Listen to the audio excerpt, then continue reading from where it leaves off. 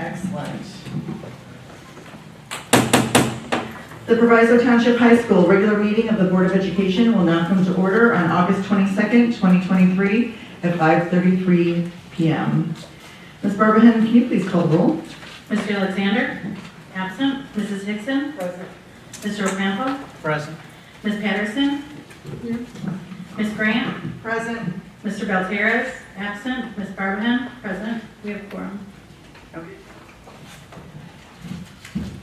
Can I get a motion to retire to the executive session for the purposes of litigation when an action against, affecting, or on behalf of the particular public body has been filled and is pending before a court or administrative tribunal, or when the public body finds that an action is probable or imminent, in which case the basis for the finding shall be recorded and entered into the minutes of the closed meeting. 5 ILCS 120/2C11. The appointment, employment, compensation, discipline, performance, or dismissal of specific employees, specific individuals who serve as independent contractors in a park, recreational, or educational setting, or specific volunteers of the public body or legal counsel for the public body, including hearing testimony on a complaint lodged against an employee, a specific individual who serves as an independent contractor in a park, recreational, or educational setting, or a volunteer of the public body, or against legal counsel for the public body to determine its validity. However, a meeting to consider an increase in compensation to a specific employee of a public body that is subject to the Local Government Wage Increase Transparency Act may not be closed and shall be open to the public and posted and held in accordance with this Act. 5 ILCS 120/2C1. In collective negotiating matters between the public body and its employees or their representatives, or deliberations concerning salary schedules for one or more classes of employees. 5 ILCS 120/2C2. Can I get a motion? So moved. Second. Ms. Barbahan, please call roll. Mr. Alexander? Absent. Oh, Nope. present. Mrs. Hickson? Present. Mr. Ocampo? Aye. Ms. Patterson? Ms. Grant? Aye. Mr. Belteras? Aye. Ms. Barbahan? Aye. We are in executive session.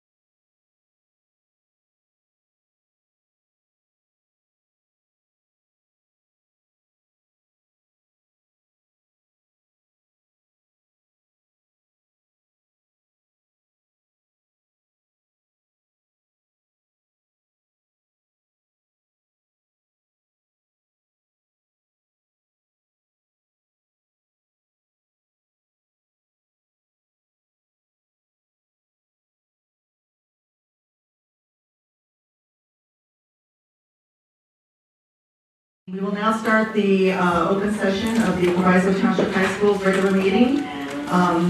Ms. Barbahan, please call the roll. Mr. Alexander? Aye. Mrs. Hickson? Aye. Mr. Ocampo? Aye. Ms. Patterson? Ms. Brandt? Aye. Mr. Belterra? Aye. Ms. Barbahan? Aye.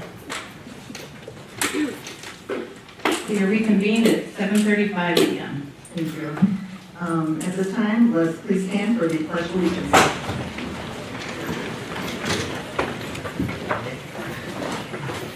I pledge allegiance to the flag of the United States of America and to the republic for which it stands, one nation, under God, indivisible, with liberty and justice for all.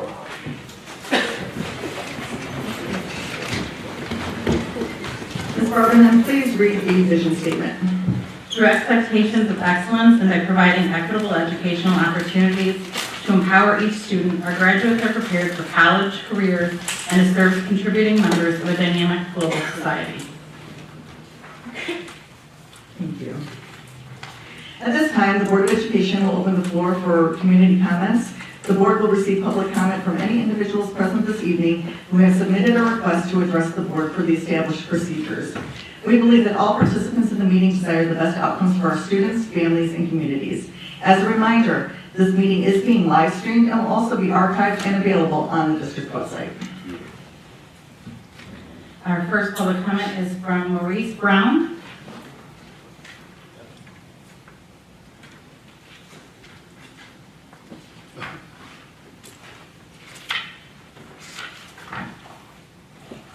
Hey, how you doing? Good evening. I was just wondering because they fired DeWine Kelly and I was sending my kids up to the college, up to the school, to enroll for basketball. They said he's not going to be there. Why he's not going to be there?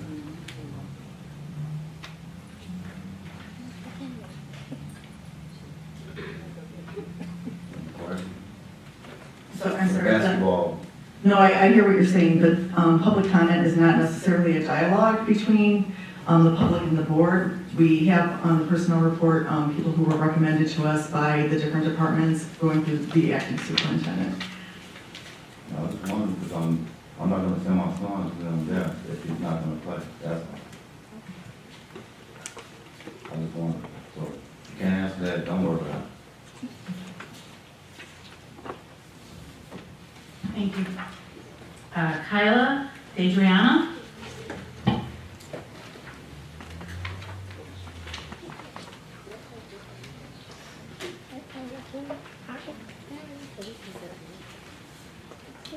Hi, good evening. My name is Kyla Griffin. I attend Proviso West High School. I came in from Proviso East.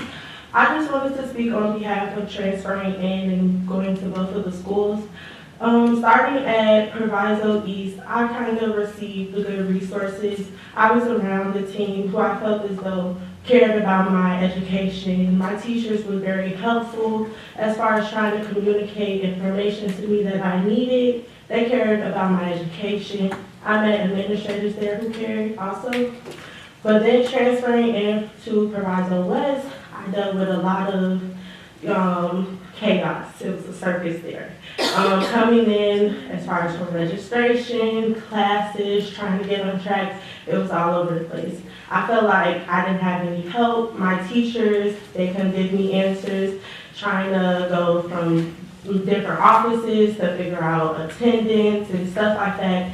It was just very hard finding good resources there. Along with just dealing with, I felt like people in the building, they didn't care too much about certain activities that was going on in the school. I joined the cosmetology school. That was a good outcome with going to Proviso West. Dr. Brandon, administrator, helped me get in the program. It's a great program, learning different techniques applying hair and meeting real authentic people who care about your education. You know, having a downfall of Proviso West, you know, it's kind of sad throughout the day, walking around and, you know, classes, not feeling like I have an educational drive to be there. But then going over transitioning throughout the day, cosmetology school, I had teachers around me who cared, who were ready to teach me, who were ready to answer questions, who were ready to tell me, hey, you know, you could do this a little differently, and I feel like you'll get farther. So I feel like more students should know about the program. I feel like it'll give students hope to want to go to school and have an educational drive, to stay on top of classes, to stay on top of, you know, pushing through. It's a great program, so I feel like you guys should continue with that, and that's what it is. Thank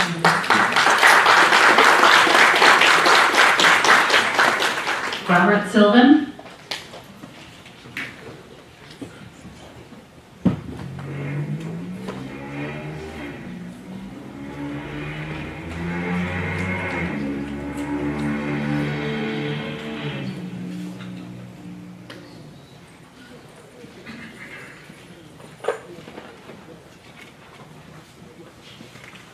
I just wanted to ask the board if I could still be rehired back as a special ed teacher, because I have an LBS 1. I was really shocked when I wasn't brought back. And I really liked the kids. The kids really liked me. They really felt that I was a good teacher. I had kids who put that on my end of the year and the semester stuff. And I was shocked when I wasn't brought back. I was honored by the board here, previous board, for work in the classroom, put on the website. And I think I could still help the kids there by being a special ed teacher, because you're short special education teachers. And I was hoping I could appeal to the board and say, please bring me back. Okay? That's it. Thank you. All right, thank you. Tina Ivy.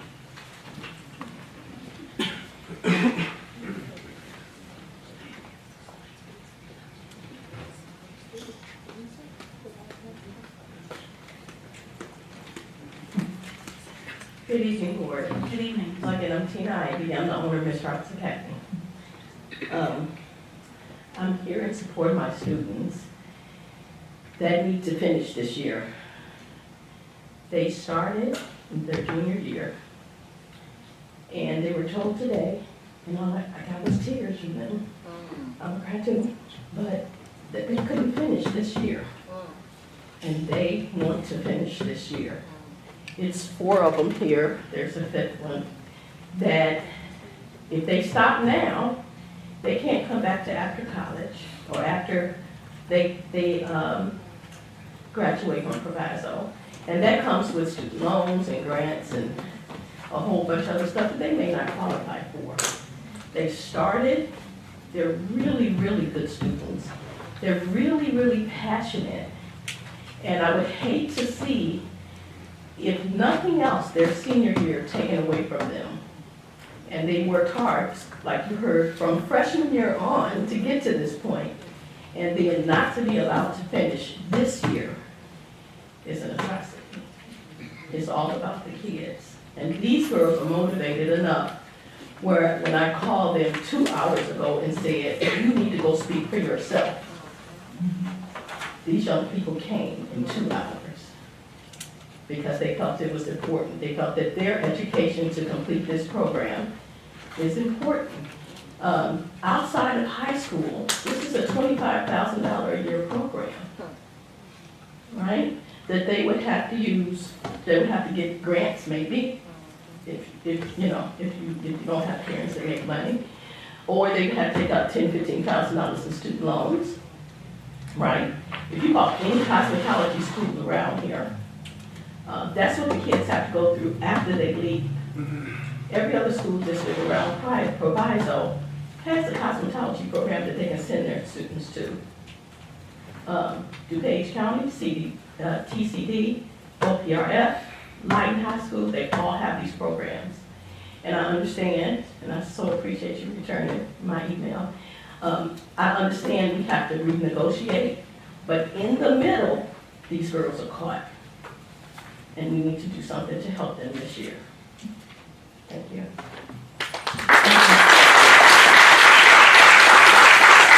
Dana James.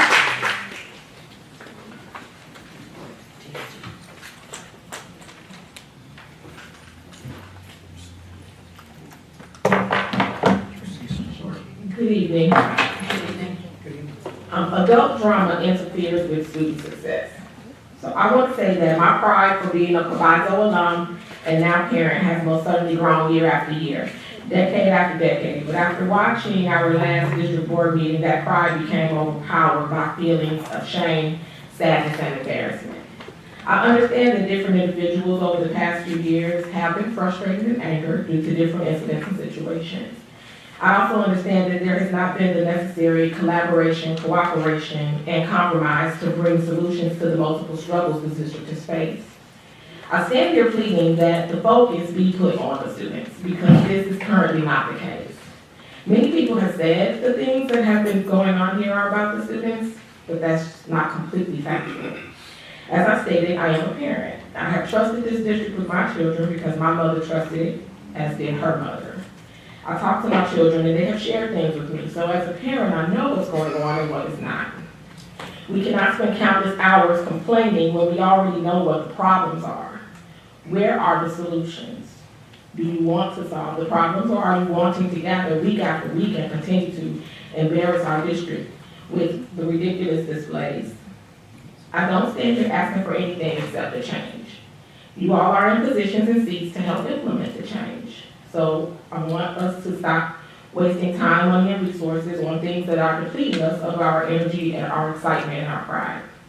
If you're on this board working for the district, then you have a responsibility to the students and communities in which these students and families live and learn. All of the issues and situations that are handled by the adults need to be done with the maturity, knowledge, and professionalism that we can only hope you have to solve these problems and continue the work that ultimately does affect the well-being of our students. I am for all educators and staff having the necessary resources and tools to work in safe and productive environments, allowing them to provide the security and positive consistency our children need. But if we keep seeing red and making decisions that have nothing to do with what is best for students and communities, then we will stay living in this harsh and hostile space. As Cubby said, if we keep doing what we're doing, we are going to keep getting what we're getting. Thank you. Crystal Cordero Garcia.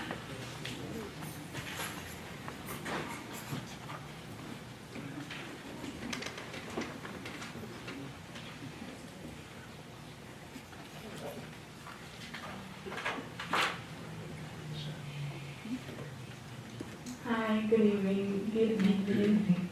I came here to talk about cosmetology, and I've heard today that you guys are going to stop the other students from coming here, which I believe that you guys shouldn't, for the fact that there's a lot of students from different types of families that obviously don't have the money to come here and pay it off.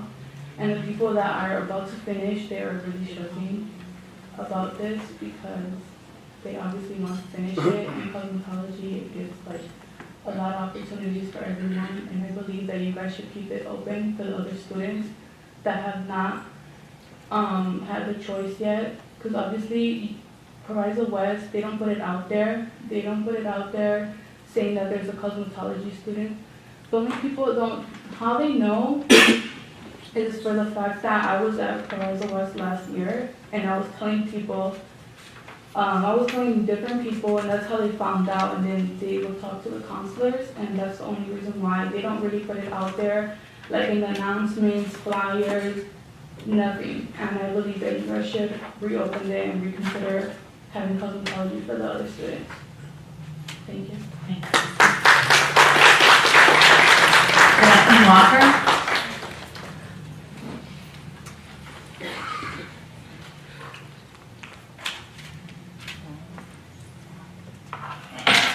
Good evening, Board of Education. I am Daphne Walker, support staff at East Building West. I came before you on behalf of Ms. Courtney Allen, who is a security officer at Proviso East. The incident that happened between Ms. Allen and a teacher was unfortunate. There was a first push and then a second push, and both are equal responsible. Our district is broken, and we are in the process of healing I feel to terminate Ms. Allen is disservice to our healing process because it leaves a feeling that one body of employees are more valuable than another, and that's not true. To place one person up for termination and let the other return is unfair practice. I am asking that you reconsider the termination of Ms. Allen and let us all heal together. Thank you. Thank you. Mark Holder.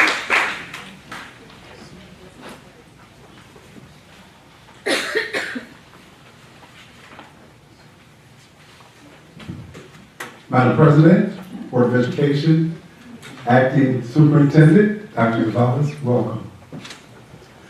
I'm here this afternoon because I got a major concern regarding the barber program and the cosmetology program. In 2014, when that program was birthed, I had the opportunity as a building administrator to bring the students in to Roosevelt Middle School, actually all of the schools in our district, where the kids came in and gave free haircuts. And while doing those free haircuts, the one thing that I noticed was that the relationship that the students were building with the barber college students and the cosmetology students. And as a result of that, I saw kids interested in being in this program once they came to the high school level. And as a result, over the years, I've watched it bloom and blossom to an essential program to whereby so many kids in our community look forward to being a part of that program, especially when they enter the high schools. And I can emphatically say that I'm going to tug on your heartstrings for a moment, just a moment. I'm going to yield the floor after my 3 minutes.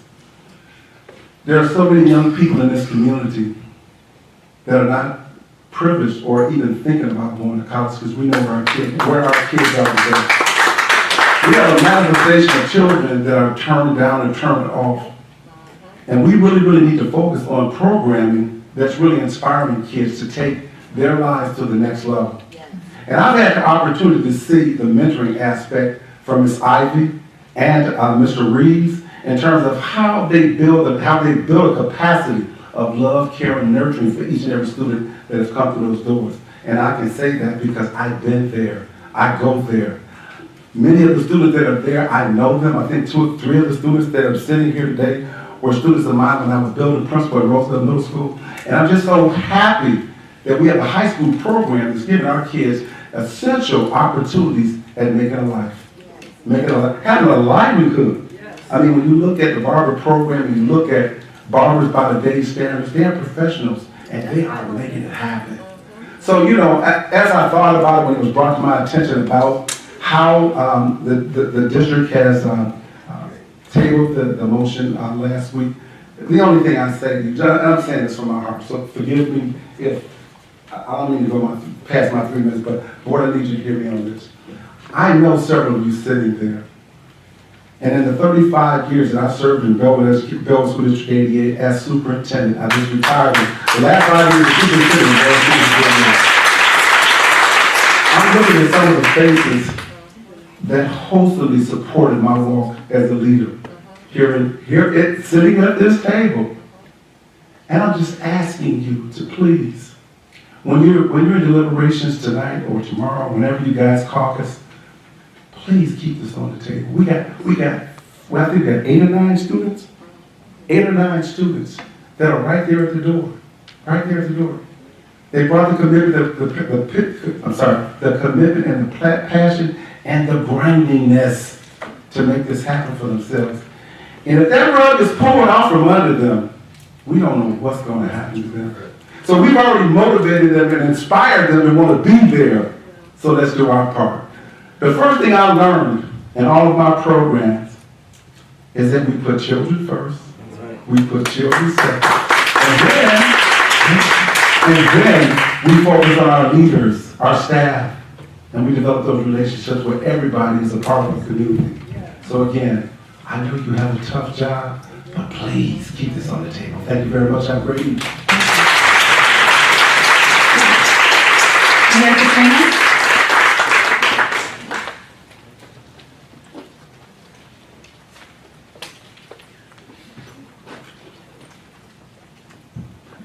Good evening, Board of Education, administrators, and the community. I am Mary Katrina Thompson with the Village of Broadview.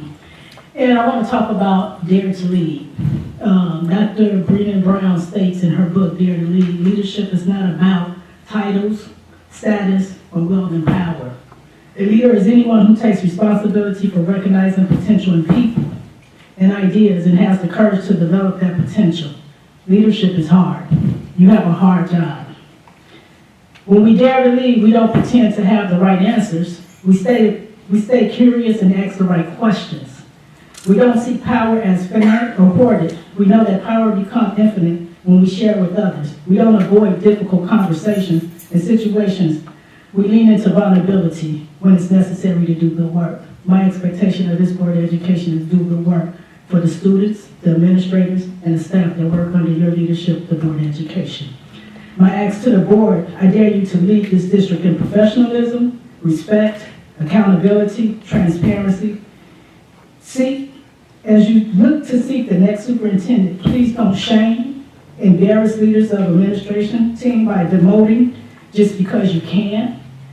It sends the wrong message. It sends the wrong message to the staff and to the community. Everything is a process. Personally, I apply these principles from Dare to Lead to my work every day as a mayor. It has changed the way I show up with residents, students, and my colleagues and how I lead in general. I will say this, and I don't know if it's true or not, but I want to bring it to your attention because it's a community issue, that members of this board is having conversations with students that do not attend PMSA to have them register and they didn't go through the proper channels. That's inappropriate, that's unacceptable, and if it is true, we, the community, will hold those accountable to letting students in that do not qualify to be in this school. Lastly, I will say, I appreciate you all starting the board meeting on time, respect the public time. If you choose to go in closed session prior to the meeting, you can always suspend a closed session meeting and reconvene later, or you can change the order of your agenda to have closed session at the end of the meeting. And Officer Dallas, you have a tough job. As an interim superintendent or the acting superintendent, whatever they call you, your job is tough. But you are tougher and you are stronger. Do the right thing by these teachers, the students, in the community, in the Board of Education. Thank you.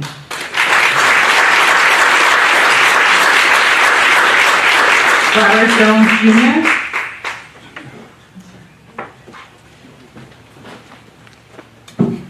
Good evening. I stood actually for representing two different entities. I'm part of a group of about 37,000 folks who actually have a lot of students in this district and a lot of voters in this district. So our eyes on what's going on here now. In addition to that, I'm a 1982 graduate of Proviso East, and you can check that out. I actually am a graduate of Proviso East. I stood up with quite a few concerns, one of which is I don't hear much about the students and what's needed for the students. You know, my grandparents came here in the 50s. As of this past year, our 84th family member graduated from this particular school. Kellen Knowles Jr., who's my great nephew, he graduated from here. So we've seen this thing happening where it was 95% black at Proviso East, all the way. And at that time, we still had, it was like 80% white teachers there again.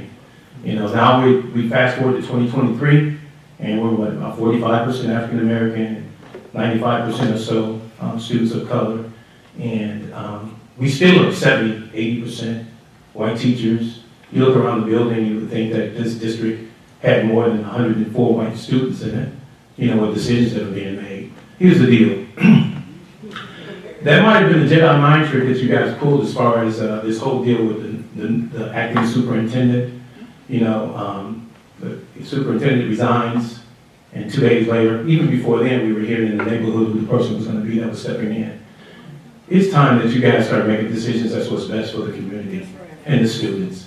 Cut all the you know, my friends and all that stuff got to go. You know, it's time for that to stop. All this other personal stuff that you guys have going on, you don't like somebody, you need to fire them, or you don't like somebody, you move them. It's not about you. It's about what's best for everybody involved in this district and all the voters. So if you guys are, and it's evident that you guys are an inexperienced board, because some some of the mistakes that you're making publicly, for people who actually know the process, who know school law and know school finance and that sort of thing, you guys need to educate yourself, because evidently you're not paying attention to your attorney. I know he's got to be advising you on some things, because you guys are really making some very big mistakes publicly. And you need to really, really ask some questions and get some education on how to do this. I'm gonna sit down and I'm gonna say this. You have one employee, one, and that's the person who sits in that seat. You don't have the right to intimidate any staff person, any principal, any assistant, superintendent, by telling them what you want from them, giving them directives, because you are out of line. And that can be considered to be intimidation. So please, put these young people first. Our eyes are on you. We're watching what you do. The scapegoat is gone now. Now let's see what happens.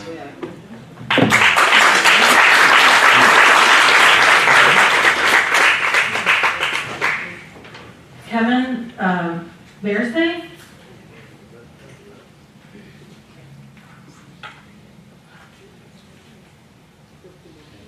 Kevin?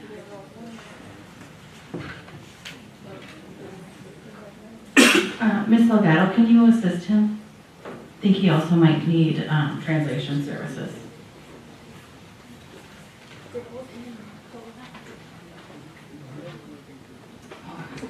Yeah, sí, both did. Si se me olvida algo, tú me dices, ¿ok? Pero escribí casi todo. Good evening, board. This is Ms. Arias and her son. He is a Proviso student, and they have recently moved here from Venezuela, and they do not speak English. So mom asked me to translate a few things for her.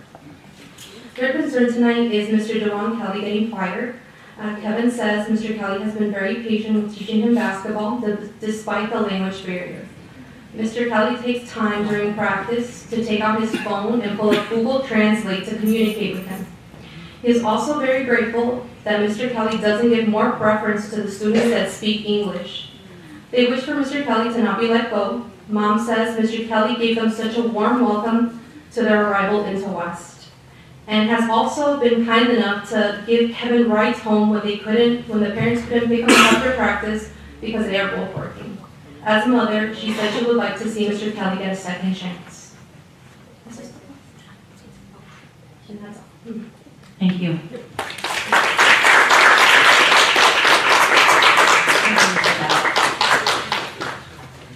Janelle Bastian?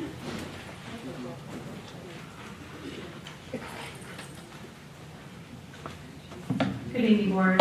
I too am also here in support of Dewan Kelly. What I'm here to propose is that they reinstate, or at least table reinstating him. As a lot of everybody spoke about tonight, it sadly appears that there are significant changes in staffing across the board. Unfortunately, I believe that it's being done the wrong way. There's no reason why students should know about a termination of a coach before the coach does. I think it's ridiculous, it's unprofessional, and it's disgusting the way grown folks and staff members are conducting themselves around students. The point of the board and the point of staff for children is to put them first, second, and third, as somebody else said. Dewan Kelly has really made it his mission to support these children academically, physically, emotionally. He has forged relationships with otherwise difficult students that are really resilient and resistant to opening up to other adults. He has been running spring and summer camps with little to no compensation. He has met constant conflict with other board members or other staff members, and it's just not fair that the agendas of adults and their preferences, who they like, who they don't like, is coming before the children. Who you want to see as a coach, who your friend is, who your brother or your nephew, you want him to be in, so you make it a point to get him there. The point of sports and any teacher is to make the students better, to help them succeed and get them to where they want to go. He's constantly sacrificing for them, trying to get them prepared for college, trying to make them better athletes, just trying to do everything that he can, like the previous student. He doesn't even speak English. Coach Kelly pulls up Google Translate to make sure he feels welcome and make sure that he understands what's going on. It's a difficult job. Coaching is difficult. Being a teacher is difficult. It's even worse when you have the cards stacked against you for no reason other than somebody just doesn't like you. These children are suffering. I'm sitting here listening to the cosmetology program being cut. What for? It's for the children. Nobody seems to be concerned about the kids. Nobody cares about what's going to happen to these kids when you cut staff members that care about them, when you cut people that are truly trying to make a difference in their life. What you care about more is what it looks like to you, who you think should be there. What you should do is hold a meeting of all the students who are being affected by these constant changes, the constant overturning of staff, cutting of programs. What is it doing to them? It makes them feel like, what is the point? Why should I go to school? Why should I even try out for the sport? Why should I go to practice? I might as well be in the streets.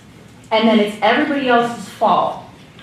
These children have nothing else but these programs.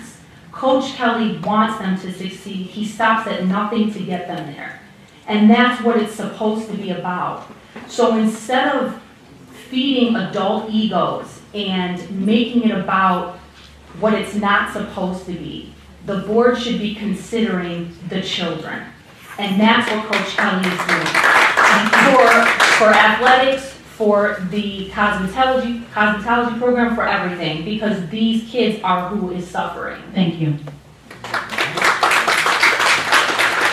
Sir Ryan Brown.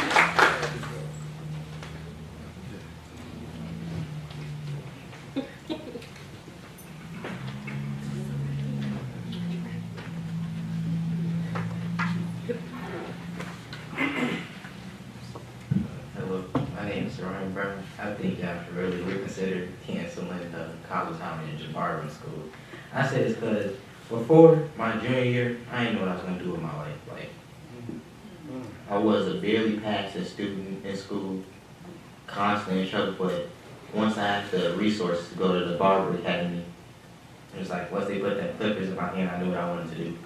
I wasn't just letting life pass me. That's how I live all my life.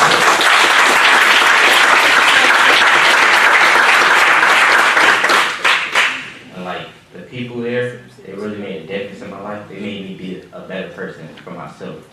Cause like, without the barber school, I probably wouldn't even care about after high school. And I'm a senior, so that it's like I don't want to go to college. This is you take away this, you take away my whole life. Like this is what I want to do.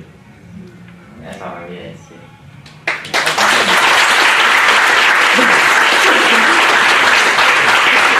Please take.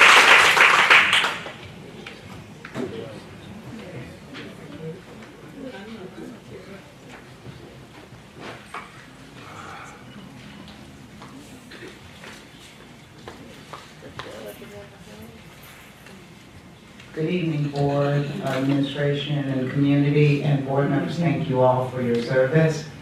I have three things. The first is, on the last agenda that went out, you spoke of combining the football teams. And then we came to the meeting, and the athletic director explained why that couldn't happen. But by putting that on an agenda, upset a lot of people in the community. So we really need to vet anything that we're going to place on an agenda.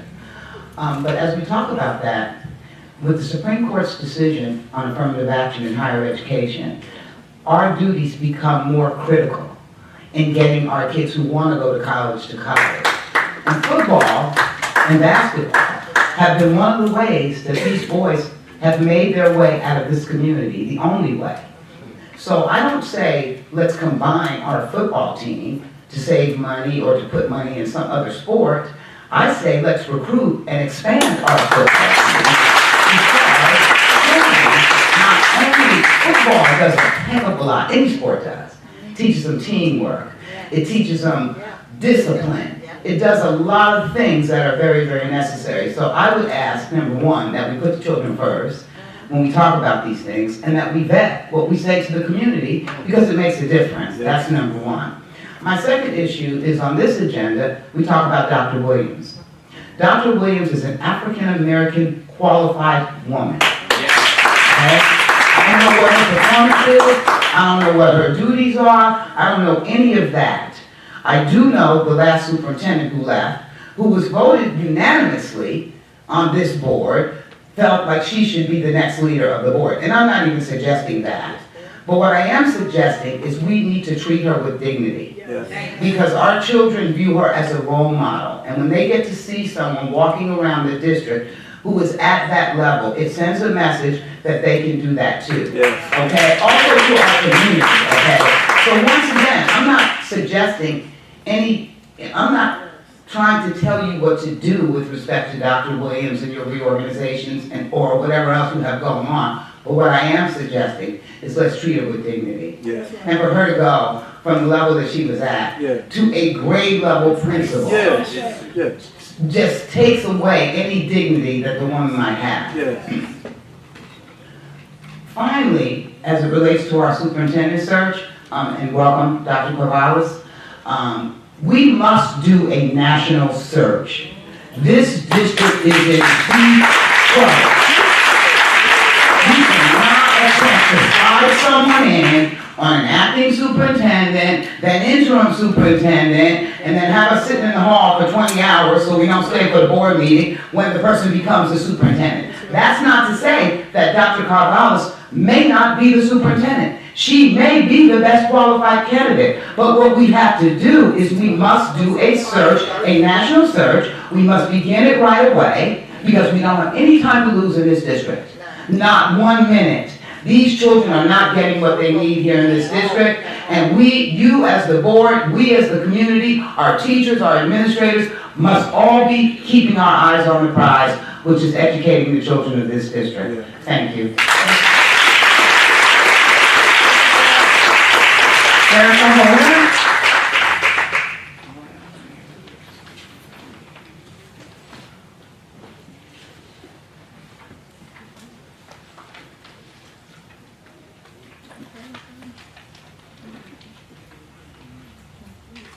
Good evening. My name is Erica Holder, and I'm the director of the Erskine Reese Barber Academy.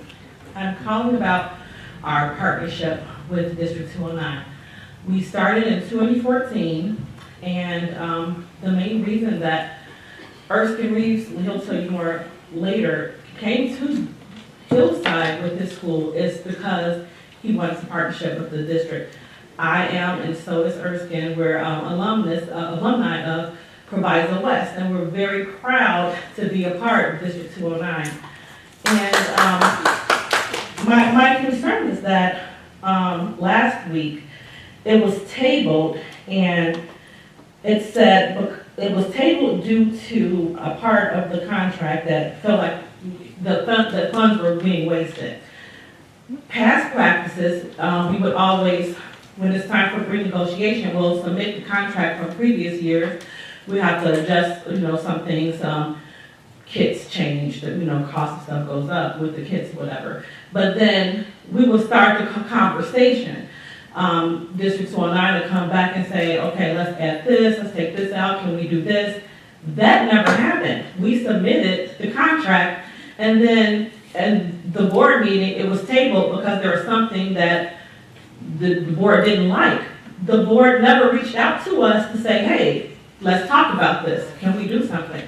So I would just like to continue with past practices. Usually when there's a contract, there's some type of negotiation or talk, and we don't find out publicly that you don't like something in the contract when they have our contact number. Like I said, we've been in conception since 2014 with Proviso District 209, and we would like to continue that. We would like to be able to have a discussion about the part that was said that you didn't like about the contract. Also, I would love for the juniors, the students who were juniors last year, to be able to finish their senior year. So the juniors that we had, the juniors that were in the barber program, summertime, they came all throughout the summertime. They didn't have to come. They're so eager to finish. And all of them are like, this is what I want to go into. This is my field. And they're so excited. They're so eager. We had haircut drive. They gave their time. In the summertime, what teenager is giving up time in the summertime? But they're putting their love and their passion towards this craft. And they would love the opportunity to be able to graduate and have their barber license and go right into their field. So please reconsider. We would love to sit down and negotiate with you. We want to have the opportunity to do that because we did it. Thank you.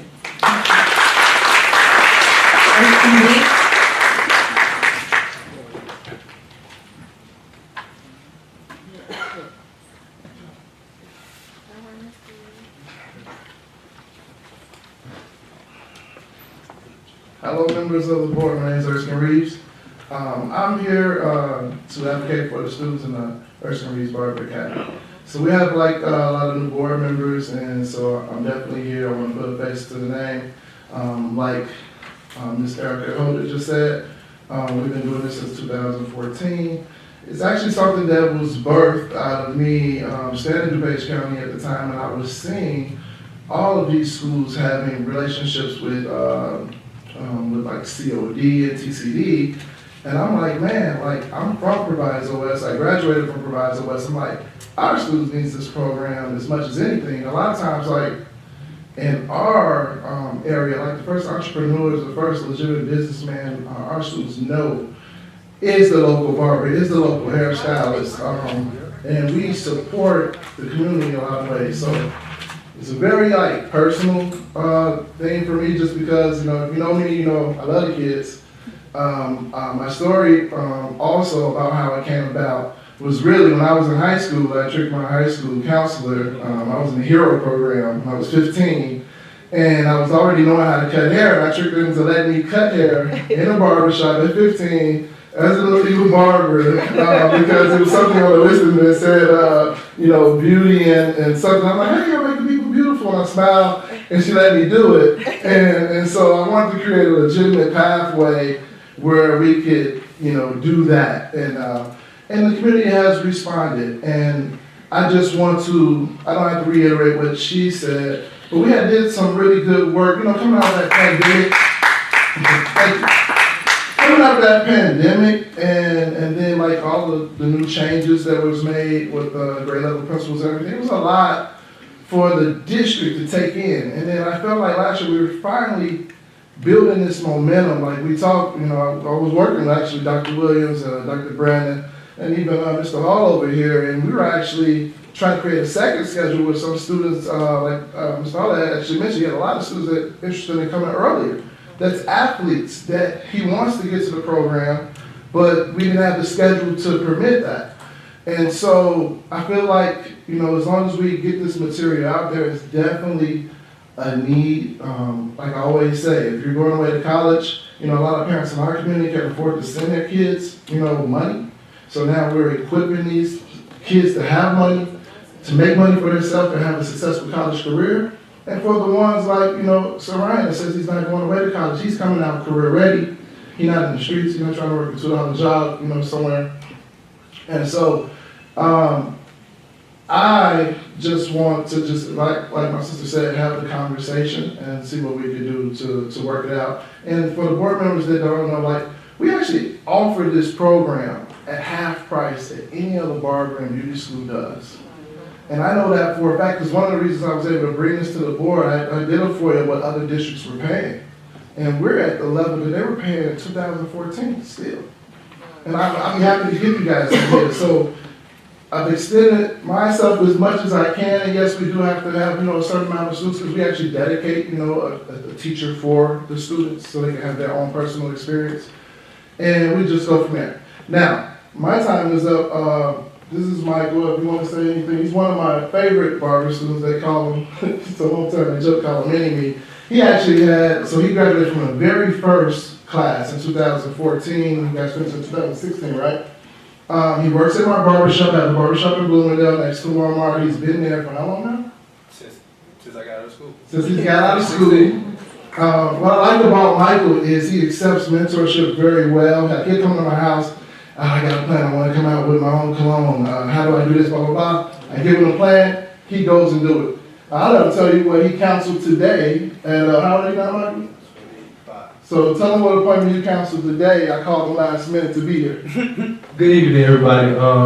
I actually was looking for a house today. I'm in the market looking for a house right now.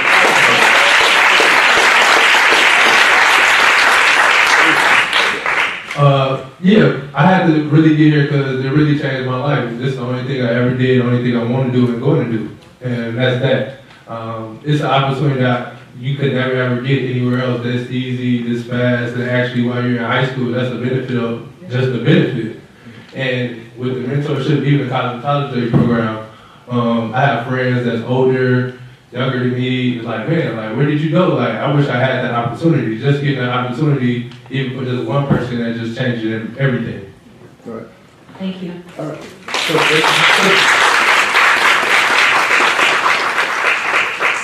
Jenny LaBash.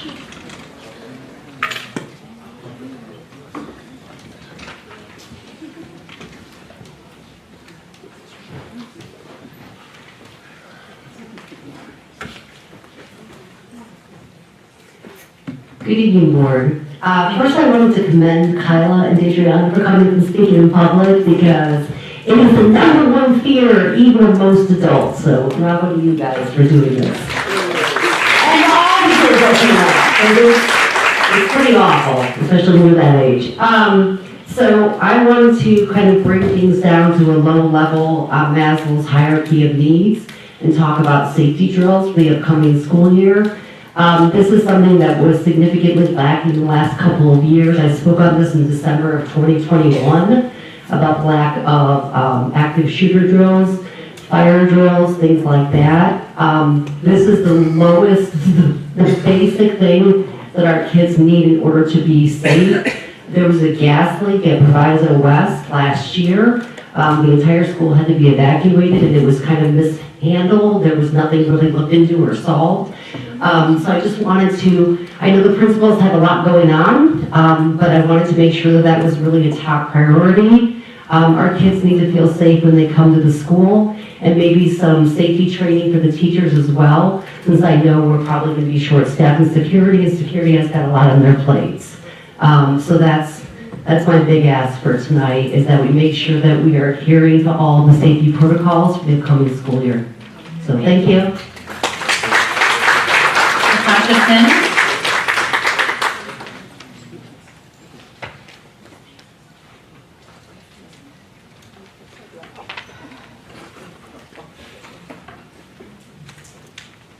Hi, good evening, board. Good evening. My name is Natasha Timms, and I too am a former alumni from Proviso West, class of '89. And I'm here on behalf of my daughter, Courtney Allen. She is a security guard over at Proviso East. She is a trained, licensed security guard, and she's trained in conflict resolution.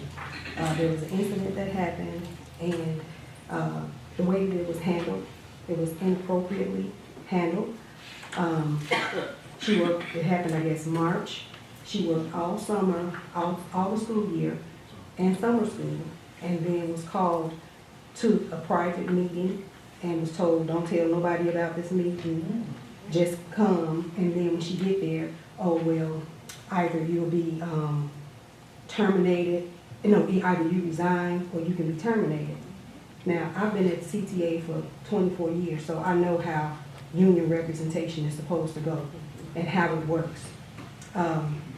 So to be called and told that, for one, like I said, there was no investigation done, no mediation, and then there were false narratives given as to what happened from the other staff member.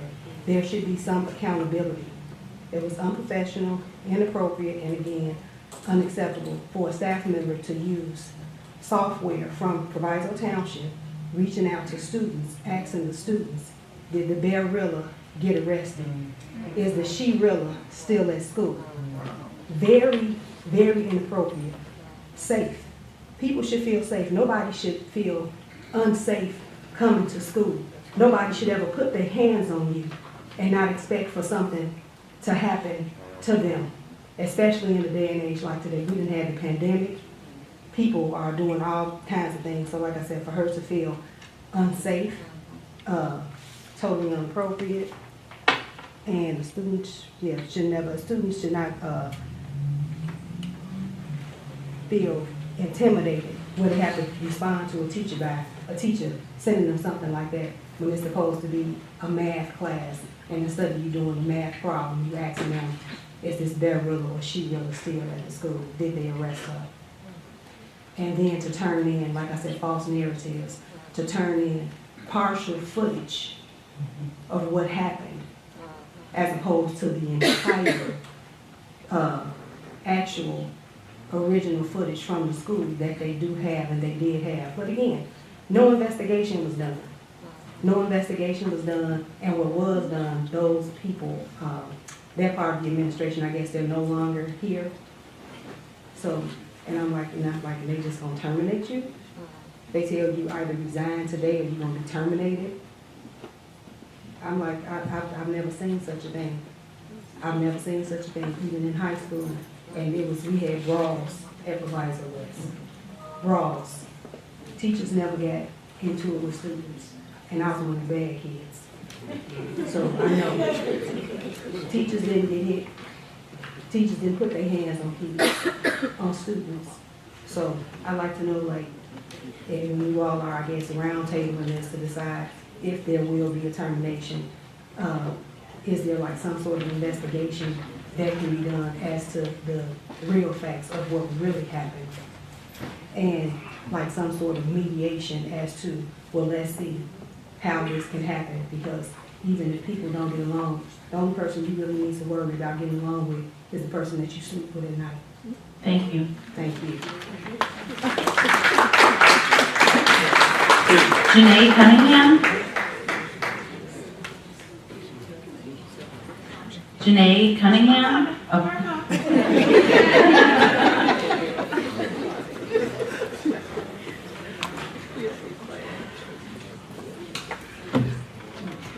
Good evening, everyone. My name is Janae Cunningham, and I'm a former student of Proviso East High School, class of 90. And I am a hairstylist for over 28 years. My son, his name is David Cunningham, also a former student of Proviso East, class of 2023. During his last year, his senior year, he participated in the barbering program at Erskine Reed's Barber Academy. And during his participation, he came home every day excited about what he had learned and what he had experienced while in attendance at the school. He was able to take part in several mentoring programs, mentoring events, and networking events while with Erskine Reed's. And he would offer the young men and women that he had offered the young men and women at the Barber Academy. He was also able to pour into the students, raising them up to be successful in this world, teaching them some life skills and mentoring them and having them network while in class and outside of the building by self-promoting themselves, by self-promoting. It made my son grow up. It made my son grow up and become more responsible and more accountable for his actions. Now, to take the program from the district will be a huge mistake. As this program helped my son and the other students that's in participation with the program with Ms. Tina and with Erskine, I know that the program will continue to promote and build stronger leaders.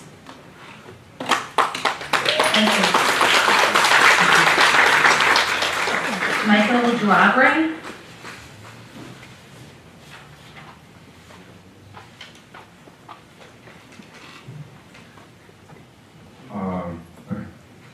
Good evening, Board of Educators. The question given to me was, why should you, the board, keep the cosmetology and barber program? I want to start off by saying I canceled on 2 of my clients to be here and give my message. Do bear with me. Do bear with me because I just spent every second since I sat down in this room writing this message. I would answer that question by saying, keep it for those who are less fortunate, who are ambitious but don't have the opportunity to reach their full potential. I'm fortunate enough to say I'm coming here from the barbershop where I work. I was giving a haircut to a doctor who I would not have had the chance to meet and ask his advice on my mom's declining health. I had to ask someone I could trust because the health system is wrong and corrupt. The medical residents are only there for their money. They don't care for anyone's health other than their own. As a teenager, I see negative things like this all of the time. It's very difficult to see the positive when the negatives are so frequent, just like this situation. Why do I feel like my health isn't in good hands in the hospital because of grief? Why should I feel the same way about my school? I believe school was meant to set me up for success, not derail my whole vision for my future. Like my friend Sarayan just said, if you take this away, you're taking away his future. I feel the same way. I know I'll be fine because of my hard work and dedication, but what about the other students? The other students who are not fortunate enough to have their families support their every being while chasing their dreams, who are barely discovering their passion for barbering and cosmetology. This was one of the only things that seemed positive to me in this district. If I was not a barber, if I had a passion for this, I wouldn't have had the opportunity to meet a cop and ask his advice on my alcoholic father. I just bought a barber chair and it's currently sitting in my minivan. I'm fortunate enough to have been able to say that, but I know many people my age who are lost and are scared of what to do with their future. We are in a world with a very difficult economy and an even more difficult society to live in. I believe this is not the time to take away any opportunity, let alone the only reason I attend this district. I could easily transfer back to my old school, Marine Leadership Academy, where almost every student is ahead in one class and is more than on their way to graduate early. A friend of mine from 7th grade who attends that school had the opportunity to graduate early, but chose not to because he had a greater chance of reaching his dreams and his potential if he stayed there. He's now not just getting accepted into his desired schools, but is getting even several offers from schools which are on par with the Ivy League schools. Now let me ask you, what type of opportunity does this district give me other than the barber program? Why should my friend who lives a half hour away have more of any chance at success than me just because his district wanted him to succeed and mine doesn't want to see me?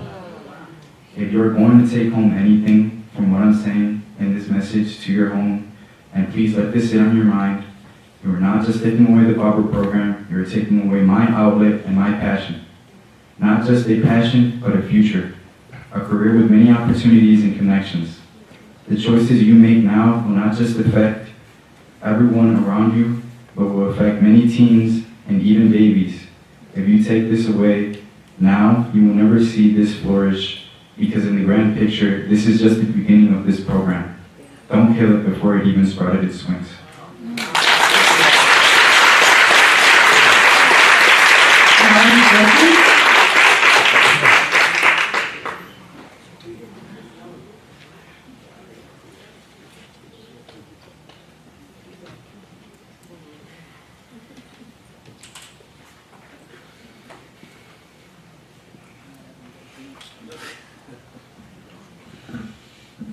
Hi, my name is Milani. I want to speak on Ms. Roberts Beauty Academy's behalf and why we should continue the program. I'm currently a graduate student from the program and I heard about the news from my friend. I had the need to come support her in the academy. The reason why I feel like I should continue this program is because I wouldn't be where I am if it wasn't for my financial problems. This is the program that allowed me to do that and so much more. I had a lot of opportunities coming out of this school as a Latina who knows how to work with textured hair, who knows both languages and feels that I feel like this shouldn't be a problem for other students who want to be in this program and try to succeed in life. Thank you. Courtney Allen.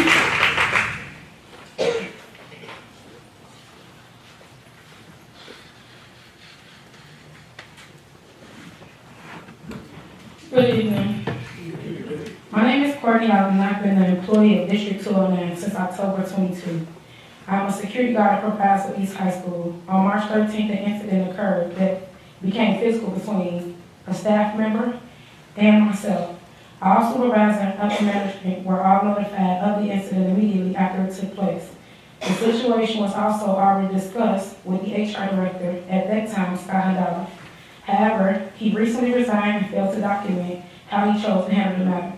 As a result of proper protocol not being adhered by the prior HR director, this matter is being rehashed and my continued employment is now being imbalanced. The current role hangs balanced. On August 9th of 2023 at approximately 3:19 p.m., I was emailed by Luke Provoni to come in for an interview that was confidential / personal. The next day at 9 a.m., I was advised not to discuss or talk to any staff regarding this meeting.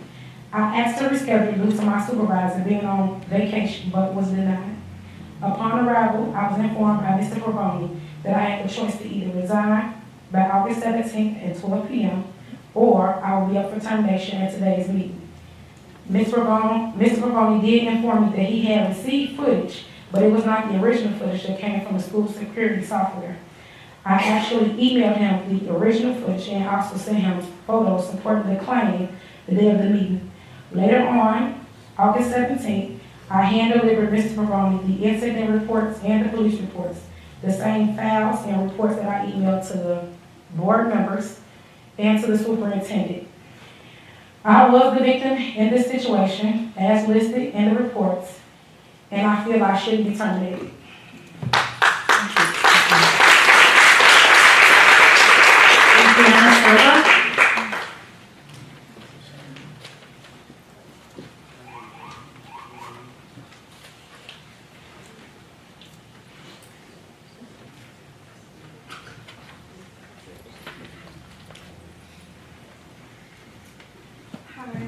My name is Adriana, and I graduated from Proviso West and also graduated from the cosmetology program at Ms. Roberts Beauty Academy.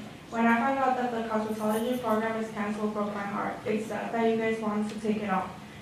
I was also part of the high school program, so I could relate to those girls. When I was in school, those girls were so motivated talking about what they wanted to do with their license, their cosmetology license once they got out of cosmetology.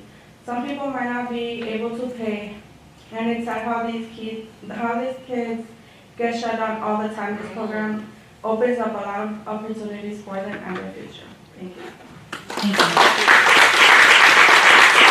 Jarrell David.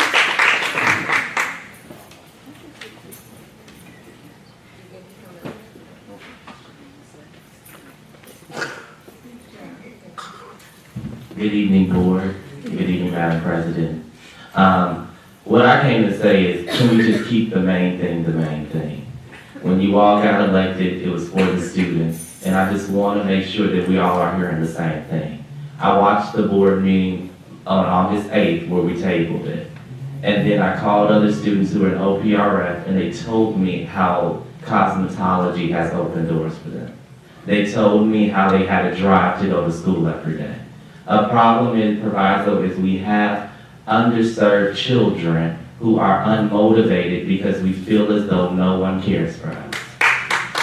And so when you do it, you go through the same old, you get new people in, they want to put new people out. That's okay.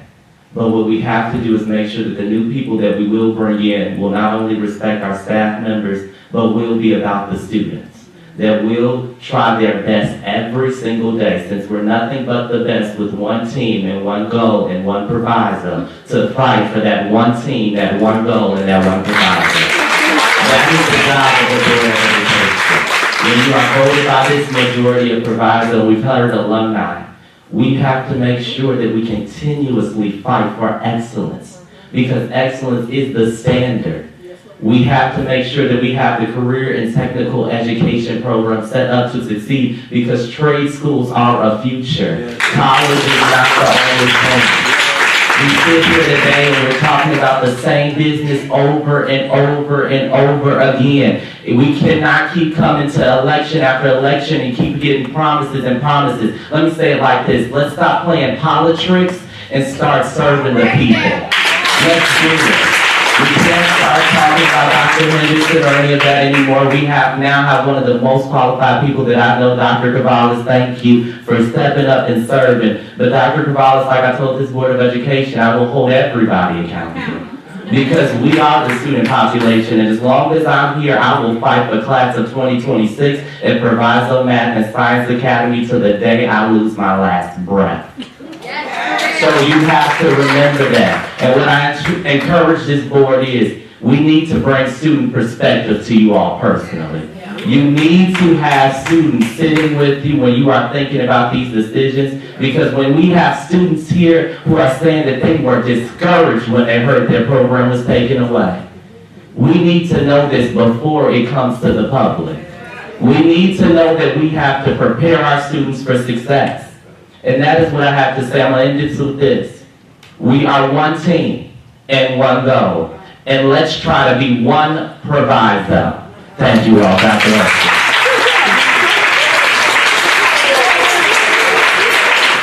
That concludes this comment. I just have one question. Dr. Cavallis, I just recall us tabling it. Now I'm hearing that the program is no longer? No, that's actually not factual, and I can answer that. Okay. We did table it. For years, we have asked to have an examination of the cosmology and barber programs. We do understand that these are valuable programs. They're not going away, okay? And I want to be really clear about that, because I know people hear things, and it's so easy to get people fired up because we think things are going to disappear. They're not.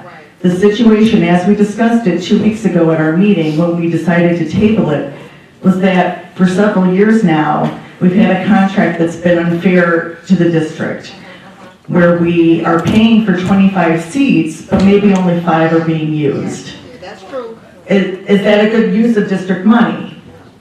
No. So we either have to get students to fill those seats, or we need to renegotiate that contract so that it's fair for both parties. It should be fair for you. And Mr. Erskine, what you said about, the rates being low, I don't think that's fair. I think as a district, we should be paying market value for this product. And it is a valuable product, this education that you give students, both you and Ms. Ivy. Ms. Ivy and I have been in communication today about simply renegotiating the matters of the contract. I've already put her in touch with our legal team and our CTE coordinator to come up with terms that are more fair for both parties. You should be paid fairly, but also the district has to use your money wisely. This is taxpayer money. So I don't know who put it out there that this program has been canceled. It was not. The decision was to table the vote so we could come up with something better for both of us. Okay?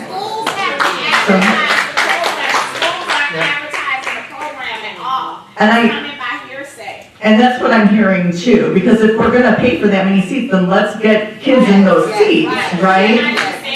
But I think that's something that, Mr. Erskine and Ms. Ivy, we can work with Dr. Carvallis and our CTE coordinator and make sure that we're getting this information out to the students and out to the families. One of the things we've been talking about, both in public and behind the scenes, is our need to do a better job communicating what is available to our families. Even things that are just going on in the school district, what clubs are available, what events are coming up, what deadlines we all need to be aware of. My kids at Proviso West, I need to know what's going on, right? And so this is something that we need to work on communicating out, and we can do that together.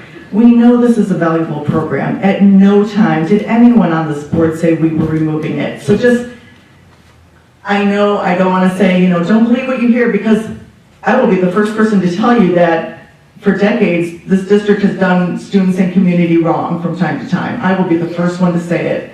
And that's the whole reason I got involved. But we are here for the students. My kid is right at West with everybody else. This is a tool that we want to give. I'm a big fan of trade programs. I know Mr. Valtiers has been advocating for that for years, building up our trades program. And this is part of learning a craft that we want our students to have. So just to put everyone's mind at ease, we're going to be negotiating and talking about this, and we're going to work out something that's fair for everyone. I just want to say where it came from. The students received text messages from counselors and said they had to pick out other classes. That's how it started. Okay. It started from the last board. They emailed the students and said it's no longer. Okay. Well, then we need to work on our messaging. It is good to have a plan B if something did not work out, but I'm confident that, you know, cooler heads and big hearts will prevail. Yeah, I just wanted to let you know where it came from. No, thank you. I appreciate that, and I'll look into that. But this is not a program that we want to cut by any means. This is something that's valuable, and it will be there.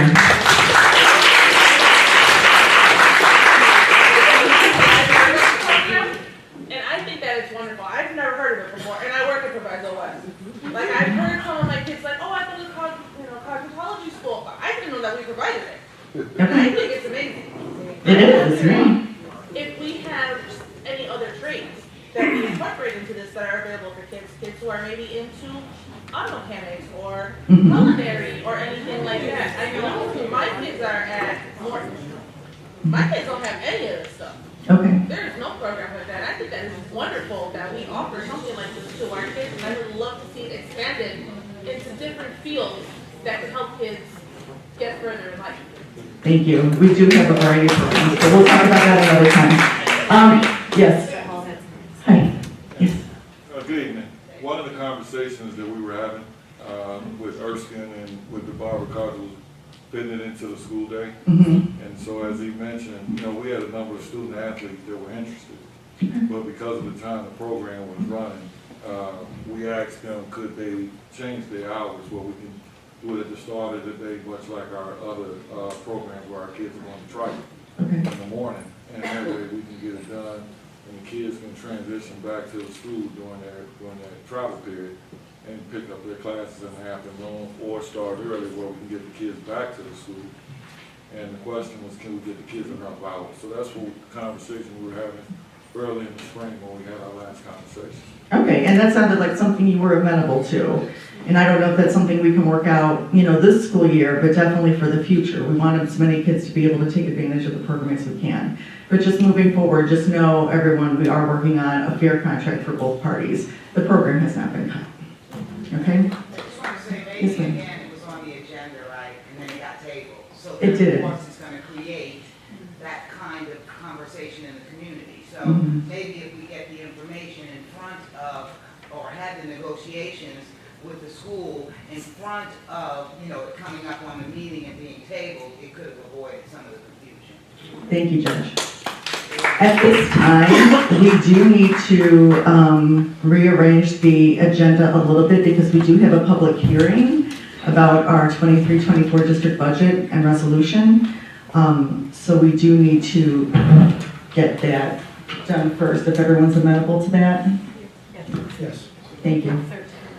Yes, please. All right, so.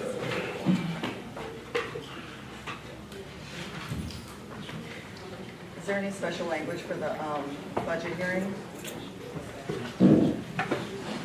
Any special language for the budget hearing? No, the budget's been posted for 30 days. Yes. You have to open the floor for comments from the public, if anybody has any comment on the budget. Thank you. This is specifically for the 23-24 District 209 budget. Does anyone have any public comment who would like to come forward at this time? Okay. Present first? Yeah. First, I guess. If there's a presentation from the administration that should proceed, then Okay. we'll have the public comment. Mr. Moody, you have the floor.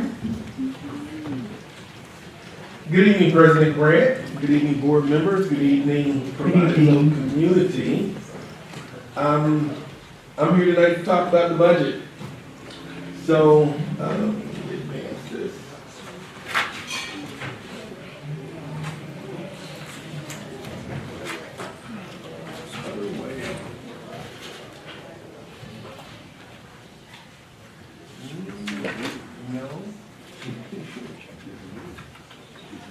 Okay, we're having some This is technical the difficulties superintendent's here. reports, you're gonna have to fast forward to get to Is it? 13.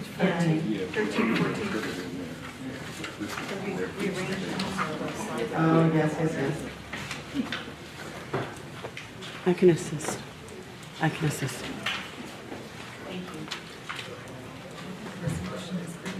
you.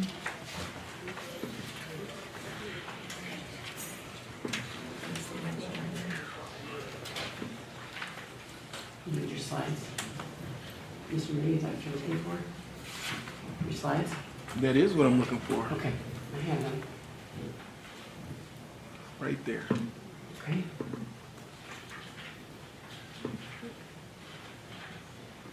I'm going to do that. Thank you. So that's not one of my slides. It's just the covers. It's Yeah. just the cover page. It's like transition slide. There we go. Okay, Thanks. you're welcome. All right.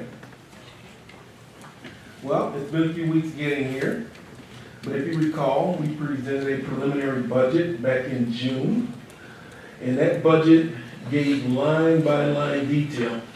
An example is on your screen right now of just what we're proposing moving forward. It also included, let's see if we didn't. Here we go. It also included 5-year projections of our financial activity going forward. So all of that has been posted to our website. It's been out there for over 30 days. It's also been advertised in the newspaper. And various aspects of the budget have been discussed at finance committee meetings, at board meetings. And so during this time, there's a 30-day period where we're allowed to review, get input, make revisions. So during that time, we've made some small adjustments to the budget. We've added more funding for schools directly at the principal's discretion. We've also trued up the numbers for special ed and for our transportation contract, make sure those match exactly what our contractual obligations are. And then more recently, here we go, the budget was posted in the state form format. And this is great because it allows you to compare our projections to prior history and to other school districts. So this is a form the state's been used for years. You can compare this to previous years. You can compare this to other school districts. Everybody's using that same format. So all of this information is out there, and it has been out there, and it really brings us to today, where I will be asking for your approval of the fiscal year 24 budget. I just want to mention a couple of highlights related to this budget. One of them is that this budget provides a reserve for healthcare expenses.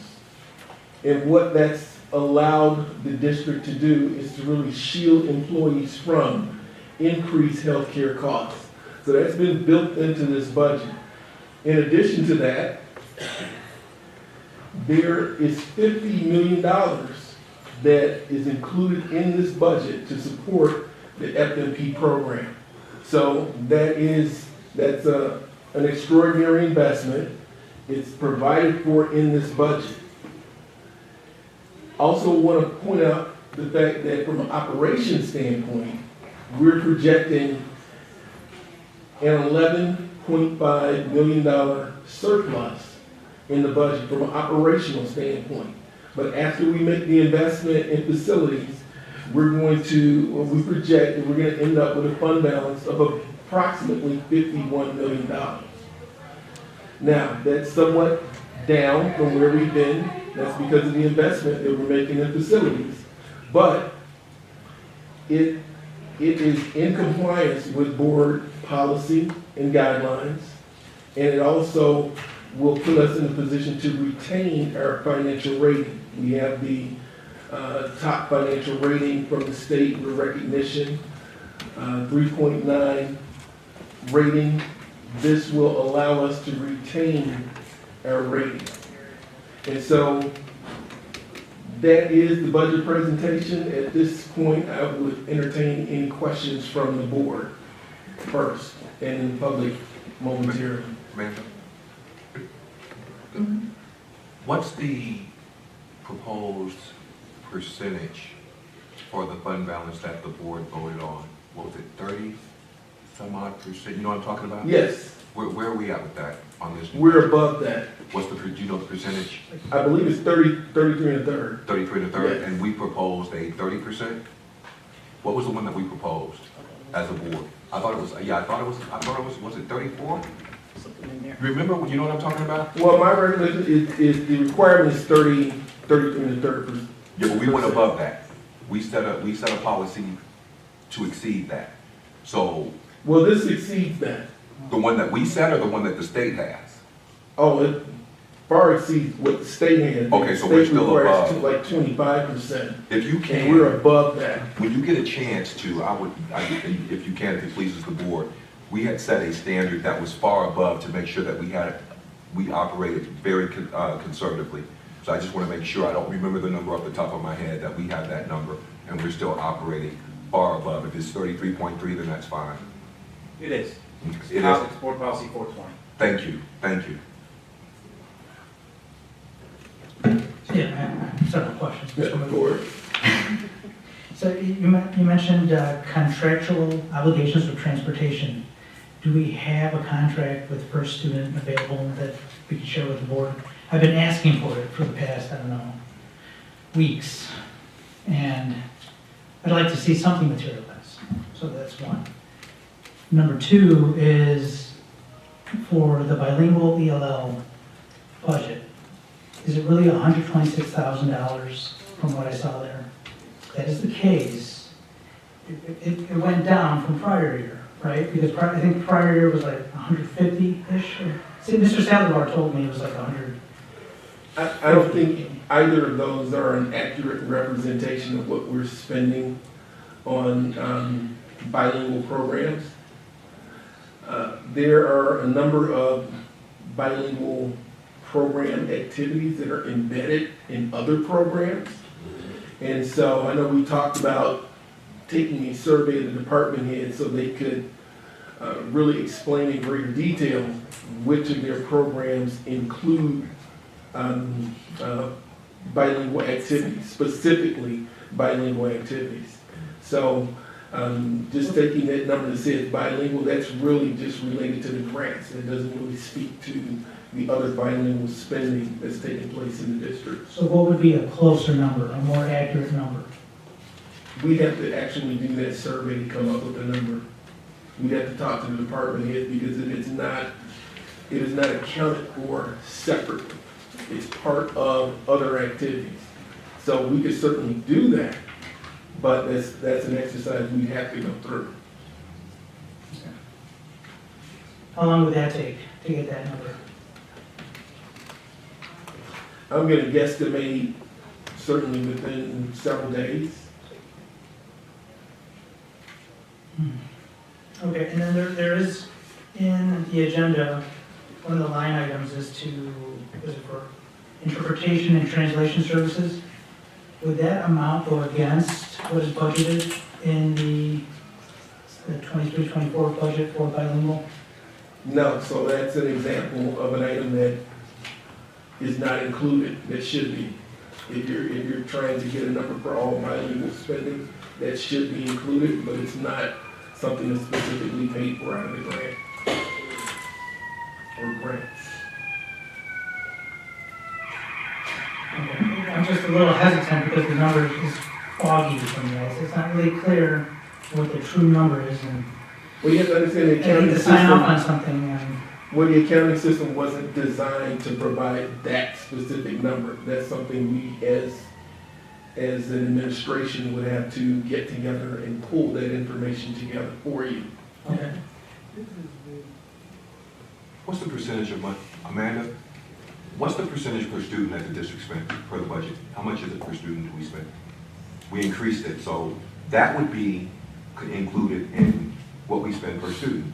So we don't separate based upon certain individual students, what we pay per student includes everything.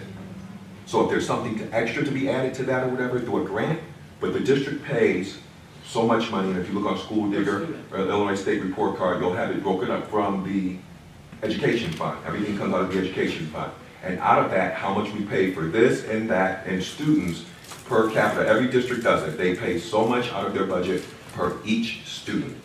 And all curriculum, all of that stuff is included right there. If you guys are asking for a specific line item, for a specific program, for a specific set of students, I've never seen it on School Digger or Illinois State Report What Card. is a specific set? You know, it's 20% of our student population. And there's another 80%, and we don't break Well, it up for no, them. I'm just saying that 126,000 is, for 20% of our student population, is quite low. That's not what we spend. Well, that's what I'm trying to get at. Okay, well, okay, I just tried to explain.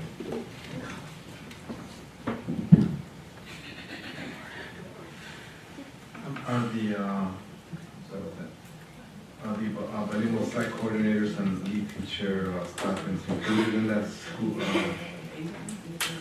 I'm glad you mentioned that because I think this was brought up a few days ago, and I know that the coordinator for the bilingual programs, his salary was, and benefits would be over 150,000, and that was not included in the number that you mentioned. So again, it would be, we would have to go through the exercise of pulling that information together.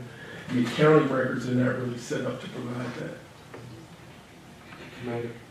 I mean, we do that for the CT, don't we do that? When we have like a set budget or, to pay the coordinators, the CT director, all the programs that we run, students. That's pretty much, what I guess National Account is looking for something, since we do have a large amount. Sometimes when it's small, it's hard to. Well, we could do it. It's just that the accounting records aren't set up for that. We'd have to do some work pulling that together. So you're saying that you would have to pull it out of Title I funds and everything. I mean, it wouldn't be specifically, you would have to kind of dissect each section and say, some of this it comes from here, this comes from yes. there, this is the total amount. Yes. Did you have any more? Yeah, no, I mean, yeah, it would be good to know what we're allocating, just like we do for the CT or any other program. Barbershop, barber programs, culinary, the CT programs, how we have a budget for everybody involved in bringing this program in. I think that's a great observation. But I just want to make sure everybody understands this is a state format. No, I get it. This is not a format that we created. This is the state format. So there is no line item or category in the state format that captures that information. So if we want it, we're going to have to build it. Any other comment, Mr. Alexander? Just one really quick, and I've said this for 6 years. I don't care what percentage of our students are a certain culture or race. That should not ever be brought up as requiring anything special other than what we provide for all students. This is a state form, so it's not discriminatory. We need to learn how to read it as a board so we can answer that question and we can find that out. I just tried to explain it. But it really gets my goat when we sit up here, the student just said one proviso, and then someone's going to say to me what percentage of our students are, what does that matter? What does that matter? All students get the same amount of money, the same amount of treatment, and those students that need equitable services get those. So I would really like for us to start focusing on all of the students and making sure that the monies are readable for all of the students. There's never been an issue with students getting what they need as it relates to this board. Maybe it's being administered a certain type of way, we can fix that. But we don't have a split board as it relates to the culture of students in this district. We don't have that. Because as another commenter said, at one point in time it was 95%, and we couldn't have these conversations. So now I'm going to keep everything equitable And every time someone mentions the percentage of a certain type of student, I'm gonna call foul, because it's all students. And this is a state form that funds all students equally. Wow, Rodney, we're talking about equity here. I'm talking about equity too. And this is a state form that he's trying to explain, and because you don't know the answer, you're gonna ask the administration to develop something specifically for you, instead of trying to understand the way that it's worked forever, for everyone. You're talking about two different things. I understand what this is, and you just went into somewhere else. Okay, well, that's where I went. You gotta stop that. I don't have to stop anything, and you don't have to comment. When you ran for the board, Sam, can you go to Melrose Park so you can get the Latino vote? So who do you think that? No, I didn't go get a Latino vote, Sam, so thanks for asking me. And you can take your Latino vote back. How about that? I didn't go to Melrose Park to get a Latino vote, sir. Okay, I did. My point, thanks for making my point. I'm just saying. You just say what you want to. These kids came from Venezuela, they don't speak the languages and concern that we have. Okay. To get equitable education Madam for these kids. One moment, hang on, guys, I'm tired of this. What's he doing? I'm hang tired of it. on, hang on. Let's take a breath. Why are you looking at me? I was talking and he wants to start interjecting with me. And I'm talking to both of you to say. No, you don't need to hang on. talk to me.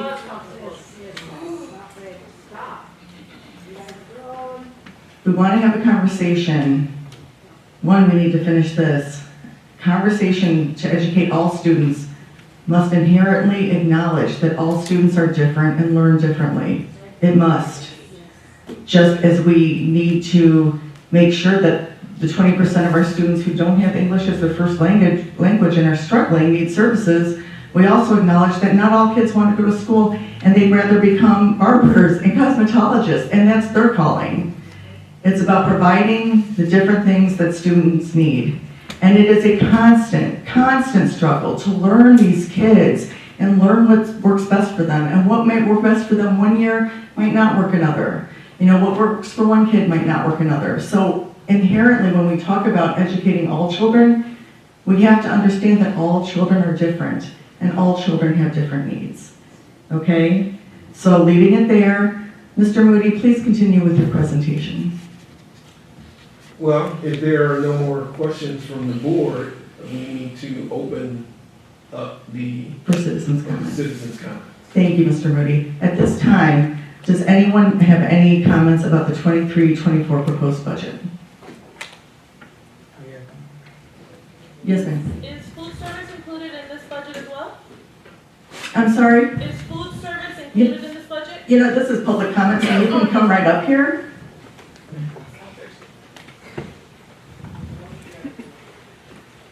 I apologize, I'm so sorry for that. That's okay. We were wondering if the food budget is included, or the food service is included in this budget as well. Okay, good question. Thank you. Mr. Moody? The short answer is yes. Okay, Thank you. okay, excellent. Any other questions? Any other public comment on the budget?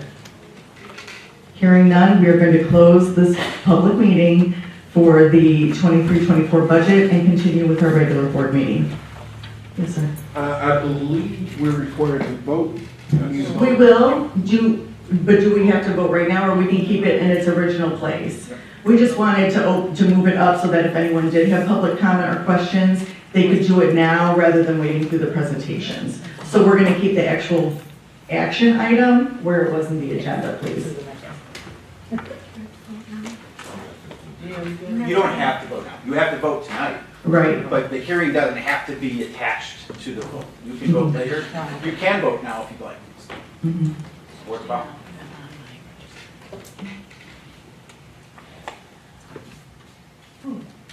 Okay.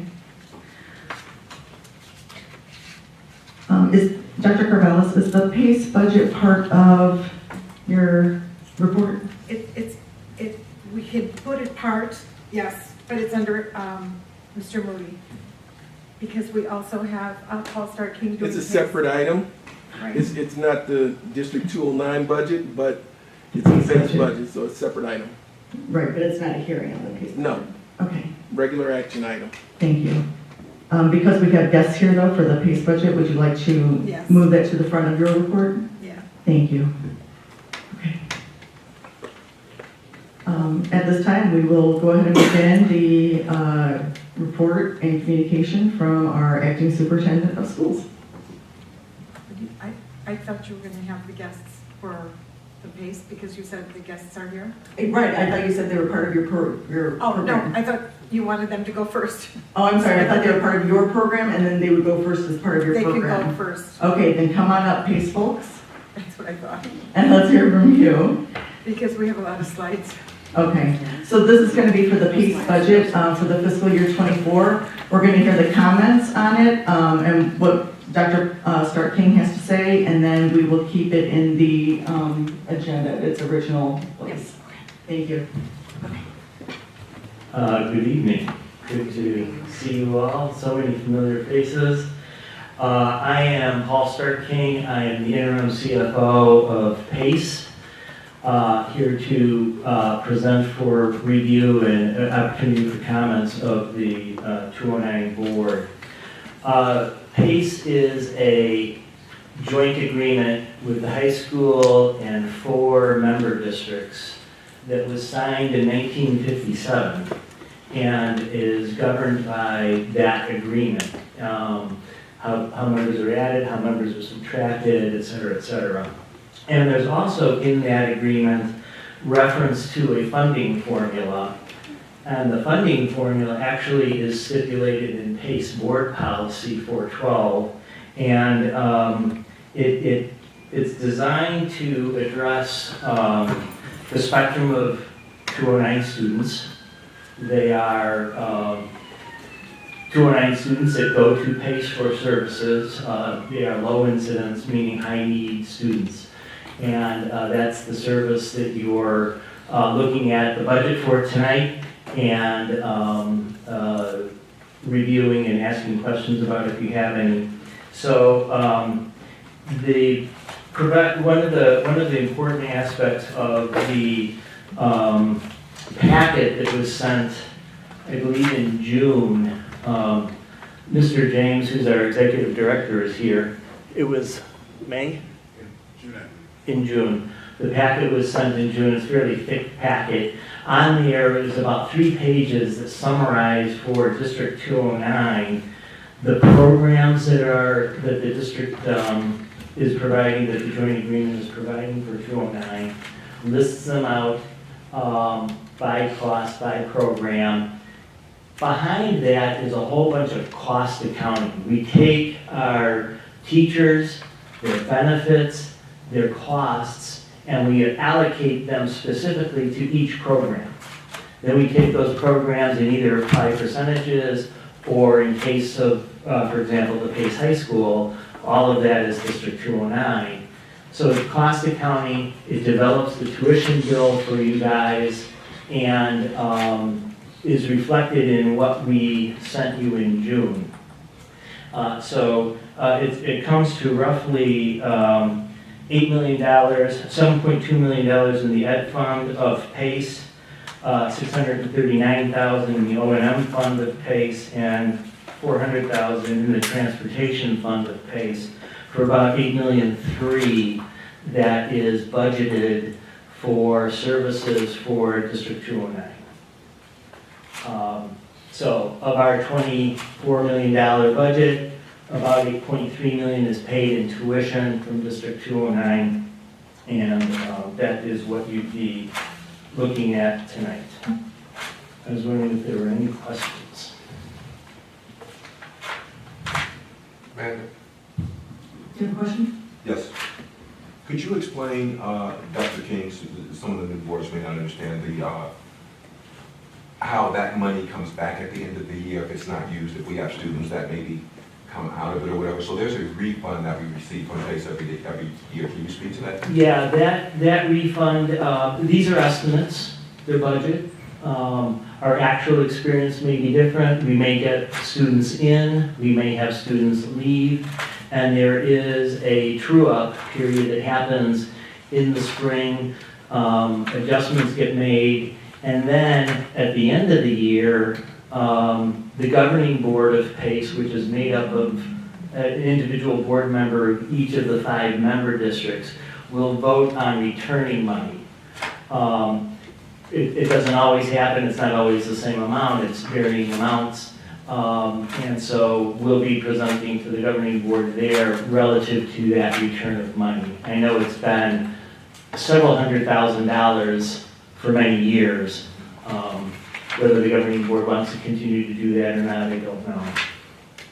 Last point, can you speak to how, because I'm thumbing through here and I may have missed it, how are we allocated as it relates to how many students we're going to have? So we gave a number, and how was that broken down per, are we already allocated a certain amount of students for this upcoming year to PACE? How is that broken down per student like we were just discussing with the budget for the school? Well, I think, and Mr. James might speak more clearly to it, but in round numbers, about 200 students of District 209 go to PACE. And so that's $8 million for, in round numbers, for 200 students. PACE receives funding from tuition reimbursement, also state grants, federal grants, and things like that that make up a good portion of our revenues as well. Thank you. Good evening. You stepping up to answer a question? Yes. I got one for you. Okay, I know.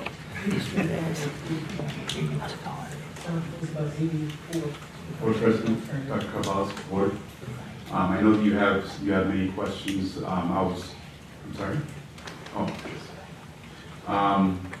One of the things I wanted to point out is that at PACE, for the students that are able to reintegrate back into the regular ed programming, we really work hard on getting those students back into your district. Because we have an obligation, it's called least restrictive environment, that's first and foremost. But secondly, we have the one desire to get the students back into their home environment so that they can enjoy the ability to be a part of their community. Okay, fortunately, we are within the community of Proviso, but their community of 209 school program. And so one of the other things that I also wanted to mention was when there's a number, like you'd asked, is there a number of students that may or may not come in, and how does that affect the reimbursements about that? Because we're always trying to get students back to the home school district, the numbers will fluctuate. And that's expected. It's going to have to be, but we're in a position that we can provide you and say to you, because of our experience and the past years, that we've been able to successfully bring students back and not be a yo-yo effect, but work with them as they transition back to your home schools. So it does save you money because we're so close that we're able to do the transitioning. We're able to add them to and have them incorporated into programming. And for example, Coach Johnson was telling me about asking me if I had any female students that would be interested in flag football. And I said to her that I'm going to go back and find out whether there was any, and we're going to figure out a way to get them to the practices and games, which is not hard, we've always done it. But I told them there might be some things that may hold them back depending on some expectations in their IEP, of course, right? But generally speaking, unless there's some egregious parts in their IEP, and I shouldn't use that word, but if there's some parts in their IEP that says otherwise, which is not very often, but sometimes there is, otherwise, any student that wants to do an after-school activity are free and able to do so. We just have to be able to work that out and to be able to get them to the practices and so forth in time to be able to do that. So we are within working with you and partnering with you with our students. I'm saying our students because it's your students that we're working with, but it's our students because we see them every day. We try and keep fiscally responsible to keep our numbers as low as possible, but we also work with very low incidence populations where they have resources and needs that are very high, and so the cost may look extravagant, but it really isn't when you're looking at the individual need of the individual student. Yes, sir. And I'd ask this Amanda, and I inquired about this because we had some concerns with the returning student rates. How is that assessed? How do we know as a school district how our students are progressing through the program? And I don't know if it was you, but Dr. King, you were probably on this side. How do we know? And what are the numbers that shows that PACE is being effective for those students that can return? Because since I've been on the board, I've never seen a trough of possibly, I know we have some high need students that may never be able to, and I got that group.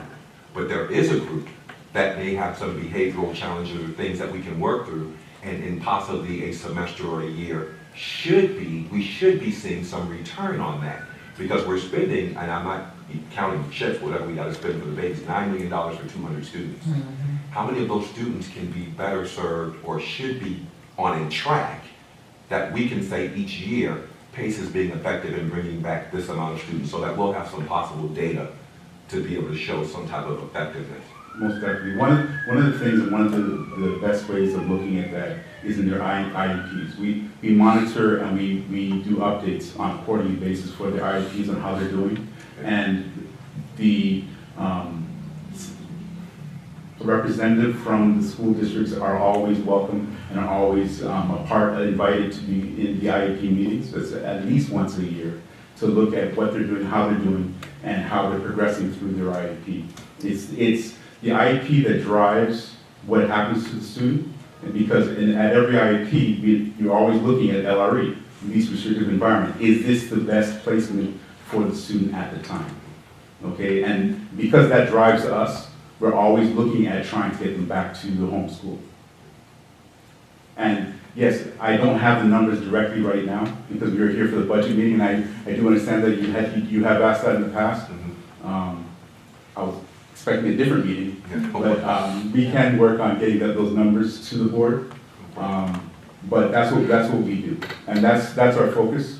So I just wanted to make sure Dr. Sark King is doing a wonderful job, and I didn't want to take away from him, but I did want to explain to the board that our focus is getting the students back to the home districts. So and as a result, what happens is you get some refund funds back. Right. So. At this time, does anyone else have questions for Dr. Paul King? Or I'm sorry, Mr.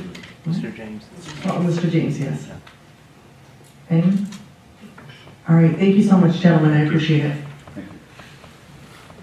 Okay, at this time, we will hear the communication and report from our acting superintendent, Dr. Wallace. Okay, and before I go up there, somebody had asked what the allocation was for the special, for the EL. We had last year 135,000 for the EL. 135,000? 135,000, right. And the spending per pupil for last year, it was 17,069 for the district, and usually 17.30% was for the ELL learners. And the Title III funds go to the EL students. And the special ed students for the IDEA, that's for the special ed, that's a separate fund.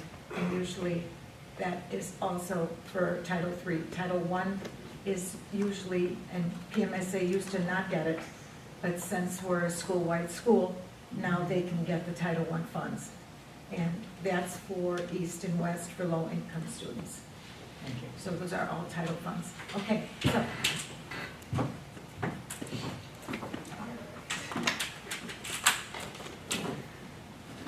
And good evening, board, and Madam President, and Sir Vice President, and everyone. Good evening, and I will go here, and you.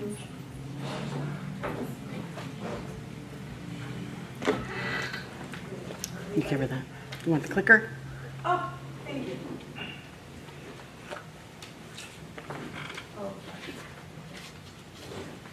So what we're looking to do is to put proposed building supports into the.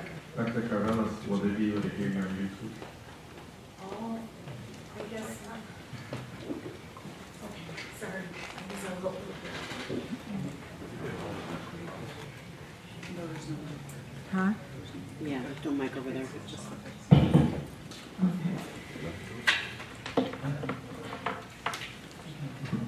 Okay, we're looking to put put more, these are our proposed building supports in the school buildings, because we need more supports to make our students move and to help our principals move forward. And what we're looking for in each building, of course, we want to be able to give each building 2 assistant principals at East and West, 1 assistant principal, 2 deans, 1 at East, 1 at West, 1 dean at PMSA, 2 division heads at each school, 1 for each content area, 1 EL facilitator at each school, 1 IB facilitator at each school, a truant officer at each school, a college and career counselor at each school, cadre substitutes at each school, 4 at East and West, and 2 at PMSA.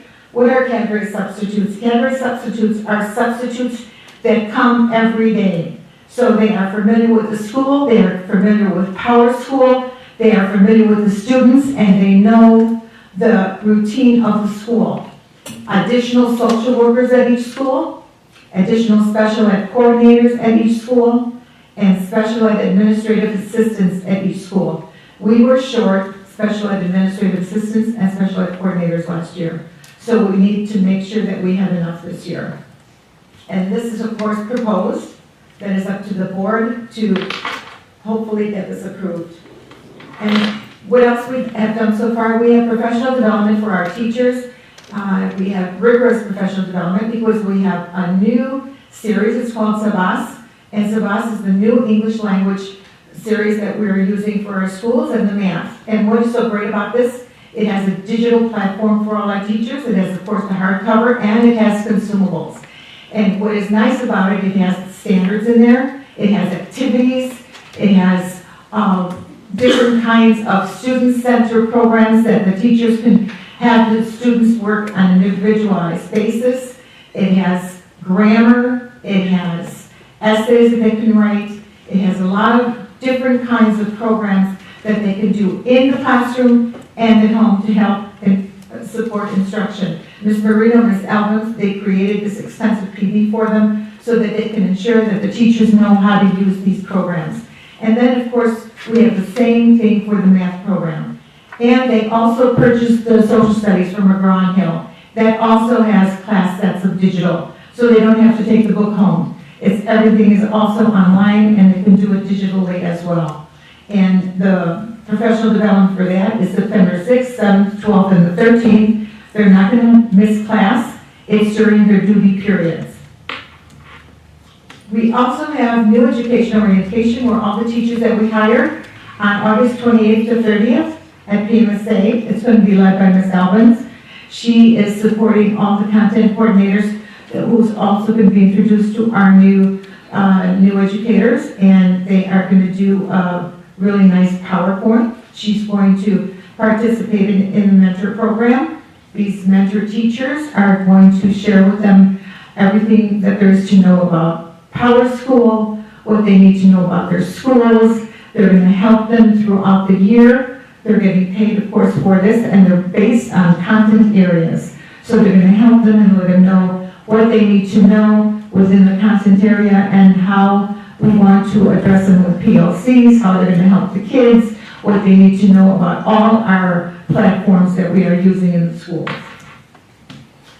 And we are going to do a curriculum professional development that we are going to have monthly that I'm going to run. And we are going to meet once a month. It's going to be consistent of teachers for each content area. And our purpose is to integrate reading and writing in the curriculum across all content areas. We are going to use assessments to inform instruction. We want to be able to develop strategies on how to teach inquiry-based learning, higher order thinking skills, critical and creative thinking skills. We are going to design project-based lessons for student-centered learning, activities to encourage collaboration and reflection. And this is based on the philosophy of the IB. We have done it at PMSA so that across all content areas, the philosophy is the same, where it's very student-centered. And what it reminded me of, I don't know if she's here tonight, Miss English. She was a biology teacher here at West, and I remember she had asked me to order pet packs And I said to her, what are you going to do with pork hocks? Well, this was very student-centered. She was teaching her biology class, searchers, and she ordered pork hocks so that she could teach them how to do that. And it was the most amazing lesson. Amazing lesson. And that's what teaching and learning is about. And I will never forget that. It was absolutely amazing. So, we also have, I think I skipped one. How do I go back? Just back there. That's it. I don't think you skipped either. This one goes first. It's okay. Okay. Oh, you got it. Yeah, that one was supposed to go first. This is an information item that I'm sharing with you that I had put together with the roundtable. Jarrell, you're still here. He was a part of it with the roundtable. And we had community members, and we had the parent coordinators. We were all together, and we were looking at coming with a plan so that we can have students that were doing very well that wanted to transfer into PMSA as sophomores and juniors. And also, if we had IB students that were coming in from other schools that wanted to come to PMSA, then we have some kind of a plan to make sure that they're able to come in. So we came up with this plan that will make sure that these students will be successful. So we looked at how we can make sure that this plan would be a feasible plan for everybody to come into the school when there were openings. Instead of have a school for 4 years and then they start the cohort, and by the time they're seniors, the cohort drops and there's hardly any school, any students in there. So this way, we can rest assured that the cohort won't drop, because by the time we start with 400 and they get to senior year, there's only 180, 190, sometimes 200. So, what we came up with, student composite score from official PSAT score, or SAT, administered will be equal or exceed the state benchmark. The state benchmark is 540 for math and for English. The semester grades would be ungraded for the GPA, which would be the most recent semester. That would be equal to 3.0 from the official transcript. Can you get me some water? It would be contingent upon the transcript, which would be reviewed for the courses and the credits that the student is getting. And that's very important because the student coming in as a sophomore must have 7 credits. The rising junior must have 14 credits in order to be successful. And of course, the reason for that is because at PMSA, you graduate with 25 credits. So we want to make sure that these students are set up for success. Then we want to make sure that they are required to have an informal interview with the building level administration to prepare them for success. And why are we doing that? Many times, students don't want to come to PMSA. They want to come to West or they want to come to East, and it's the parents that force them. We want to make sure that the student is the one that wants to come. And they many times want to go to a big high school. And we want to make sure that it's the student that really wants to go to this kind of an environment. All transfers will occur in the fall semester only, and admitted applicants will be accepted until maximum program capacity is met. So if there's 15 openings, then 15 students will be accepted. If there's 20 openings, then 20 students will be accepted. And now the other one I have to go back for. So, at PMSA, you need 5 years of math. That's required to graduate. It's a physics first school. That would mean that students will be required to take 2 sciences in the 10th and 11th grade. 25 credits are required to graduate. In the International Baccalaureate transfer students, they will follow the International Baccalaureate guidelines. So what does that mean? That means if there's a student that comes from another school or another country, they will follow the program of the International Baccalaureate program. The 12th grade IB diploma students will use Pomoja to continue with any IB diploma course not currently offered in Proviso. If we have a student of a diplomat family that happens to come into our school, and there's a course that they need to graduate with that we do not have. That's why Pomoja was created, so that we can find that course on Pomoja. It's an online, and we can offer that course for them. It's an international online program that International Baccalaureate created for the dignitaries that tend to travel all over the world. In other words, they will automatically transfer to the IB program and remain in that program until graduation or until they maintain a good standing. All transfer students must remain in good standing and maintain a 2.0 grade point average or above, and their attendance must be average to above with no discipline record. Okay, we did that one. And the next part is about our linguistic diverse learners. We have determined that our new EL students have not been properly placed in the traditional bilingual education programs and the traditional instructional programs at Proviso. And we know that because we were audited and we got back the review from the audit, and they told us from the audit that they hadn't been properly placed because they were not screened properly as soon as they came. So based on our audit, we have come up with a plan that we know will be successful and will help our students. So all incoming freshmen, when they come in, they will be screened for their language proficiency, and we will be using the WIDA Access Screener.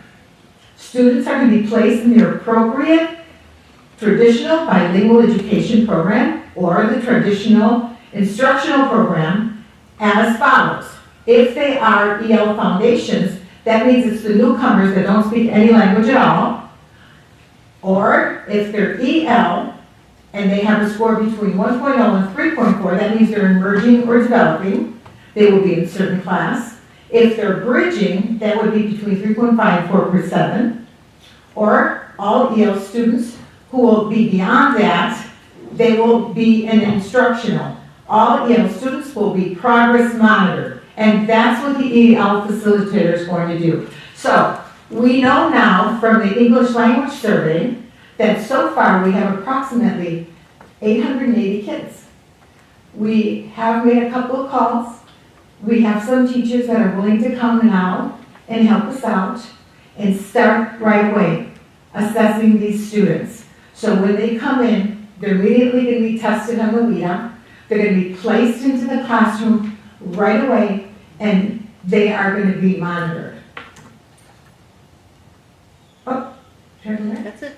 okay, that's it. So as soon as they come in, the progress monitor will begin. Once they are assessed, they will be continually assessed. So that's not going to be their comfort zone. That is going to continue. And when they're ready, they will move on to the next one. That's what the facilitator is going to do.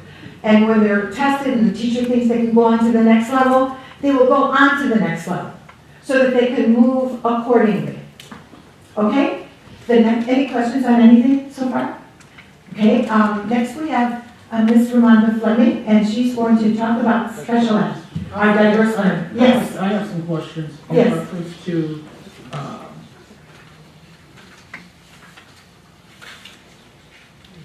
where is the money coming from for all of these? These are proposed ideas for building support. Because when we hired grade level principals, dean duties were tied into that.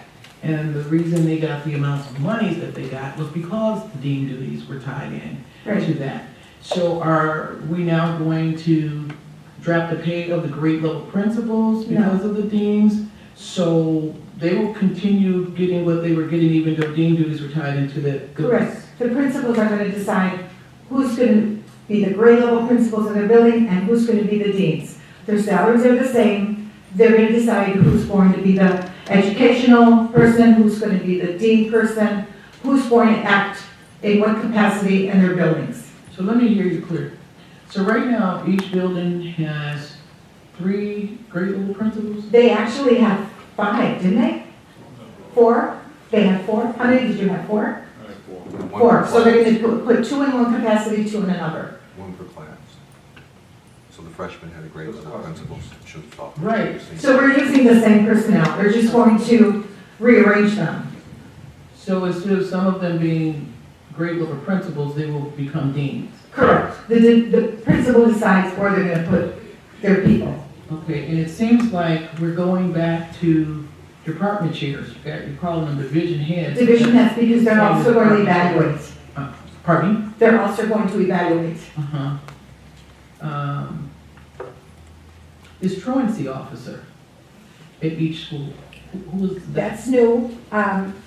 Based on our attendance, I believe we need a truancy officer to come into the buildings, that we can have the principals work with the truant officer and send them home.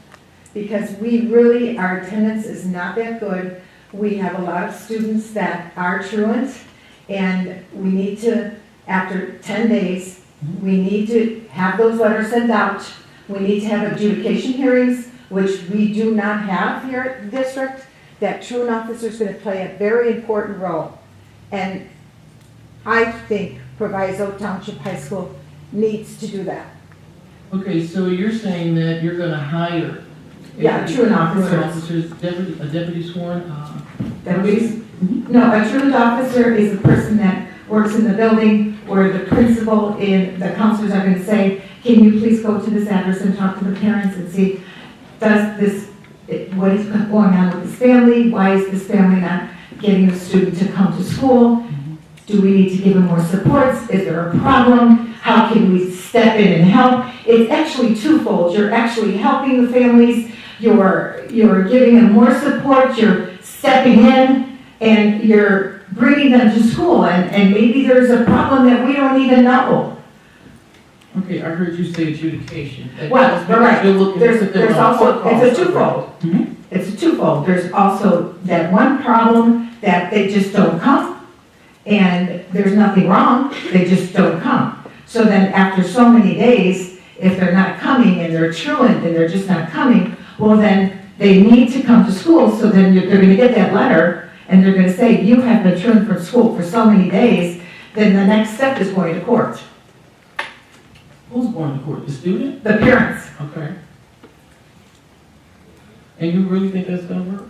And let me tell you why. Yeah, it's done, it's. Let me just tell you why. As the appointed Cook County, for suburban Cook County truant officer. Are you a truant officer? I didn't know that. That's what I'm asking you about the deputized. Are they gonna be deputized people? The state doesn't have the help. You can send all the letters in the world. If I'm a parent and I said I dropped my kid off at Proviso East and he entered the front door, he became your problem. He exited the back door. I don't know, I dropped him off. All I'm saying is I just want us to be real careful when we're saying that we're gonna get truant officers, because I just hope that it will work, because it can be expensive. But you know, parents would be fined for not having their children in school after a certain age. That's what the law says. The chances of Absolutely. it happening is slim to none. I'm just being honest. I understand that, I'm sorry, man. There's state law that says parents can be fined, I think up to $500 or something. Absolutely. But And I if would they like have to see. aid, their aid can be stopped. Yeah, I would like to see. That's huge. I understand, but I would like to see Cook County with their overflow take up that case. Yeah. I'm just being Okay. real. Are we on the same page? No, yes, we are. Listen, I ran on that, on Okay. mandatory meetings, and they did it down in East St. Louis, and they were effective. But they had the resources in East St. Louis to do that. In Cook County, where in a district are parents being fined for their kids being truant in Cook County? Show me where that is. Show me where there's a school district successfully getting that done. I'll wait.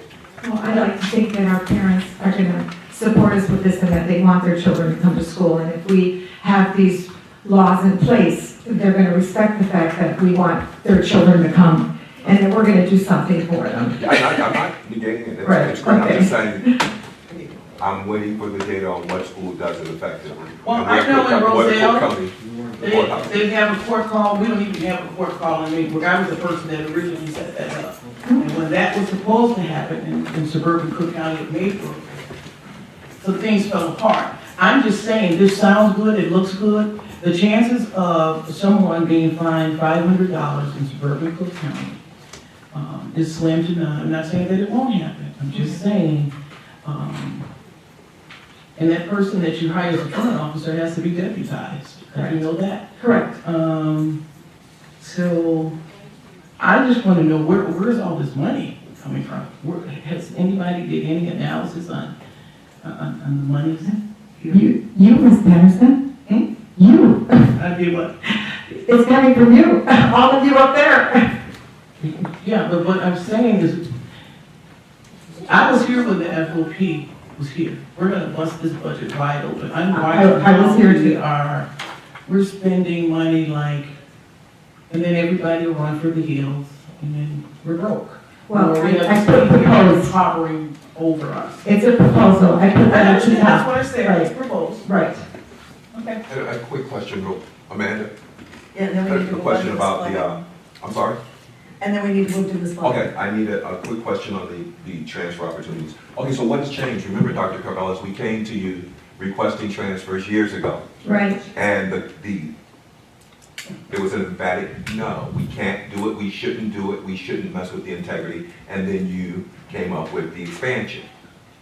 So now, what's different now? Because from what I understand, the rigor of the program, we could not let students in. Other programs may not be compatible with our IB program. So what has changed now, and how will we maintain the integrity?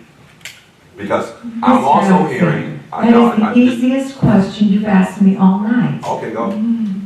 I am wearing the shoes now. I can make that decision. I could not before. I could not make that decision before. Now I can make the decision. My superiors were making that decision. Don't forget, Dr. Collins Hart didn't even want to think about it. I wasn't here when she was here. Oh, okay. And when we The brought it next to you, person, Dr. Rodriguez was amicable, but he was not. He wanted to leave PMSA the way it was because the scores kept going up and up and up. We came up Blue Ribbon School. So he says, just move it to the next two schools, make it the same way, and let's spread the wealth. But don't touch Proviso Math and Science Academy. And that was the plan, so that's what I did, which was a great idea. Absolutely, and I'm still all for the idea. But the problem was that the enrollment kept dropping at PMSA. And that doesn't fix the enrollment. But our It keeps going down, right? No, our enrollments should be up. No, at PMSA, when you only have one cohort, and that cohort comes in freshman year, and no one comes in, and you have kids transferring out, kids going to another state, whatever reason it is, the enrollment declines in 4 years. Naturally, it's, by the grace of God, it's not going to stay the same. So you come in, you start with 300 freshmen, you're not going to end with 300 seniors. It's just not going to happen. And you have all these seats that are empty. That's just the way it is. It's an act of God. Last question. Yeah. So to this day, we still can't get a count on how many students are returned to East and West every year. Have never gotten it. What are we going to do now when students transfer in and do not meet the muster? What will happen to those sophomores, juniors, and seniors that transfer in and determined by, like some do with freshman year, it's not for them, or they don't meet the muster? What will happen to their grading process? Is that what you're talking, the ones that were transferring Yeah, into well, I'm talking about PMSA? under this new transfer program. To the PMSA? Right. I don't know after 6 years how many students go back to East and West every year that do not stay in the program by choice or other. So we never got that, but here's my question. Be clear so I can understand you. Yeah. Are you talking about PMSA or PWMSA or PMSA? I'm talking about all three. Okay. It's the same thing. PWMSA and PEMSA, they have the option, they always had the option to transfer out of the program and go into the regular program at PEMSA and PWMSA. They always have that option. Right. That option's always there. At PMSA, they always have the option to go to their home school. Right. That option was never taken away. Exactly. And that's why the enrollment would drop. But now, you have given them an option for those students that excel at PEMSA and PWMSA, that are excellent students that want to go to PMSA, that we never allowed them before. So why not give them the opportunity to take that seat? Okay.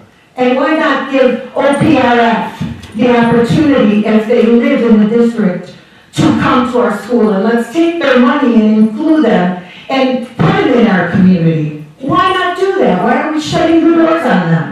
Right. No, wait, There we go. I had this conversation with you years ago when it was told it couldn't be done. Well, Let's should make we sure. do superintendent then? I didn't ask you for that, ma'am. I would pray no one does that to you after you're gone. I'm not gonna do that, okay? I'm not gonna do that. I'm not blaming or doing that. That's not. Okay, thank you. Okay, I'm with you. Let's hear I'm not from- gonna do that. What I'm saying is, I didn't ask why, that's the answer, just I couldn't do it, Okay. that's fine. We don't need Good, to. I'm glad I answered Okay, your yeah. questions. I have a question. I wasn't. Oh, I'm sorry. You I want to- forgot. No. Go. Amanda needs to get on. I do have some concern. There was a parent that was turned away, The integrity. the integrity, last week at registration, whose child had to attend his grandparent funeral. The same day, we had a student come here, took the test, but didn't do as well as another student for the Proviso Math and Science, Proviso West. But you guys allowed that student to enroll. The parent watched that. You allowed that student to enroll. It was a student for Proviso West Math and Science. I think the mayor's supposed to have it all over the community. It's everywhere. That parent stood there as you all sent her away and told her no, and turned around and enrolled a student that scored less than another student. Student was from Westchester, and you all said enroll them, don't ask no questions. That concerns me. That's why you saw people speaking, seen people speaking tonight. That happened here. You even had some of your people working registration was livid. Because you that's turned the person terrible. away, and then you turned around and said it was okay for this one, but it was not okay for that one. So if, as a board member, if you knew that, you have my cell phone. You should have picked up the phone. You just became the superintendent. I've never had your cell phone. That's not true.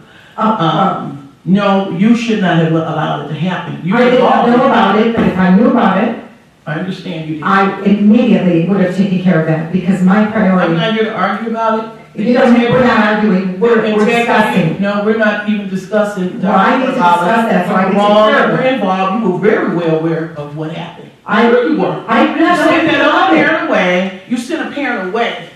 What? That had as much right, not, you didn't stand there in front of her, that's not what I'm saying, but you made it happen. You made it happen for the kid from Westchester and the kid that had to attend his grandparents' I have funeral. no idea what you're talking about, I'll Miss. tell you about it, I don't wanna. Miss Madison, You don't wanna You take are, it there. you are telling a story here, and I'm gonna call you out on it, because I don't know what you're talking about. Public, I want to make this announcement. For Okay. any parent that have had a child that take the test for Proviso Math and Science Academy, I urge you to look into if your child should have been at Proviso West. If we're gonna do it for one, we must do it for all. That's all I'm saying.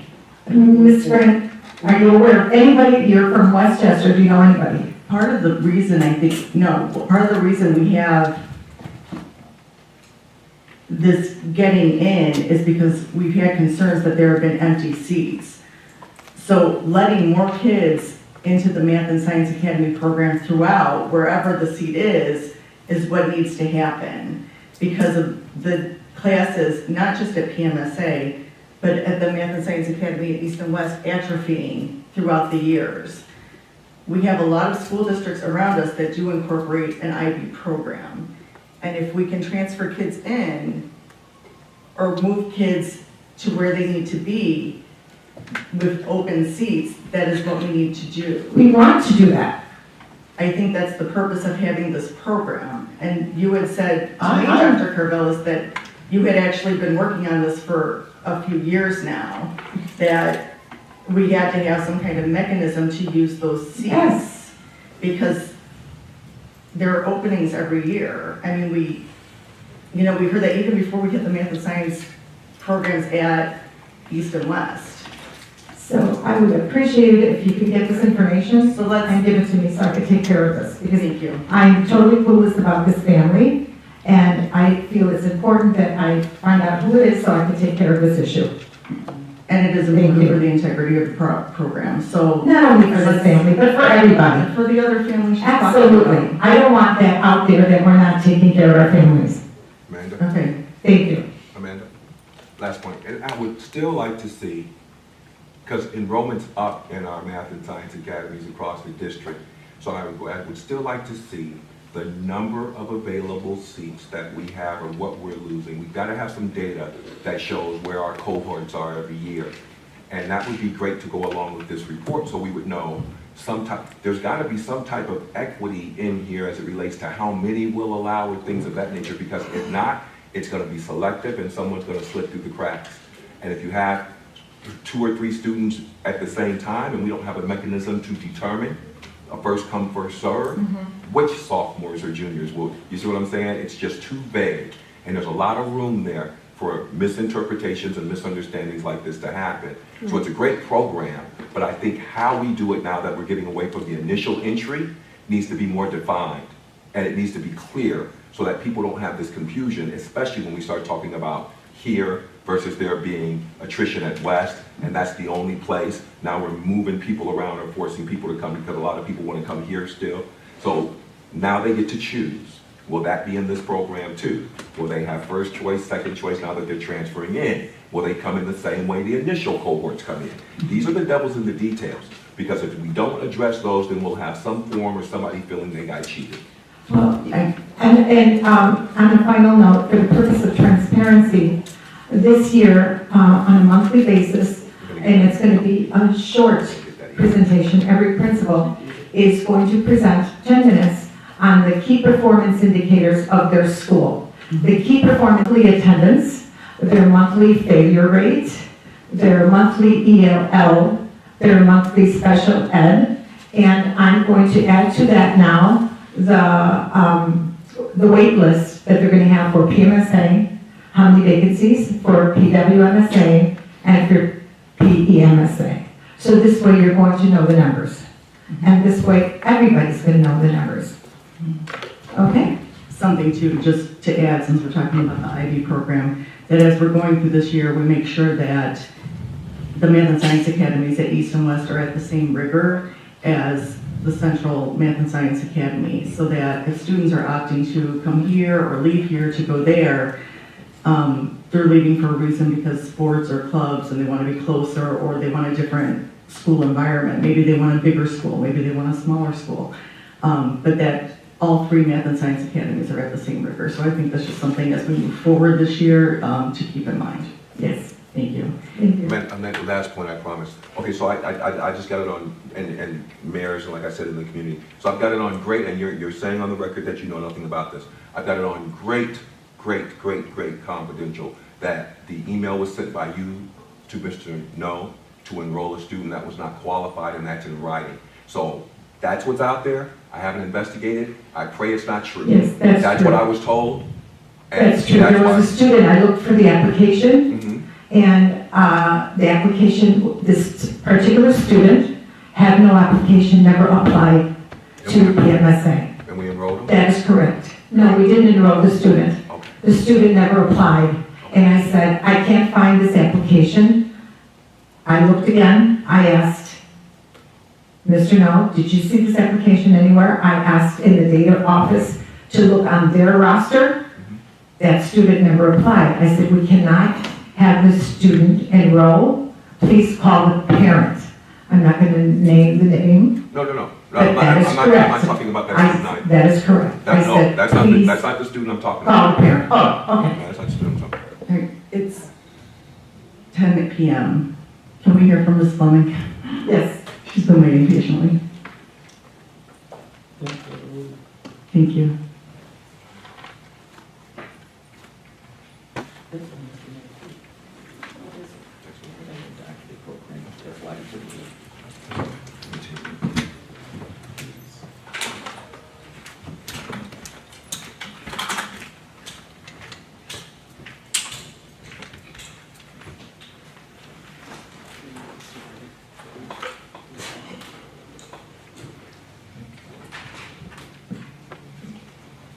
Good evening, President Grant, President Campbell, Secretary Barberman, and other board members. My name is Ms. Fleming, and I am the district coordinator for diverse learners for special education.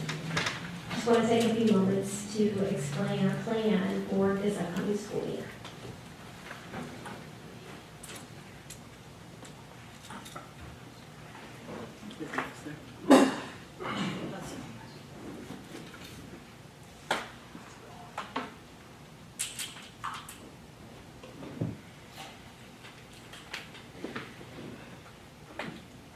Mr. Arrows?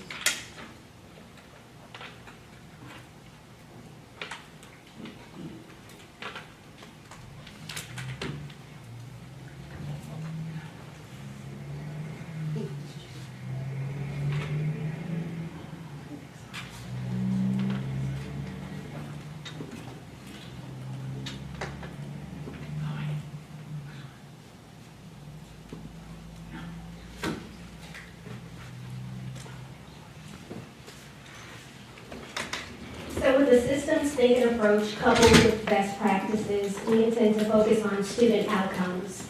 Current practices must be reviewed and modified as necessary. Effective instruction. Core instruction must meet diverse learners' needs. We must document interventions and also provide interventions and change those as needed for the students. Pedagogical expertise is paramount. So scaffolding, differentiation, chunking, and visual supports are all beautiful ideas.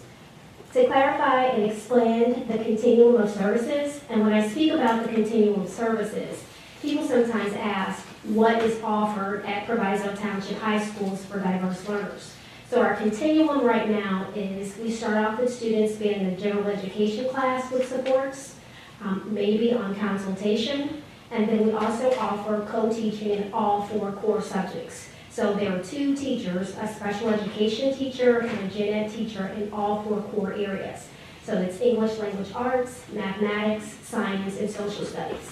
We also have an instructional continuum as well as our life skills and residential homebound instruction. So we'd like to clarify and expand that. And when we talk about that, we're mentioning academic, as I just explained, social, emotional, and behavioral supports for students. Improving the consistency across the district is important as well. When we talk about case management, this is a list of students that are provided to special education teachers that they're going to compose individualized education plans for students. It is expected that they will monitor student progress, they will document their progress, and most importantly, communicate with the student and the parents. Teachers are also expected to provide IEP summaries to general education teachers on their class schedule. So in other words, if you have a case management with students, you need to send those IEP summaries to every teacher on their class schedule. IEP drafts are legally important, so 3 days, teachers are expected to send IEP drafts to parents 3 days before the scheduled IEP meeting. This is very important because parents need to know what is being proposed for their child. We need to implement consistent procedures across the district. So what it looks like at West, it should look like that at PMSA as well as Proviso East. Consistency is important. Training will be provided to special education teachers of their responsibilities and their expectations. All diverse learners have an annual review meeting as well as tri-annual review meetings every 3 years. So here's some information about demographics, finance, and registration. So last school year, we serviced approximately 831 students. For out-of-district students, we receive monthly invoices and then we pay that. However, I think it's important to note that when we receive the invoice, we can only complete a requisition and receive a PO if there's money in the line item. Previously, that has been an issue, but we are working on improving our practices in that area. We have 21 schools, and we have 62 students who attend those schools. For school year 24, we have a total of 146 incoming freshmen. This school year, we have a new registration process, and as you guys are aware, there were weekly data integrity meetings held with clerical staff and school registrars as it relates to the registration process. As you know, with the new process, sometimes, it takes a while to understand it, and so you have to build capacity for those that are going to be on the ground handling the process. So occasionally, there may be some hiccups, but we work really quickly to inform parents once there has been an error that has been made. For East, The amount of SPED students or diverse learners, 65, West 79, at PMSA, there are 2 students. Are there any questions?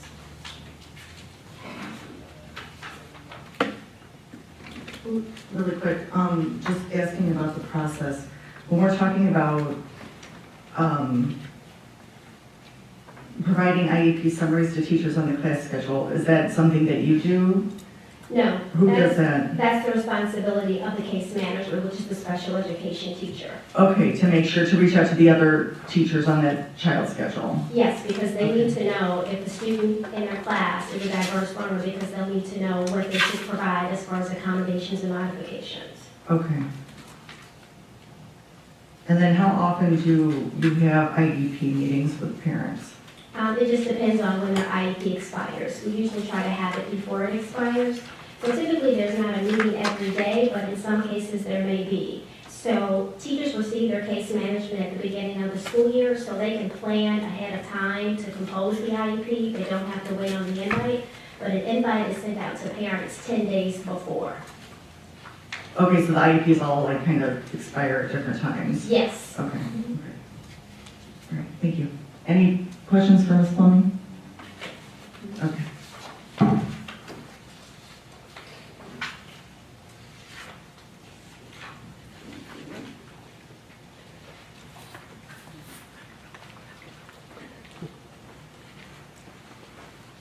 Good evening, Ms. Grant. Good Ms. evening. Compost, board members. I'm Dr. Diana Thomas. I currently serve as the MTSS coordinator and evening school coordinator. Most people ask me, what do you do if you're the MTSS coordinator? MTSS stands for Multi-Tier Systems of Support. And what it is a framework to provide academic and behavioral supports for all students based on their individual needs. Because all of our students have different strengths and needs, our tailored levels of supports are more likely to help them, are done so that we can more likely help them succeed in school. I'm not sure, but all of us should be familiar with this triangle. And the triangle shows that within any school, 80 to 90% of the students are serviced at Tier 1, which means that they're all getting the same universal interventions, meaning good teaching, good classroom management. But there are several students, like 5 to 10%, that might be at Tier 2 where they need a little more. And then there's 1 to 5% who would need Tier 3, which is the more severe, intense types of services that we can provide. So that's our MTSS. Where are we today with our MTSS program? In late spring, early summer, I assembled a team of staff members and administrators from each school to serve as the district level MTSS team. And what we were doing was trying to come together to formulate a platform to support our scholars. And we started by evaluating 2 possible platforms. The 2 that we focused on was Branching Minds and Panorama. And in researching those, they were very costly. And so we took another level and we're looking to devise some things that we can do on our own, because if we would try to implement one of those programs now, we don't have the time for the training that's required to understand the program. So we don't want to just buy a program and say we have a program and no one's using it because they have not been trained. So we are constantly looking to explore options of strengthening our partnerships with our outside community-based agencies to have some services for our Tier 2 and Tier 3 interventions. And one of the main things we're doing as coordinator for night school, we have a small population, about 30 kids, 30 scholars. So we're going to look to implement a mentoring program with them. And if it's successful with them, then we're going to try to branch it out and offer it to both schools. So when we look at our evening school, Our evening school we've serviced 59 students, including 10 diverse learners. 19 of our students have met the graduation requirements. We had a total of 23 seniors.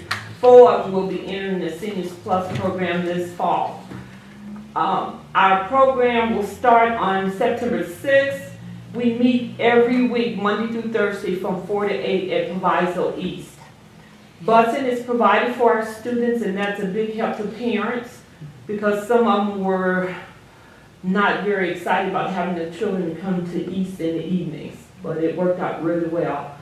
And food service provides, from 4 to 4:30, we have dinner for our students provided by food service. So, and that's, any questions? Thank you for your work. You've always been great with this. Thank you so much. Thanks.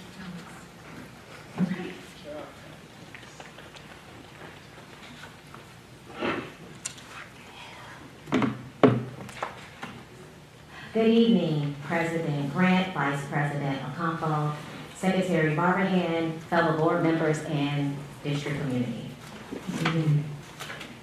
My name is Dr. Deborah Hill, and this evening I will present a Business Office 100-day action plan. Throughout my tenure as an educator, I have been driven by my belief that all students deserve a quality education. And as the chief school business official, together we will ensure excellence for all students, both current and new students to come. Proviso School District 209 resonates with who I am as a leader, one who is passionate about student achievement, excited about quality programming, and committed to equity for all students. The goal of the 100-day plan is to provide a roadmap for the transition process for the business office. The work of increasing the success of all students is too great of an ask for our school district to attempt in isolation. And while doable, the goal of an improved educational experience will require involvement from all: Board of Education, students, staff, families, caregivers, business leaders, and community partners. The initial transition process can be thought about in 4 major phases: engage, explore, evaluate, and equip.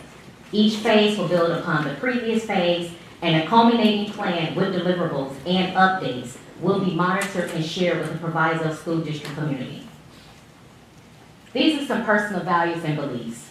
1, integrity, doing the right thing when nobody is looking. 2, excellence, strive for better while giving your personal best. 3, teamwork, we are stronger together than apart. And lastly, tenacity, never ever giving up. Find a way or make one.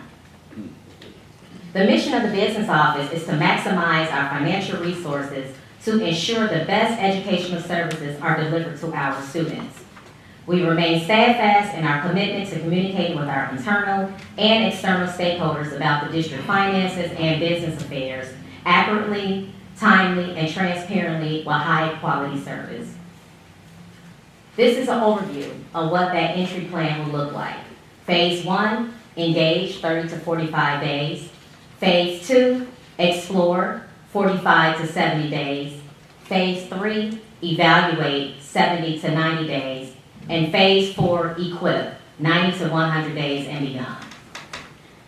Let's talk about engage. First, with the engagement process, there will be a meeting with each business employee in the business office. These will be one-on-one meetings. And the goal of these one-on-one meetings is to identify what the roles and responsibilities are of each person in the office. Also, I will meet with school leaders, division heads, the superintendent and district level administrators, the Board of Education. Questions I would like to explore would be, what is working well? What are your areas of concern? And how can the business office support you in your role in the district? Explore. First, I will review the past approved budgets from the last 3 years to determine alignment to strategic initiatives. Next, I will review past audits from the last 3 years to identify any findings and to see if they were addressed. This work has already begun. This year, we had a federal states monitoring review, and during the month of June, we received a preliminary report with the findings. Findings listed were prior to my tenure in the district. Once I conducted a thorough review of the findings, I implemented a plan of action to move forward. Those actions I did share with Ms. Tina Schwartz, who was the state auditor who completed the report. Some of those actions will include expenditure reports being submitted in a timely manner. 2, ensuring that there are no duplicate charges on expenditure reports. We will begin the general ledger starting 9/1 and ending 8/31, since all our grants have extended project dates. Next, ensuring that each expenditure support supports the program intent. What is approved for this fee will only be the allowable expenses. And lastly, ensuring that transactions are not posted prior to the start of the grant date.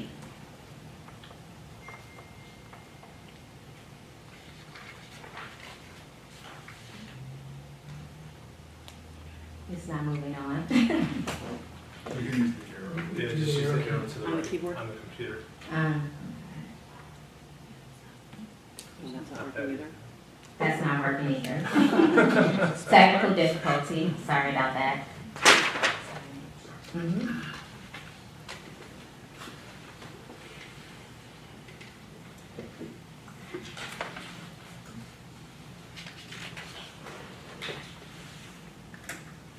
It will be me.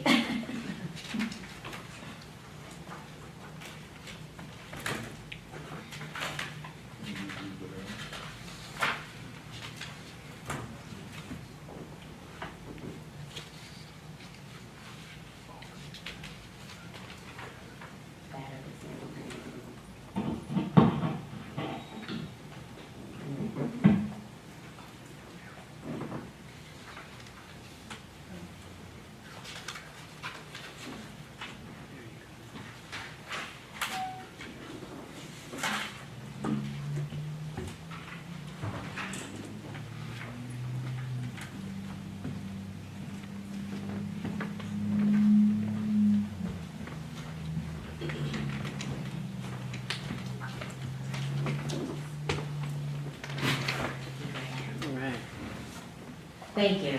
Sorry about that. The next phase will be evaluate. Here will be conduct a SWOT analysis. This will give us the opportunity to conduct the strengths, find out what the strengths, the weaknesses, the opportunities, and the threats are in the business department. This will be done in collaboration with all members of the business office. Next, we'll review the use of ESSER funding and related purchases.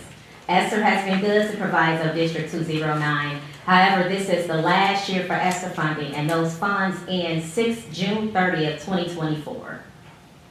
Next, we will have assess the processes and procedures that are in the business office. It's very important for us to have some kind of guidance in reference to how we will move forward.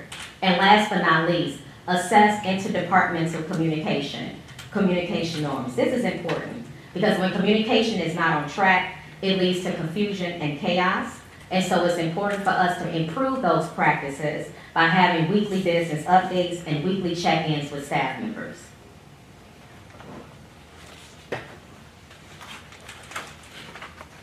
Last would be equip.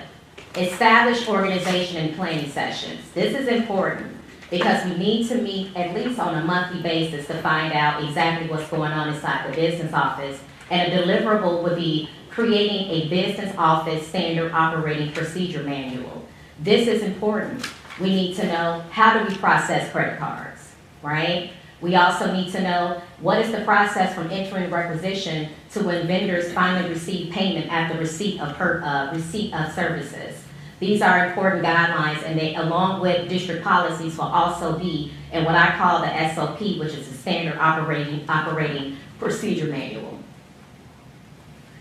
And that concludes my presentation. Thank you. Thank you. Just, yes. Dr. Hill, thank you. You mentioned an audit. Yes, that's correct. You mentioned use of funds, for lack of a better word, improperly. Yes. Could you elaborate a bit more on? Yes. During the fiscal year 2021, what typically happens in this district, and there is all other districts as well, is that the grant period usually starts July 1 and it ends 6/30. So when you have a high turnover in reference to business managers, an incoming person would know that. So with us, our grant does not start 7/1. Our grant's supposed to start September 1st because of the extended projects, it ends 8/31. That's really key. Because if you claim reimbursements, expenditures from 2021, and then you duplicate those same charges in 22, then we have an issue. That's called duplicating of expenditures. And that's something that we really need to look at. Something else is, that was caught in the finding, is that we are not really paying close attention to what's in the approved ISB budget. As we know, ISB is our Bible. Illinois State Board of Education say, hey, these are our approved funds, this is how we need to expend them. We need to follow every line item verbatim and ensure that we're actually expending those funds accordingly. If not, we're out of compliance. We would get fined for that. Lastly, those expenditure reports, they have to be completed on time. That is, we have more coming out, not much coming in. When we expend those grants, what happens is we're using grant district level funds for these purchases. And once we have it and it appears on the general ledger, then the state say, hey, you have documentation to substantiate your claim, now we can reimburse you. But that we don't get that revenue unless we file those claims in time. And so one action that I mentioned is that it's a business office effort that we just have to ensure, because we have so many grants inside the district, that each grant has a different date on when those expenditure reports need to be filed. So we just need to have a system in place that we know when those deadlines are and to complete them in a timely manner. Thank you. Thank you. Yes. Dr. Hill, you mentioned we could be fined in your findings or your audit. Have we ever been fined? No, I said findings, not fine. Okay. Yes, so, yes, no, yes. You said, no, I thought you said if we don't do something that we could. We could. So what happens So my is, question is, have we ever? no, we have not. Thank you. Yes. My next question, have we ever missed any grant revenue due to the failure to file? Did you find any of those findings? Yes, so right now, as I mentioned, that I just completed, we just received the preliminary report. Right. So I didn't take a look at what was done in the past couple of years because I was just only concerned about what happened this fiscal year. Okay. So with that being said, the concern that the Illinois State Board of Education has is that we are set up in a system that we need to claim as much revenue as we possibly can by the end of June 30th. Right. So when we file those expenditures late, then we receive our revenue late, and now we're going into a new fiscal year. Thank But you. no, the district has never ever been fined for that. Thank you. And did you find that in fiscal year, what was it, 22, 23? Yes, that was fiscal year 21-22. And did we miss any revenue? No, there was no revenue that was missed. Thank you. Mm-hmm.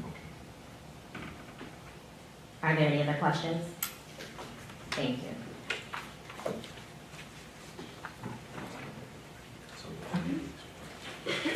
We're going to hear from our principals.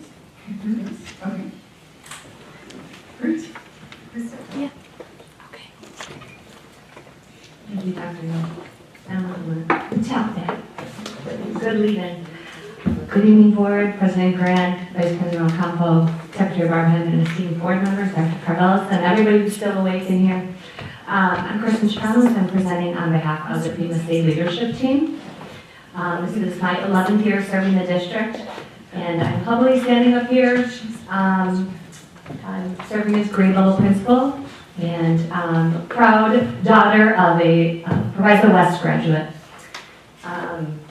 All right, so here is our school opening plan. We are smooth sailing into school year 23-24. A lot of kudos to people who were instrumental in the launch of this school year. So recognition and some facts with some pictures. Here's what's happening. Laptops. So a lot of digital materials in addition to consumables. So let's give kudos to the laptops that were imaged by our IT department. 1,500 laptops ready to go for all freshmen across the district. Had to include pictures. Seeing is believing. So Mr. Bennett is here, Miss Mariah Emery, and we had several student interns pictured as one of them, David Ramirez. So all the freshmen, not just PMSA, will have their laptops on their designated freshman orientation pickup day. For PMSA, that is this week, Thursday, and our makeup day is Friday, and East and West will follow next week. Thank you, IT department, guided by Mr. Swanson, who's not pictured, and everybody in that department. That is a yeoman's feat, and they did it. Thank you. Moving on, we can applaud throughout at the end, but kudos all around. Moving on, PE uniforms. Got to give it up for Coach Benyon, Devon Benyon. He, all of the staff members that worked over the summer were housed at PMSA this year because of construction. So Coach B is usually over at East, but he was here in the business office this summer. I got to give it up for my colleague, Mr. Hull, wanted something shiny and new for his PE uniforms, and I caught wind of it, and I said, well, what do you got going on? I said, why can't we get those for PMSA? And then I heard West was getting them too, so. So West is getting red shirts with black shorts, PMSA's got the purple and the black, and, I'm sorry, East has got the blue and the black, Red's got the red, and then PMSA's got the purple, but they are here. Seeing is believing. They're all ready to get passed out. Freshmen get first dibs at the new designs, and then extras will go to the returning students who might have grown and they don't fit into their old ones. So thanks Coach B he really helped expedite the arrival of these uniforms, so they're here on time. And our freshmen will be picking theirs up on Thursday. So thank you for getting those going, and to the rest of the business office who helped out with that. All right, student IDs, could not have done it without Mr. Taylor and Ms. Allen and the PMSA security team. Again, thanks to Mr. Hull, he let us borrow one of his printers. We are going to reciprocate when they print their IDs next week, because notoriously one always breaks down, and then we have a bottleneck, and there's just a long line of students waiting to get IDs printed, so we work smarter, not harder. So we had 3 machines going at once. We've got smiling students because they're getting their IDs. These were our seniors yesterday. Today we welcomed our juniors. So we had our class of 2024. Today was 23. Tomorrow sophomores, Thursday freshmen, and then Friday's our makeup day. So thank you to, again, the security team. Moving on. Textbooks. I know that is a big a community inquiry. Are our kids going to have books, whether they're consumable, hardcover, digital, all of the above? The answer is yes, resounding yes. So behind the scenes, Mr. Valente, Ms. Marino, and some student interns helped with sorting. A ton of boxes on skids arrived. Where Mr. Valente, it's kind of a Where's Waldo scenario, but those were all in the PMSA entryway, social studies, math, English, and they were all divided on skids, ready to go to the respective schools. The collage on the right is down in our book room. We are doing textbook pickup this week by grade level, and so thank you to our wonderful student workers. Jarrell David was here earlier and spoke. He helped spearhead getting volunteers. Students got community service. So a lot of smiles going on. Kids are excited to get their books. Oh, one thing I want to share with you, and I did share this with our esteemed leaders at East and West. We used instructional funds through a grant that Dr. Hill promoted. PMSA students, every student that comes through gets an assignment notebook. We listened. Teachers were like, our students need planners, so I just want to give you guys a sample real quick.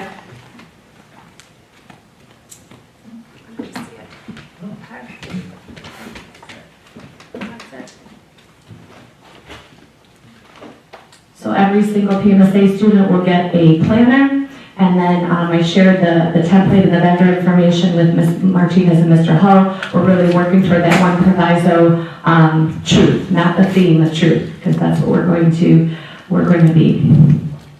Moving on with schedules, just as important as laptops, IDs, and textbooks are, of course, the schedules. So right now, every PMSA student has an 8-period schedule.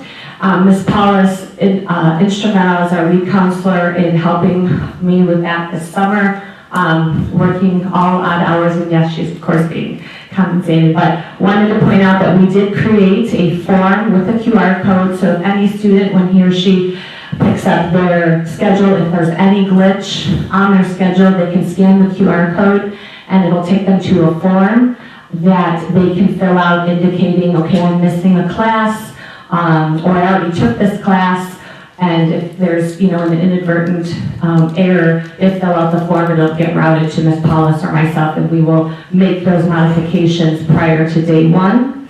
And I wanted to point out that we were very strategic in our math and Spanish level placement for incoming freshmen. We worked on that at the beginning of the year to procure that data from the foundation schools.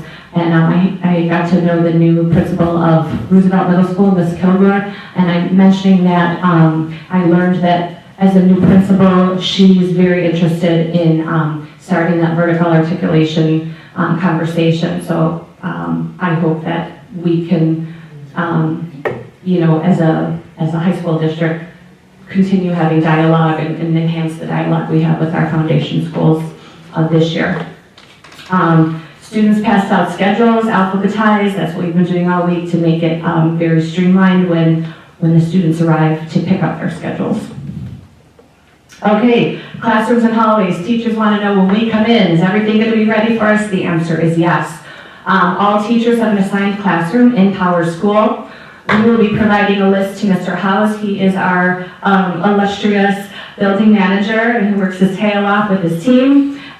This summer, after summer school, I don't know how they powered through this because there hasn't been a lot of time between summer school commencement on August 9th and now, but somehow they cleared out all the classrooms in terms of tables and chairs, waxed most of the classrooms, the floors and the hallways, they got everything back in time, so thank you for that. And then they also installed sign holders outside every classroom, and we will be putting in the teacher names, which is just a nice touch for all the teachers to have their names outside their classrooms. So thank you for that, Mr. House and his crew. We do appreciate you.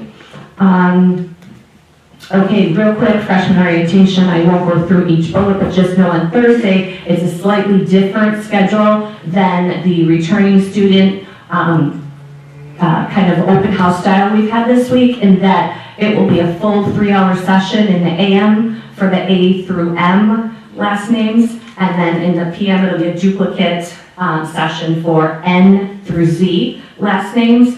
Any parent or guardian who attends with their student will stay in the auditorium for a welcome session. On the right-hand side, you will see the informational mini sessions that they will have, while their students are grouped into 5 different rotations where they will have a building tour. They will find their lockers and their classrooms, so they won't be deer in headlights on day one. They'll get their really cool new shiny gym uniform, their laptops, their textbooks, and their IDs. Any parent who cannot attend, we definitely understand that parents' work schedules might not allow for them to attend that day, and that's okay, because the PowerPoint presentation that we will be giving on Thursday will be available online on our PMSA website. And then we will also review the same information on back to school night, which is set for September 21st. We'll push that information out, of course, and I know the district will too. Okay, and our Building Institute for teachers will consist of welcome back and celebrations. That will include commendations for the 7 PMSA teachers who attended AP training. They gave up between 4 to 5 days to attend advanced placement training for the respective new courses they're teaching this summer. We will introduce new staff, and then I put together, I gotta give kudos to Ms. Martinez. When she served here as our building leader, she said, do you guys have a staff handbook? And said, in the same way that Dr. Hill said, I got to get an SOP, a standard operating procedure handbook for the business office. Well, Ms. Martinez said, you guys don't have a staff handbook? I can't believe that. She put that idea into my head last year. I put together one but it wasn't as cohesive as I would have liked it. So this year I put a real one together that will be passed out to staff on Building Institute. Just want you guys to see it because I'm proud of it.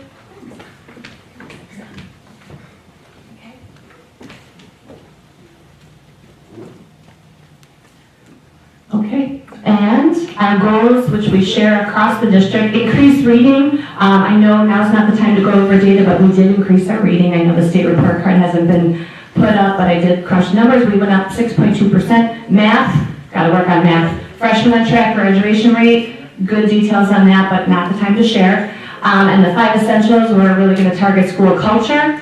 Our IB teachers will meet with Ms. Tanaka. Departments will have time to meet. Teachers will definitely have classroom set up, and then they definitely have time to meet with the union, as always.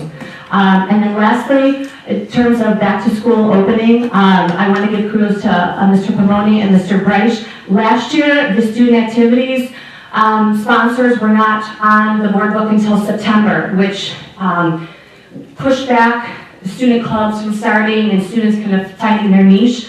Last board meeting, all the East and West club sponsors were approved. Tonight, all the PMSA ones are on there, and I think that's awesome because that means that the club sponsors from day one can start pushing out when they're going to meet and getting kids invested. So I just think it was worth mentioning because we're really rocking and rolling, and it's important to promote all the good stuff that's happening. So thank you. I know it was a little long-winded, but wanted to promote all the positivity that we have going our way. So thank you, and that's all. Any questions? All right. Ms. Martinez.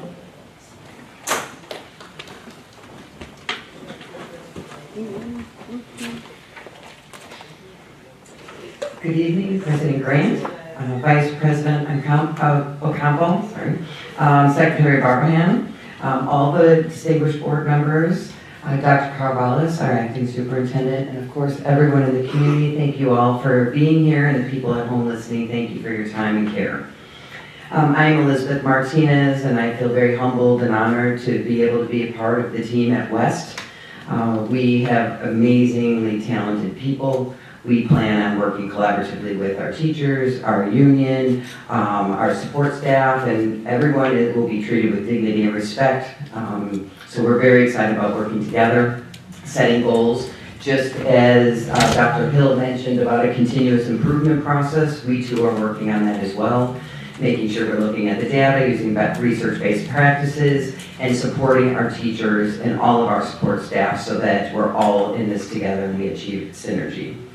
So today, I will share with you a little bit about the specifics about our school start, but I also wanted to thank Ms. Chicanos for sharing all of the awesome things that our district has done to get things ready. Mr. Hall and I, our schools have been under construction, so we have been here at PMSA, but we have been working in tandem with LT and his team and all of our staff to support a smooth transition. We're hoping to get back into our buildings this week so that we're ready with everything as Ms. Chicano spoke about. We're really thankful for all of the proactive efforts that were made to set us up for success for a school start. So our dates that we have for our orientation and registration, currently our orientation is here at PMSA. We will continue to do our registration here until the end of the week, and next week we will start at West. And we have on Monday will be our senior orientation. It will be in the afternoon from 12:30 to 3:30. On Tuesday morning we have the sophomores. On Tuesday afternoon we have the juniors. And then on Wednesday will be the freshmen. We have our District Institute Day that will be virtual for all of our staff on the 31st. And then on Friday, we're so excited to get all of our staff in school, work on some team building, really focusing on culture and climate. We know that it's been a very challenging few years for everybody. And with COVID and just everything that's happening, we know that it's time to give love and to heal and to support our awesome staff that has really exceeded expectations in some challenging situations. And most importantly, as we spoke earlier, that student agency, getting student voice in our decision making is absolutely our priority. Our school orientation will have welcomes and introductions. We'll give out general information as well as bell schedules. The students were prepared with our security team to have all of our students have our IDs, and that will be a push to make sure all of our students are wearing their IDs on a regular basis. Our schedules are complete. Thank you to Mr. Breisch and our team that has been working for about a year to get things in place. So I'm very impressed with how strategic the scheduling is to really put the students' best interest as a priority. Our students will have lockers, and we even are creating a little video to help the kids open the lockers because we find that sometimes the kids have a hard time knowing how to do this. We're gonna help them with all the little logistics. Our laptops, as Ms. Chicanos mentioned, thank you to the IT department for really providing those resources and supporting them for us, so our freshmen will get them in newly enrolled students. Our PE uniforms, as Ms. Chicano said, which is very exciting, and also they can complete registration. And of course, we always want to make sure that our contact information are up to date and we're proactive in communication and being transparent with that. So we're working not only at district level communications, looking at roles and responsibilities, but also within the building, who is where, what room, who's supporting who, so that we can help, really focus on the children and not worrying about, what's the structures are. We're going to be very proactive in that and having a communication plan that's in place with all stakeholders' voice to make sure that we're being proactive with that. Our preparation for school start is very exciting. We're finalizing the schedules and staffing. We're balancing out the classes, as I mentioned before. We're verifying all of the courses. We're doing the final walkthroughs of facilities and looking at our IT supports. Thank you once again, LT, for their tremendous work that's been going on in the building. Tomorrow, our admin team will be walking the building to make sure that each classroom is prepared, and we have things set so that when teachers come, we're ready to support them.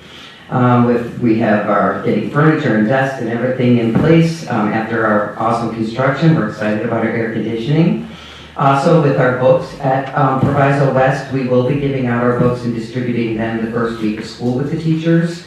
We will not be giving them out at the orientation due to the fact we want to just make sure that that's a smooth transition. We get all the students in front of teachers, which is our top priority, and make sure that we're, handing these books to each of the students so that the teachers can also help us to hold that accountability and inventory of all of our resources. Our technology, we'll make sure that that's in place, and we'll also be working closely with Ms. Lee, who is our new technology integrationist. She and I have had some conversations about really supporting the teachers to utilize the technology, maximize that to achieve the learning outcomes. We want to make sure that the teachers feel comfortable. We have various levels of technology comfort, and so we want to be there to support and set our staff up to success, to be able to be equipped with those 21st century skills, because we know our kids are already ahead of the game. We're very excited about our teachers and our returning staff, and our building institute we're also working on to make sure that we create a very collaborative, safe environment for all of our staff as well as our students and all community members. Our Institute Day, a basic outline of that will be we're really focusing on just welcoming back, introducing staff. I feel very strongly about making sure that every single person gets treated with dignity and respect in our building. So we include our food service, our maintenance, our security, everybody in our school is just as important as everybody else, and we'll make sure that that is a priority and everyone's supported. One way we're doing that, as Dr. Hill mentioned, we too are doing a SWOT analysis and doing a needs assessment, and we're starting it out with listening tours, as she mentioned that. So we're giving opportunities through surveys as well as opportunities for staff to come in and talk to us individually as well as teams, so we can gather feedback so that we are responding to the needs of our staff so that they are supported to do the great work that they do for our kids. We know that really we have to start with the heart to get to the mind. So we will be focusing on school culture and climate. The way we will measure that is through our 5 essentials, really in encouraging social emotional learning, not only for our students, but also for our staff. And we have an awesome partnership with West 40, and they will be working with us to be able to utilize some of our community resources and their expertise. And we have very much of a shared vision with that, and so we're very excited to work together, not only with the SEL supports, but also with truancy. So we had some conversations about truancy, and they have a dynamic program that we'll be working with them with this year, and PMSA worked with them last year. Obviously, we know when everyone feels safe and is engaged, and we are fully immersed in learning, we know that that's when learning increases. So we will be using research-based practices, looking at data, and strategically focusing on reading and math, ensuring that freshmen are on track. We want to make sure our first semester that they are on track. Sometimes if we wait until second semester and they're already off track, it's very hard to get them back on. So we are starting that right from the beginning. As a matter of fact, I had a meeting this morning to really kind of lay that out and make sure we're responding with the data every single Friday to make sure that we're being extremely proactive with, strategically supporting our freshmen so that we see them continue that all the way through. We also now are excited about having our common planning time, so within PLCs, which means professional learning communities, it's opportunities for collaboration so that we can really look at the strengths that we have within our staff and help them feel comfortable to utilize those strengths. And, really, once again, just that synergy is critically important. And our classroom setups, we're once again walking the building, make sure that it's adequate space. We want active learning and strategies for our teachers to be implementing with our students. We want our students to be excited about learning, so we want to look at the space so that it's conducive for that type of learning environment. And once again, we will be having a union meeting that day too, but we plan on working closely with the union so that we're all together in it together. One of the quotes I have here, we are not a team because we work together, but we're a team because we trust, respect, and care for each other. And those of you that know me know that that's very important for me, that people are treated with respect and look at all perspectives so that we can make sure that we're really being, equity-minded for all of our kids. That's all I have. Now I have Mr. Halbert. Does anyone have any questions for me? Okay, thank you very much.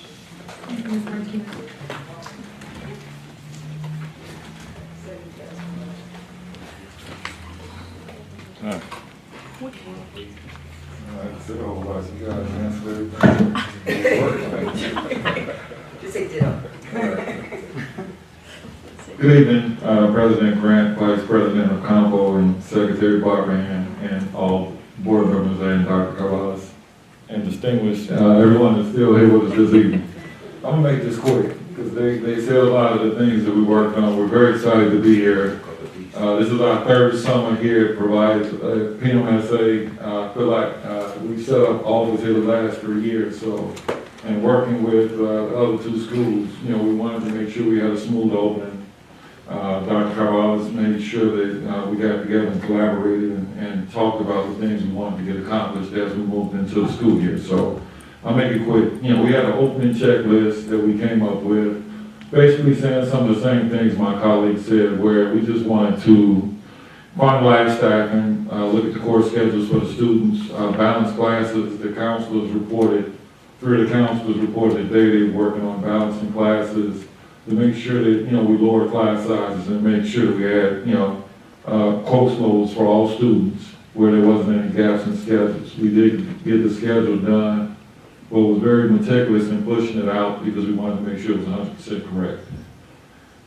We've been doing walkthroughs the last few weeks in our schools to see where the schools were, to check our readiness. I had to make a decision about where to do registration. I did a walkthrough last week with LT and our building manager, Al McDonald, and just had to make a decision about whether or not we was going to have registration and orientation here at PMSA, where I knew PMSA was going this week, or did I want to take a chance on the wire not being, connected properly and trying to do registration and orientation down there on the 28th, 29th, and 30th and having a problem. So we worked it out where we could stay here and work through a lot of those things and get the building open and up and not have any glitches or hitches in it. So as we do the walkthroughs this week and next week, we're going to check the classroom setup, set up all the offices, return all the furniture, desks, and tables to the classes.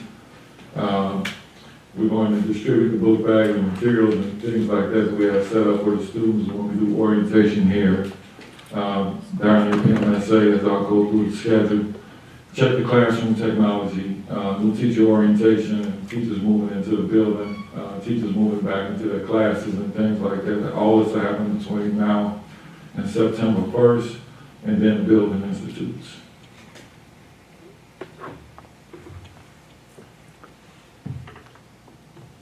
Change the slides. It was compiled together. Yeah, okay, all right.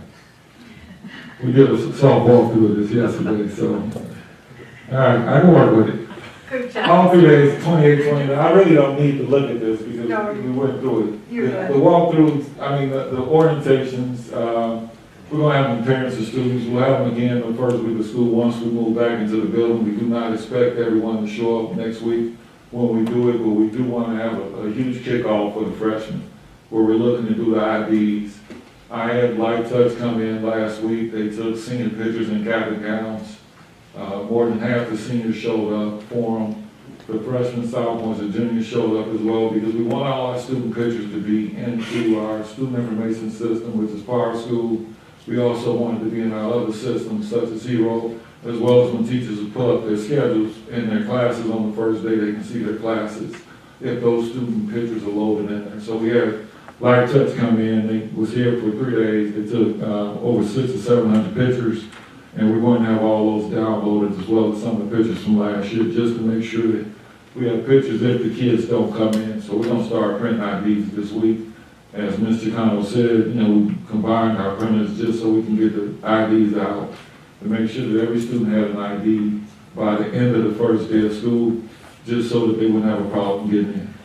We introduced Hero last year, which significantly cut down our traffic in the hallways and kids getting passes to get out of classes. You can track those passes and things like that, so that system is coming back on this year.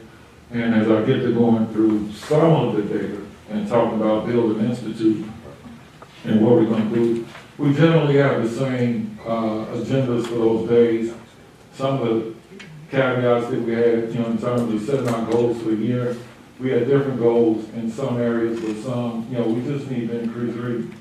Dr. Thomas got up here speaking about tier 2 and tier 3 supports. When we look at Proviso East and Proviso West, we have a higher percentage of students that are tier 2, which means we need a lot more support for those students if we're going to move the schools as we intend to do.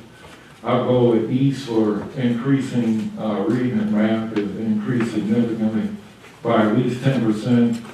Our goal for the 23-24 school year, if we don't meet it this year, is to be commendable. We moved from comprehensive to targeted last year. We set a goal last year for this, this school year to just ended to be commendable. We do expect to be very close.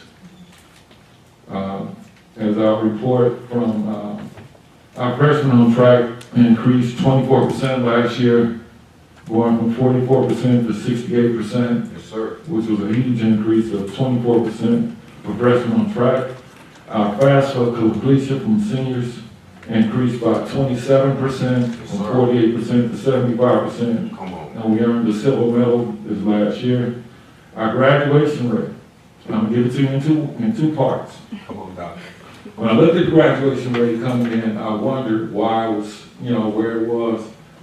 I know that last year we graduated 95% of the seniors. What I did not take into account last year was the students that transferred out prior to the pandemic and things like that. So you have to exit the kids correctly as I'm going to take you guys through when I give you guys these numbers. This year we graduated 97% of the seniors. Right now our graduation rate, we spent the summer cleaning up data. We called 400 families, just really asking where those kids were so that we can exit them in ISB. We exit them in Power School. We then exit them in ISB so they were sitting in our denominator. I lost my voice, I've been yelling all day. Yeah, so I'm fine. I'll be fine. So graduation rate right now is 83%. We're still cleaning it up. We do expect another push to try to get to 85%. I've been working with Alex and Derek, and we're calling the kids. And last year we worked up until August 31st, cleaning kids and getting them to graduate. It's the same thing this year, just bringing kids in, communicating. The phone calls all summer worked with, we had kids that was out of school. We cleaned up our 6-year, 5-year cohort too. So the 4-year cohort went to 83%. The 5-year cohort went from 74% last year to 83.8% this year. And so we're really still cleaning up those numbers. Our freshman on track goal for this year, this coming year for 23-24 is 80%. We're just going to try to get the kids there. I don't know how much the 50% rule factored into it. I do know that the supports that we set up and the drop that we had. And discipline really helped keep those kids on track this last year. We were as high as 73%, we ended at 68%, which was still that huge increase that we had. Our 5 essentials goal for this school year is to move some of our indicators from weak to strong. We wanted to focus on collaborative teachers, as well as increasing supports for the school environment, really making sure we support all of our kids, not just our, EL or diverse learners, which, I've been on Fleming and when Ernesto was here, it was like, we'll move the commendable if we move those subgroups. That is the only thing that can hold us, from not getting the commendable. We do have the support set up. I've been working hard with one of our teachers that really helped us with the EL kids this year, as well as some of the other teachers. And so a lot of the teachers that I called this summer and had conversations with are very eager to step up and support our students, just so we can give them a platform where they can be successful and get the supports that they need. And so every teacher that I called, if it hasn't been introduced by Bryce and Pavoni with the 6 assignments, just making sure we provide the supports to the kids. We're really looking forward to really moving to commendable. I think that the school needs it. I think that the teachers need it because we've been working hard. And, I always listen to a lot. It's very rare that I come up here and speak. I've been principal 24 years.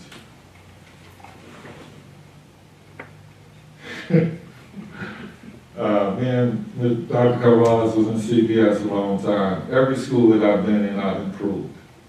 And I was asked why I came here.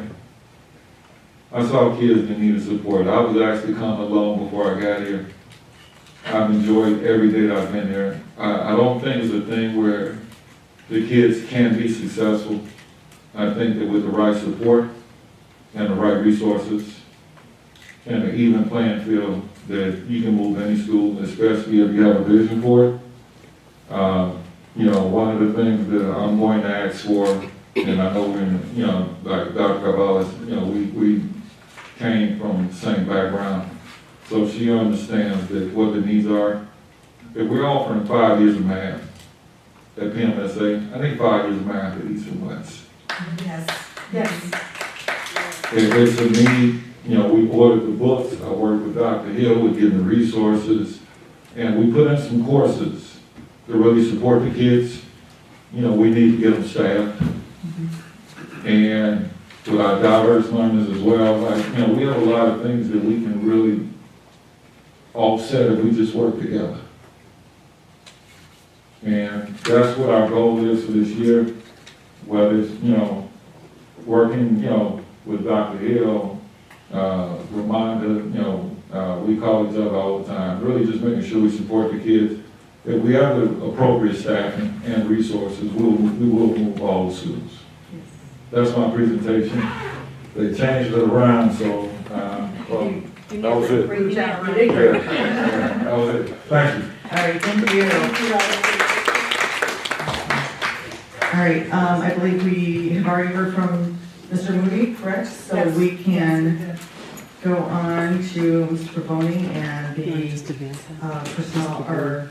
personnel count.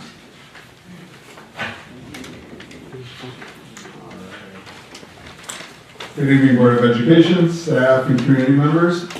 Just wanted to start again with a quick update of our employee count. Right now we have 4 individuals that are on the board pending consideration tonight. So that should hopefully, that 21 vacancies, hopefully we'll be down to about 17 or 18 after this evening. So for as many people as we're trying to onboard, we're still getting a little trickling of some resignations as well. That's why that number is staying a little stable right now. One thing I do want to state though is that I am considering the utilization for some of our special education vacancies, looking at some outsourcing, but even agency staffing is down right now, and they can even fill the number of vacancies that are being requested by school districts. That would obviously just be a temporary solution until we fill them with our own individuals, but it's just another direction that we might have to look at if we have a lot of vacancies in that area, in that specific area. This kind of, the next two slides will go in relation to what Dr. Carvelis was presenting about our proposed staffing plan for your consideration. And some things that HR would like to do is that after doing an analysis of substitutes in our district, that we only have about 49 active subs. And in a district our size, that is very small. Active in frontline means that they could have only accepted 2 positions during the entire school year. So it doesn't mean that they are working every single day, daily, even a couple of days a week, because right now with these positions, individuals are going to school districts that are paying larger sums of money. So one consideration that I have this evening for the board to consider is that I would like to increase our daily substitute rate from $125 to $160 a day. I think that would definitely make us much more competitive in this area, and that would actually help our buildings, instead of our building leaders going to our teachers to fill those vacancies. That'll allow teachers more time to collaborating with staff, meeting with students, reaching out to families. So I think this would be something really good for our district. I want us to be a district, a destination district for individuals. I don't want people to glance over Proviso. I want them to consider us and stay with us. And another consideration is to increase the long-term substitute rate from $180 to $220 a day. It's not going to put us at the top, but it's going to definitely make us much more comparable. We're going to be in the middle, possibly upper middle for some of the surrounding areas, which I think would be another benefit to our district. These are our long-term rate is for when we have individuals in a position for at least 20 days or more. This can be due to any type of leave situation that we might be encountering at our buildings. But again, I do feel that this is going to make us much more competitive, and individuals will definitely start to look at Proviso for these long-term positions as well.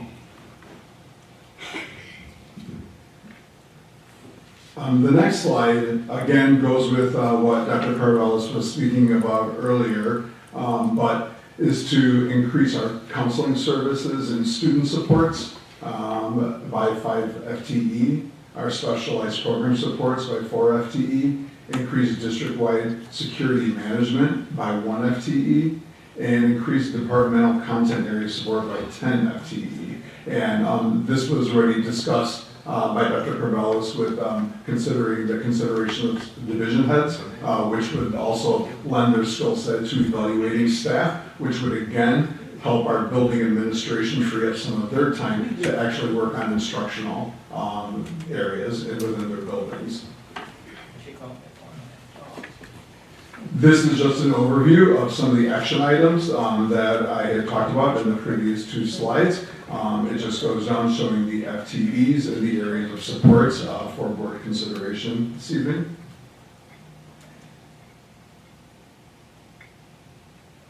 And if there are any questions. So, yeah, really quick. So these are things that we're thinking about right now, because I don't see like an action item that corresponds for these. Or is there? There should be action item language on there. Which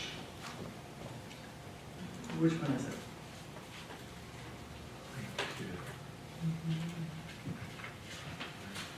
You know what, if it is not, I apologize if it's not listed on there. It should have been listed on there with the action item for the approval of the SEIU contract, but that did not seem to make it on here. So I will have to put that on the next board agenda. Okay. Okay. Thank you. All right. Any other questions? If not, we will hear from Perkins and Bloom. Yes. Yeah. Mr. Taylor with the, there you are. Good job. Good evening, President Grant, Vice President Ocampo, Secretary Barbahan, board members, Dr. Carvelis, community, and co-workers. Tonight, we have 209 slides for you, but we promise to get you them pretty quick. We're going to get started with Perkins and Will first. Bill Bain will come second, facility, security, and transportation.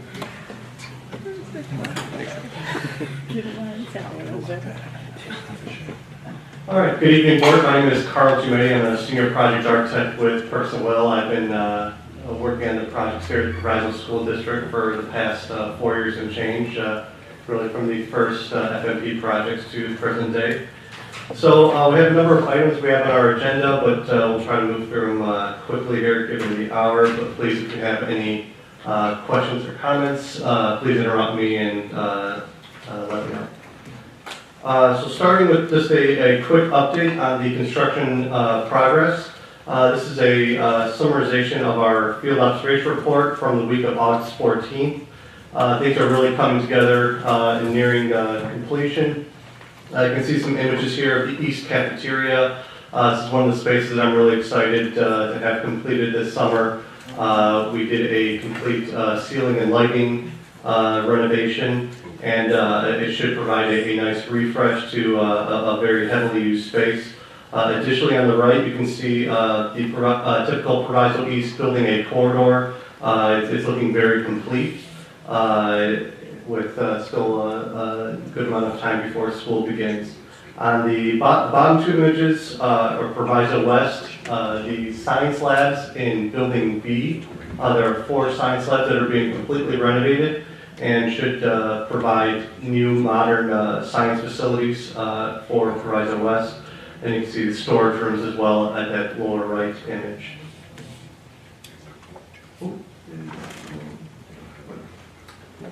Good evening. Mike Olfer, Senior Project Architect for Perkins as well. Great to be here again talking to you about all of the work that we've been doing out on at all 3 schools here. I'm going to go through a couple specific items here, talking about some structural investigations that have come from some observations on site at Proviso East specifically. So there were a couple instances during the construction where the team at Gilbane uncovered some conditions that needed to have some further investigation done by the architect and the structural engineer.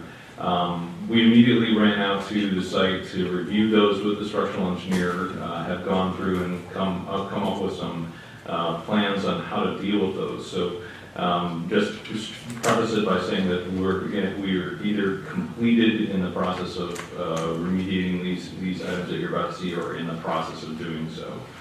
So in areas of investigation include some of the courtyard stairs, as well as some other areas that were uncovered as the permanently affixed ceilings were removed from areas of the building that uncovered some conditions that are due to the age of the building, sort of needed to have some work done to them. So at the stair to door 27, which is in the upper gym in the south side of the building, it was noted by the construction team who was using this stair on an active basis to bring materials and personnel into that construction zone, that there were some concerns with the condition of that stair. As I said, we went out with the structural engineer to review that stair condition, made some notes on there, as well as ordered that the stair be immediately closed due to the observations out there. The stair has subsequently been demolished, and we're working on a plan for a temporary egress condition, as well as a permanent stair that will be installed at a later date. This is all, this is a relatively old stair that's been exposed to the condition during the entire time, so it's not unwarranted that it would have some of these structural issues that would come along with these as well. So also as the ceilings were removed for some of the renovation projects during the summer, some of the structural concrete for the floor slabs, as well as the roof areas, were noted to have some cracks in them by the construction team. Structural engineer, as well as the architects, were out there to review those immediately, went back, did our research into those areas, and determined that those were not significant as they look. So a remediation plan was made for those to fill those areas with epoxy so that they would no longer continue to crack. And as well as we're starting to mark out these areas so that observations can be made on an ongoing basis to make sure that there is no continuing degradation of the conditions on site. So as I said, all these areas have been either completed in their remediation or they're in the process of doing so.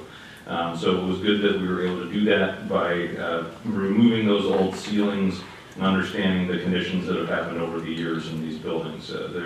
They're consistent with the age of the building and the construction type that was done during this time. So there's a lot of the structural systems for the building are rather robust, and because of the age of the building and the amount of redundancy that has been built into that, so we're able to take advantage of that as well.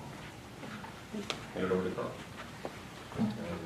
And so we're turning to kind of the overall summer work progress, discussing some items regarding near the end of the project as the buildings are ready for occupancy and completion.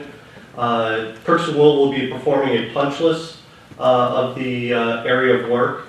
Once we're notified by the construction manager, Gil Bain, that they've achieved substantial completion, the design team, including Perks and Will, our electrical, mechanical, and plumbing engineers, as well as low voltage engineers, will visit the site and do a complete walkthrough of the work and prepare a punch list of items that the contractors need to be completed. We'll also just talk with LT and his staff for any other items that need to be completed for the summer work. Additionally, we will be walking the facility with the Regional Office of Education. In fact, I believe we'll be doing this tomorrow morning. There are a number of ongoing projects that will be ready for their inspection and approval for occupancy. We'll be filing the paperwork with the ROE. There'll be some signatures that we'll coordinate through LT to obtain, and we expect to have occupancy for the entire, for both Proviso East and West very shortly after the walk with the Regional Office of Education. Additionally, we'll be doing some warranty walks at the same time. This represents a nearing of the 12-month contractor correction period at the end for last summer's work.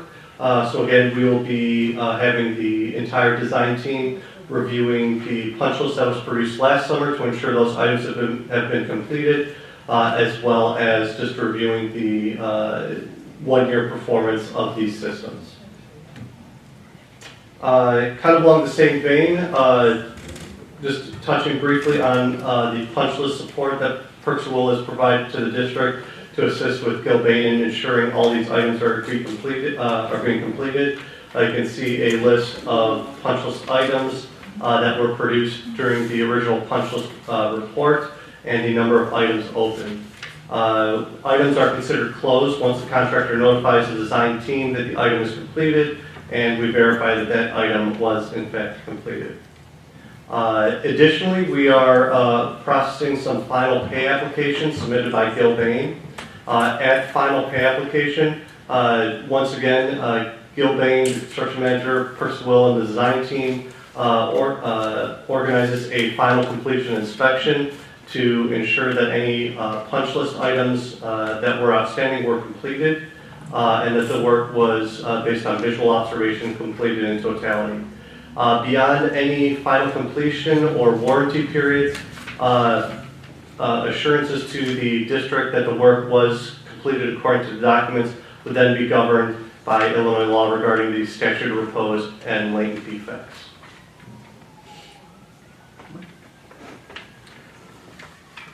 Another brief update on some of the conditions out at Proviso West. As you're well aware, there are some soils piles that came from previous year's work out at West that are continuing to. We're working with the district on how to deal with these either on or off site. So we're going through investigations with our civil engineer to do so. Those soils have been currently piled up on the south edge of the site. And we're currently, as I said, working with the civil engineer to identify potential locations on site that those could be either burned or dealt with in another way, so that they can remain there, as well as what the cost of that is versus having those disposed of off-site. As necessary, we'll work with the Village of Hinsdale, the ROE, and the MWRD to identify any permitting that's required for that as well. Hillside. I'm sorry. Did I say Hinsdale? You did. It might be a little late. Any town that begins with H. With an H. Yeah. And our last item here, we had hoped to have an additional presenter with us. Percival had a PMSA student, graduate I should say, intern at our office this past summer. Her name was Karina Villarreal, and she did give a presentation at the facilities committee meeting, but unfortunately she wasn't able to join us. Fortunately, it's because she had already started her year at Notre Dame studying architecture. So I had the pleasure of sitting next to Karina this summer, and like I said, these are just a couple of slides that she presented, just briefly talking about some of the activities that she was able to participate in. We had her join all our daily team meetings. She helped with construction administration of the summer projects right here at Proviso Township High Schools, as well as she gained experience with various softwares that are used in our industry, and the basics of construction administration, like preparing field observation reports. Additionally, she was able to join us on sidewalks and owner-architect contractor meetings, weekly meetings. So she was able to walk with the entire design and construction team and learn the process of how construction projects happen. As well as she was able to gain some exposure to some pretty cutting-edge activities. She participated in a lot of Matterport scanning, which is a three-dimensional scanning that Perks and Will often performs at some of the buildings that we do work in. We have a pretty exciting internship program series with design competitions where she can network with not only the folks that work at Perks and Will on a full-time basis, but as well as other interns from around the country. So, like I said, it was a real pleasure having her, and we're thrilled to continue the second summer of the Perks and Will summer internship with Proviso. So I think that concludes our presentation. Are there any questions that Mike or I can answer for you? Thank you very much. Thank you. So Gilbane is up next, but I do want to mention one thing that Dr. Corvallis has tasked us with is to work with Gilbane for the summer construction for 23-24 summer, to work on the schedule to see what type of positive impact we can provide to move the school year up for next year. So I will be having meetings with Gilbane on the construction side to see what we can do with moving the construction up. And we're hoping it'll be at a reduced cost or no cost.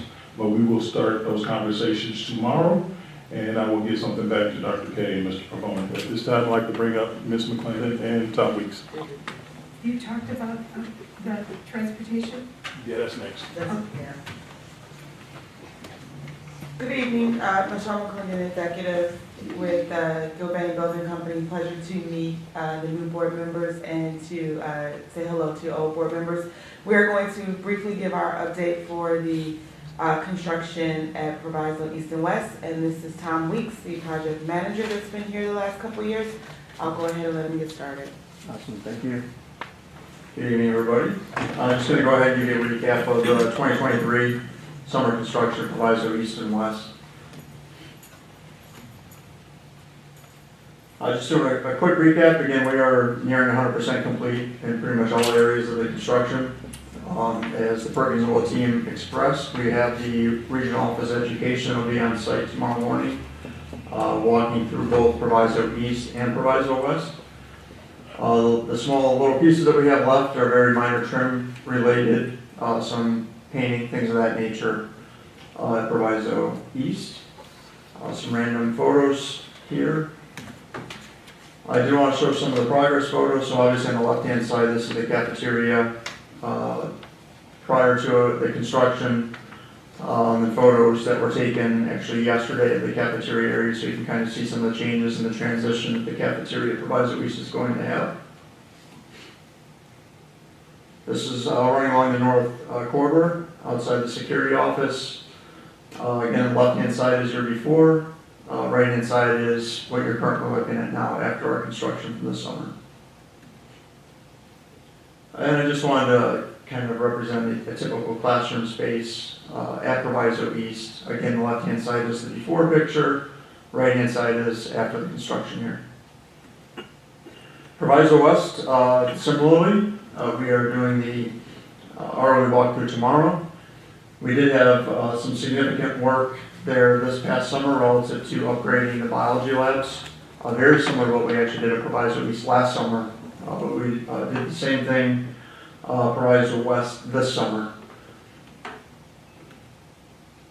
And it's an example right now of those bio labs. On the left-hand side again was the before photo, and on the right-hand side is the after. Again, we still have some floor protection in there, but that's pretty much what those spaces are going to look like. Additionally, we did some modifications of the north corridor B wing. Again, left side is before, right side is after. And again, this picture was taken yesterday, and today I can tell you all that ceiling tile is actually in place. Some of the outstanding items, wireless access points, voice data jacks, those items are being remedied as we speak. By the early part of next week, those will all be finalized. We did have some items that have been delayed delivery-wise. One of them was the fabric duct that's getting installed at the upper gym.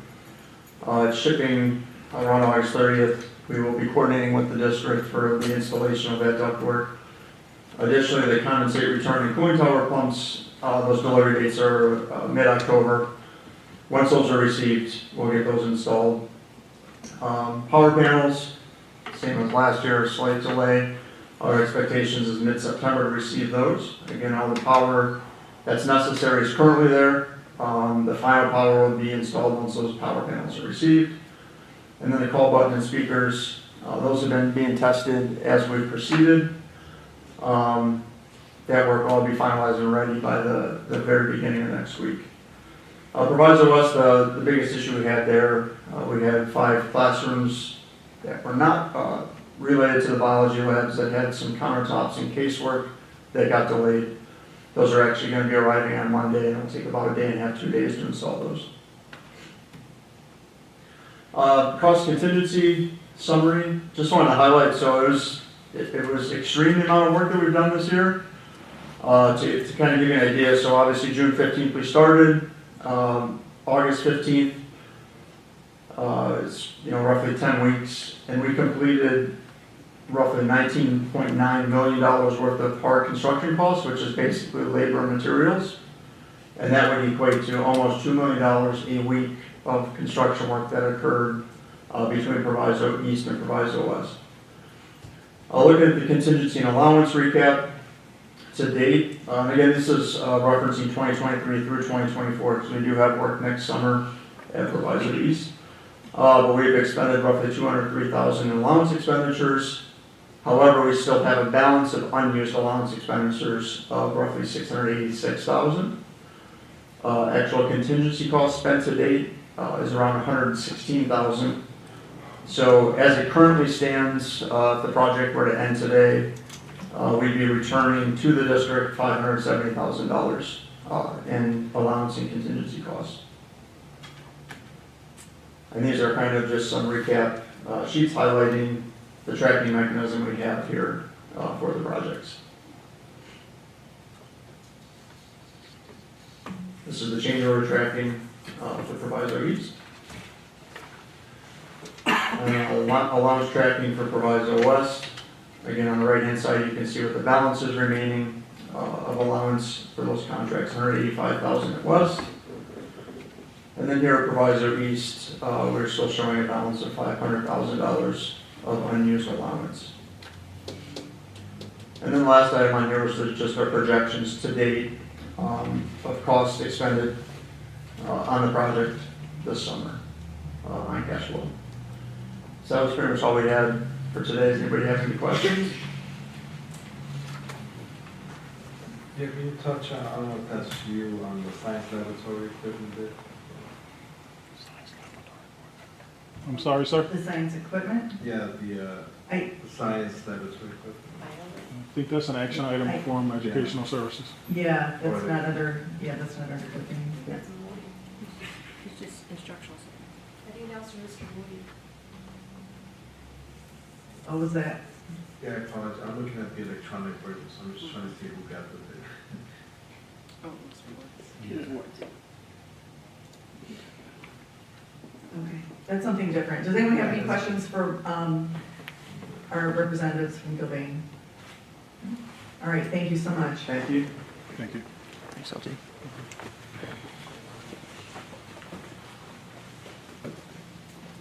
So moving on to operations to ensure that we open schools safely and pass all of our health and life safety reports.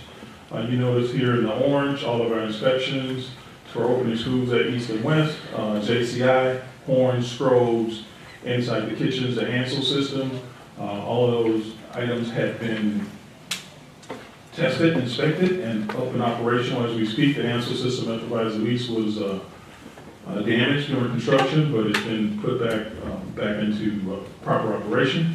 The water filling stations will receive new filtration devices to ensure that we have clean water for consumption prior to day number 1 of school starting.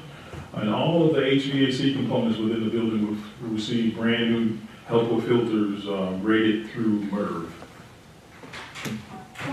Over at Proviso East, this is just some beautification work that the custodial staff is doing, cleaning the field house over at Proviso East High School, stripping the floors, waxing the floors, to ensure that we can hit the ground running when school starts for PD. Also over at Proviso East, we're painting classrooms, over on the middle floor, around room 168, and continuing down the hallway towards room 154. Also over at Proviso East, we hired a daily tree service out of Forest Park to cut down a few dead trees over at Proviso East High School. This is on the south side of the building, right on First Avenue in Madison. This work will be ongoing because we do have a lot of vegetation that we need to get rid of before it gets cold. Moving on to Proviso East, we did an evaluation of the feed water tank over at Proviso West High School, and once the jacket was removed, we noticed that there was extreme pitting. You see in the picture in the middle, that's in the inside portion of the tank. You see the 4 supply valves going to the boilers on the bottom left. And this is a close-up shot here, identifying a hole all the way through the tank, and then all of this area here has just been completely rusted out. Winter is about 8 weeks away. We do not have time to do a complete scope. We plan to put in the same size tank, and we are actively getting quotes now. This work will be in the magnitude of about $40,000 to $45,000. Also over at Proviso West, the control unit for the kitchen, RTU, I'm sorry, for the kitchen at Proviso West was found to be defective. We ordered a control device, installed the control device, test and balance the unit, and put it back into proper operation. Also in the corridor commons area near the security office and E111, the boardroom, beautification painting. We started to remove some of the tan paint to bring in a platinum color. We believe the platinum color gives more light and it is more resistant to oils. Also over at Proviso West High School, we're replacing ceiling tiles throughout the corridors, the hallways, stairwells, and the bathrooms. Moving on to PMSA. Over at PMSA and also over at Proviso East, we have backflow preventer testing completed by Calumet City Plumbing. That test will be pushed on to the Village of Forest Park, so it's there for their records to ensure that we are not contaminating the domestic cold water supply that feed residential and commercial spaces throughout the Village of Forest Park. This picture here showcased the grounds team actively doing a great job taking down dead trees on the far right. On the far left, you see the picture where the tree is gone. This beautification will continue throughout the rest of the summer and the fall. Also over at Proviso Math and Science Academy, for some reason there's a lot of orange here. We've taken that orange down. We've put in a lot of purple, and we're also putting in a lot of platinum. We're going to be boilerplating the color platinum through the district to remove some of our old stock and the additional colors within our stock. It is ridiculous the amount of colors that we have, and we want to try to boilerplate it with similar colors that could work at East, West, and Math and Science Academy, so that's why we're using that color palette. Action item for your consideration tonight is for security training. This training will happen on August 25th if approved. Click did contact us via email to give us a heads up that security needs to be trained. And the levels here is legal knowledge, use of force policy, de-escalation, and conflict resolution. This training will consist of 2 hours online, 8 hours in person, and the action item include $4,249 for an additional security professional to be trained to do in-house training. So we will not have to hire CPI again year after year after year. We will have a certified in-house trainer. Mr. Robinson, who is the security manager at West, he is certified, but he is not in the district. He's out sick. But just a few snapshots of what security looks like over the last 9-10 months or so. Uniforms, we ordered uniforms to replenish the uniforms for the security staff. This work started on July 19th. Roughly 29 employees have received their uniforms, awaiting on the remaining employees to land in the district so we can get them their new uniforms. District student IDs, we have over 12,000 of them in stock. We're fully prepared to get students their IDs on the first day of school and all through registration dates. District staff IDs, we have 500 in stock. Additional printers were ordered for each school. We do have a backup printer at each school now at East, West, and Math and Science Academy. The AED machines were serviced by Cardiac Science. These machines are roughly 10 to 12 years old. It is time to start cycling these machines out. The plan is to start purchasing 5 to 6 machines per quarter. So we have an elevated cost instead of spiking our budgets to ensure that we get all of these items replaced before the end of the school year. Again, CPI training is scheduled for the 25th. This is no doubt pending approval by the board tonight. Also, the security team has been tasked with creating a schedule for lunches and breaks to ensure that everyone's taking their breaks and their lunches on a timely manner. And just to have a snapshot of who should be where if the building principal should ask. This work is ongoing. We do have a few employees that's going to transition out, but we plan to hire a few more for recommendation in the next 2 weeks at the next board meeting. We will have standing weekly meetings with our building leadership to ensure that building leadership express their concerns around security, and also security staff will be doing the same thing through the building lead. Those meetings will be put on Microsoft Teams at the date and time that the building principal can make it, or his or her designee can make it. Employee count related to security staff at East is 18. Over at West, it is 22. Math and Science Academy, it is 9. These are healthy numbers, but these numbers are not completely in the totality of the allocation for the security staff. We will be interviewing next week and try to bring on a few more people to help our security team out. Police liaison over at Proviso West is Mr. Dominguez with the Hillside Police Department. Over at Proviso East, Officer Patterson is from Maywood, and Officer Jones is from Cook County.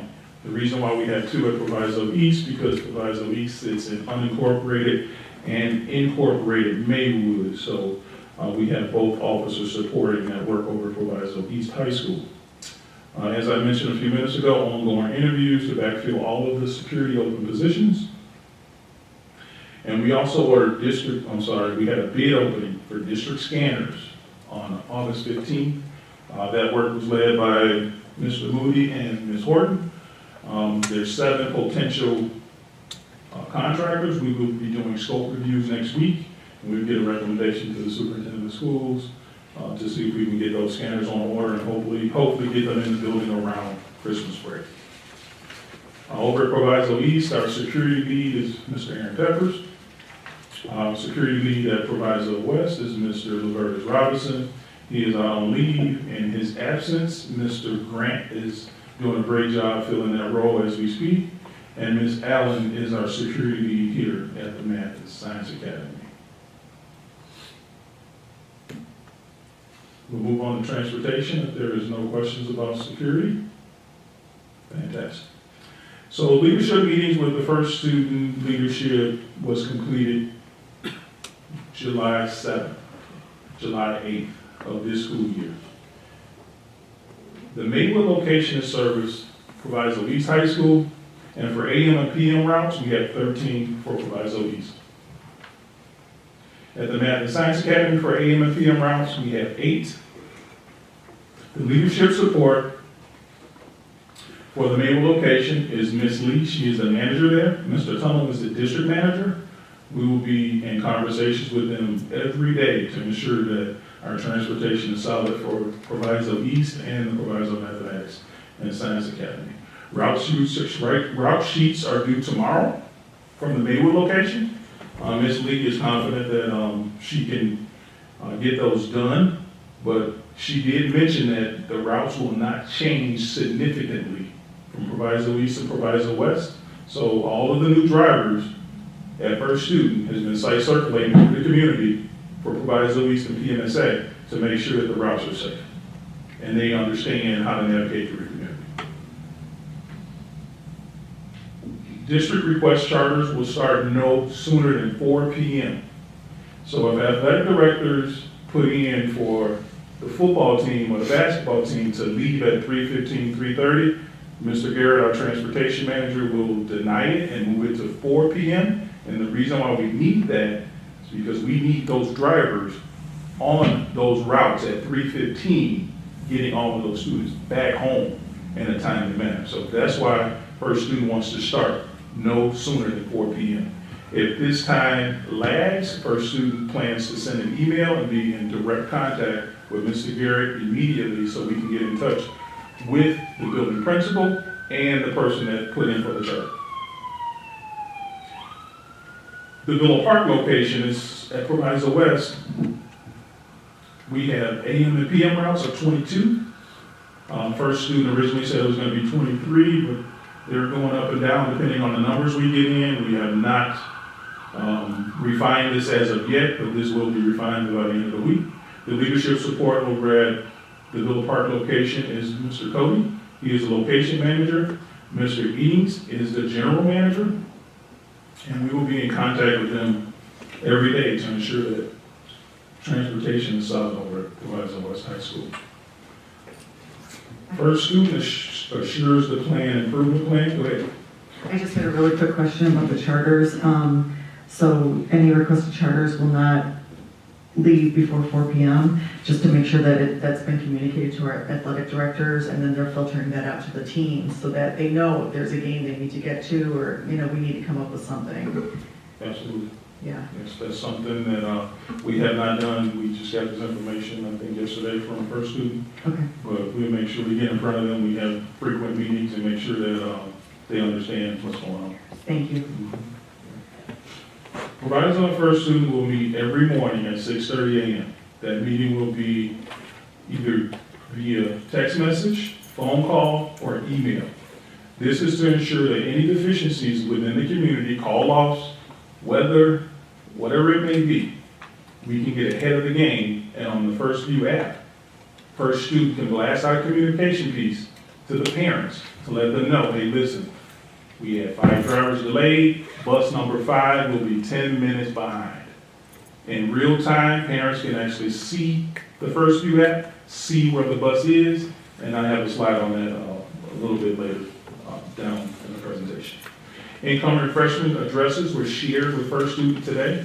Thank you, Dr. Katie, for getting in there and grabbing all the feeder schools to make sure all that information was compiled. We did have some addresses that was duplicated, but Mr. Garrett is working with First Student to make sure that is being filtered out. He has a meeting tomorrow with First Student to make sure that all of those numbers in Power School is correct, to make sure we get proper routing for our students. Transportation mileage reimbursement was submitted to ISB last week. Mr. Garrett and Mr. Moody and Dr. Carvalho's got together to tag team this work.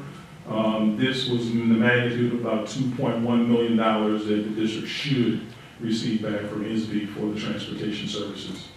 Monthly invoices for Proviso. We will have monthly meetings with the managers to make sure we go over the invoices.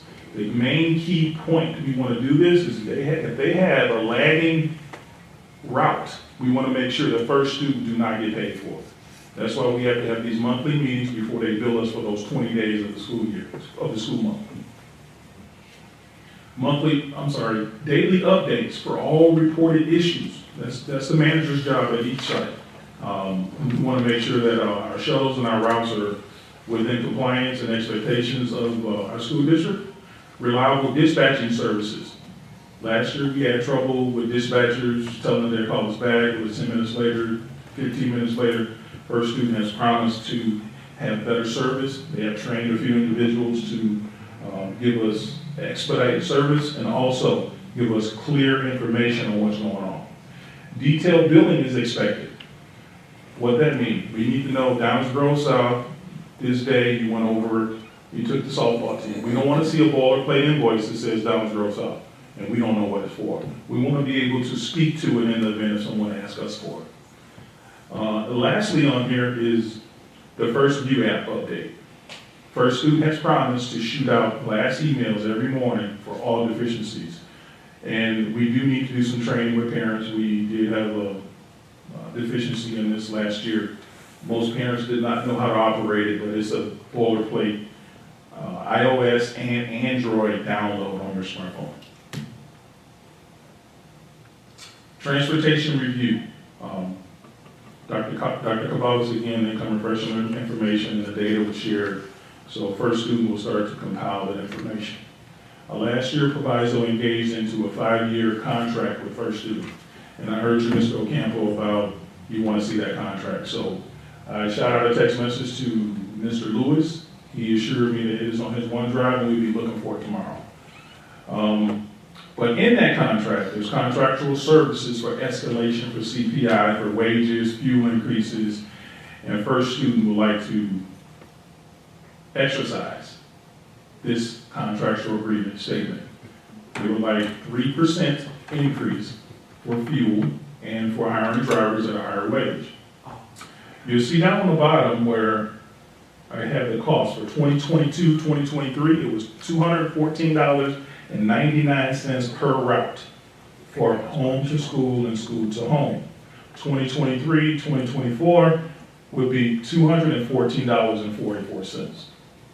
This is not an astronomical cost, but if we want First Student to do the work and hire drivers at a higher wage, we do need to be reasonable.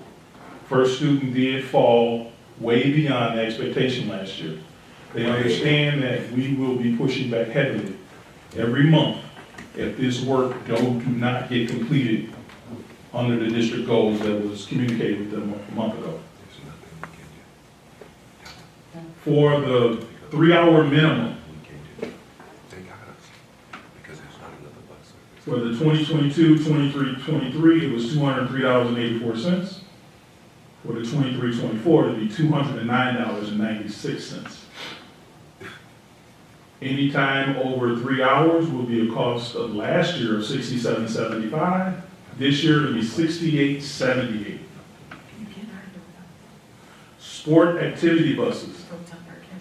This is buses that pick up our scholars at 6 to 6:30 in the evening. Whatever time the principals deem necessary, and we get that information to First Student. Over at Proviso East and Proviso West, last year was $141.03. This year it will be $145.26. For PMSA, last year it was $347.87. This year it'll be $357.31. I know this PMSA jumps off the page, so let me explain. PMSA students, entire Proviso community. From Forest Park, all the way to North Lake, Westchester to Merrill's Park. That's why that cost is extra. So to reduce this cost. The plan is to make sure that those scholars are at Proviso East and Proviso West, and they leave from those campuses, so that we do not incur this price. I just wanted to share this with you, because it's important that, we do what we gotta do to save as much money as we can. Any questions about the transportation review? Any questions? Okay. So on the district website, West. around transportation, That's what it was. the blue indicate Proviso East. It will have a late morning start and a regular start. Parents can go on pths209.org, click on transportation, and this information will pop up. They can put the student identification number in there, and it will tell them the bus route and the pickup time, and actually going back home as well. That's for East, West, and the National Science Academy. Also, right below that information is Mr. Garrett's phone number and email, and mine as well. We get to these parents as soon as we can, and in my opinion, they get very great service. But we will strive to make sure the first student is doing their part. This is the first True app. I won't spend a lot of time on this. I just spoke about it. You can download it on your Apple device and or your Google Play device. It talks about the setup. Number 3, it talks about the follow-up and steps, adding in your student ID number, putting in your address, set notifications, set up times and distances. So if you would like to know 2-mile distances from your student pickup, you can set that in your phone and it will ding you. And obviously there's an Ask for Help section. So parents can click on that Ask for Help section, and they will get an active tutorial with customer service representative. That's all I need. Also, this is just a snapshot of what we just spoke about with the parent support, actually going in and putting your notification devices in, and Dr. K wanted us to go over this in Spanish as well, just in case of someone watching needed the service.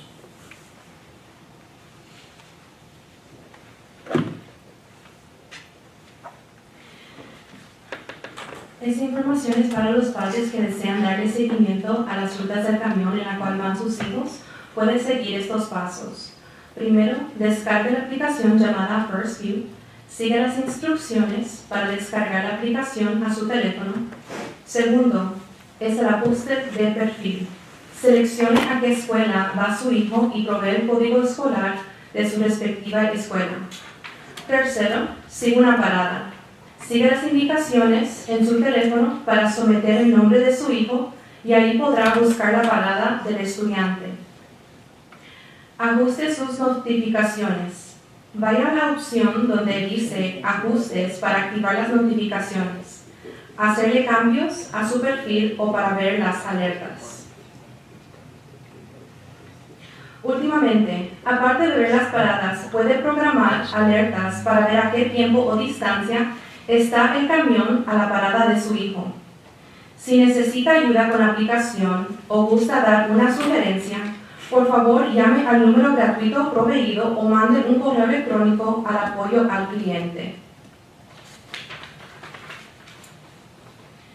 Esta es una idea de cómo la aplicación se debe ver en su teléfono y dónde es que usted puede encontrar las características de las cuales se mencionaron, como las notificaciones y el seguir las paradas del camión. Si tiene alguna pregunta, no duden en llamar al número de apoyo proveído en esta presentación. Muchas gracias.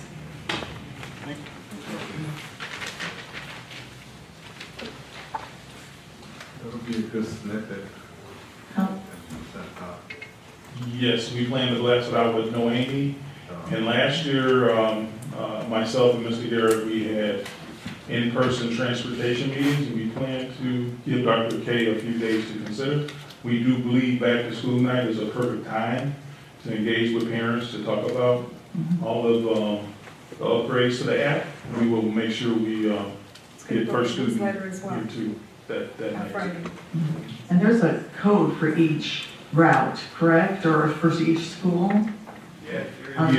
How do we push that out to make sure that each family has the right code for their student? We normally, what we do is we get that information for the first student. If it has not changed, we already have it from last year. We will add it to the communication piece. We normally do these snapshots every week. We make sure Mr. Garrett put it in his report. Okay, fantastic. Thank you. Okay. Any questions about transportation? It would take too long. I'll call you. One thing I might suggest is at the open house nights where the parents come in the beginning of school, maybe first student would like to have a representative there and be recruiting drivers. I know they're always at different events. I see them. Why not come to ours? Why not come to the back to school bash? And they need drivers.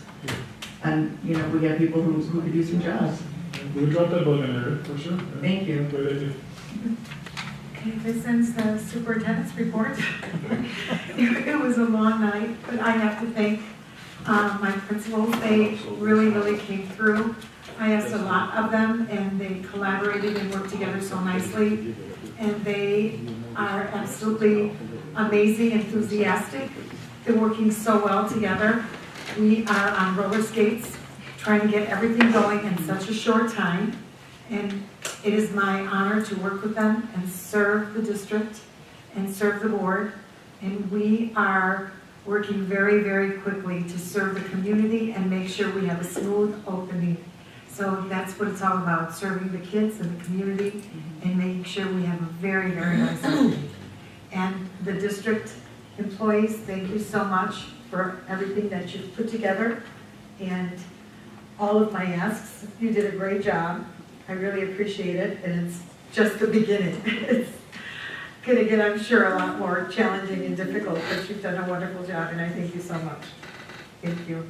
And I appreciate the board for the tasks that you put together and how we're moving forward and the collective efforts of all of you, because it is very challenging for all of us. Thank you. Reports and communications from the board president. For obvious reasons, I'm going to be as brief as possible. I have to say I'm really excited about the school year. I really am. I think it's really evident to everyone who is here and who is watching at home that so much work has gone into this.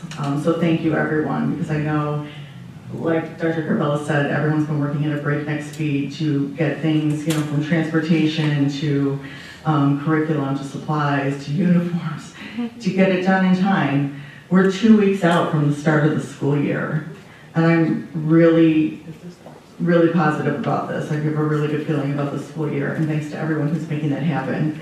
I think Principal Hull hit the nail on the head when he said that our students and our district will succeed when we make sure that they have the supplies and resources, or the supports and resources necessary. And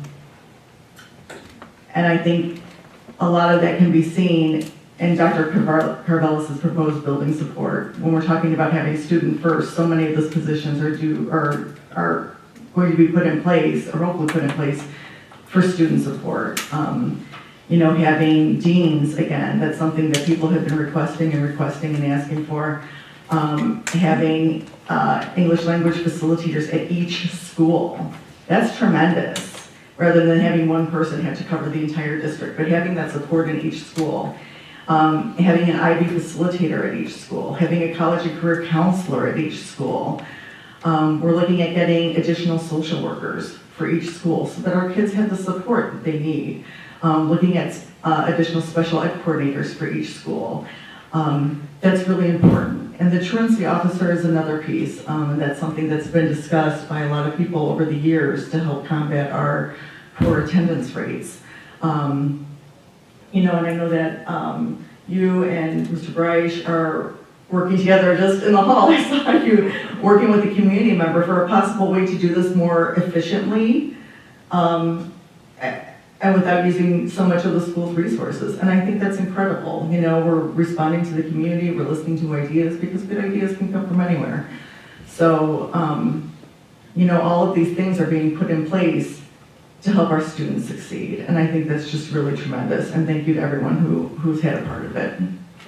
And I have to say, I have to thank the superintendents, Ms. Grant. They came through our all foundation 8 of them schools, from the yeah. foundation schools. Mhm. We didn't have an agreement so that I can get the addresses and the names of the Mhm. foundation schools. And they all came through. They sent me all of the incoming freshmen within 48 hours. And I was able to get all this information and pre-register all the incoming freshmen so that we can get all this information to first student. Right. We didn't have any of that. We had programmed them because the counselors went out, but that's all we had. We didn't have addresses or anything, and we couldn't do anything. We would have had chaos on the first day of school. So it was, I couldn't thank them enough. I couldn't thank them enough. That's wonderful. We are very much looking forward to continued relationships with our foundation school superintendents and staff. And that's something we can look forward to. Also wanted to mention that we're going to make sure that this superintendent's report gets on the website and the board book. There was a lot of information presented tonight, and a lot of it was really tiny information that it might have been hard to see.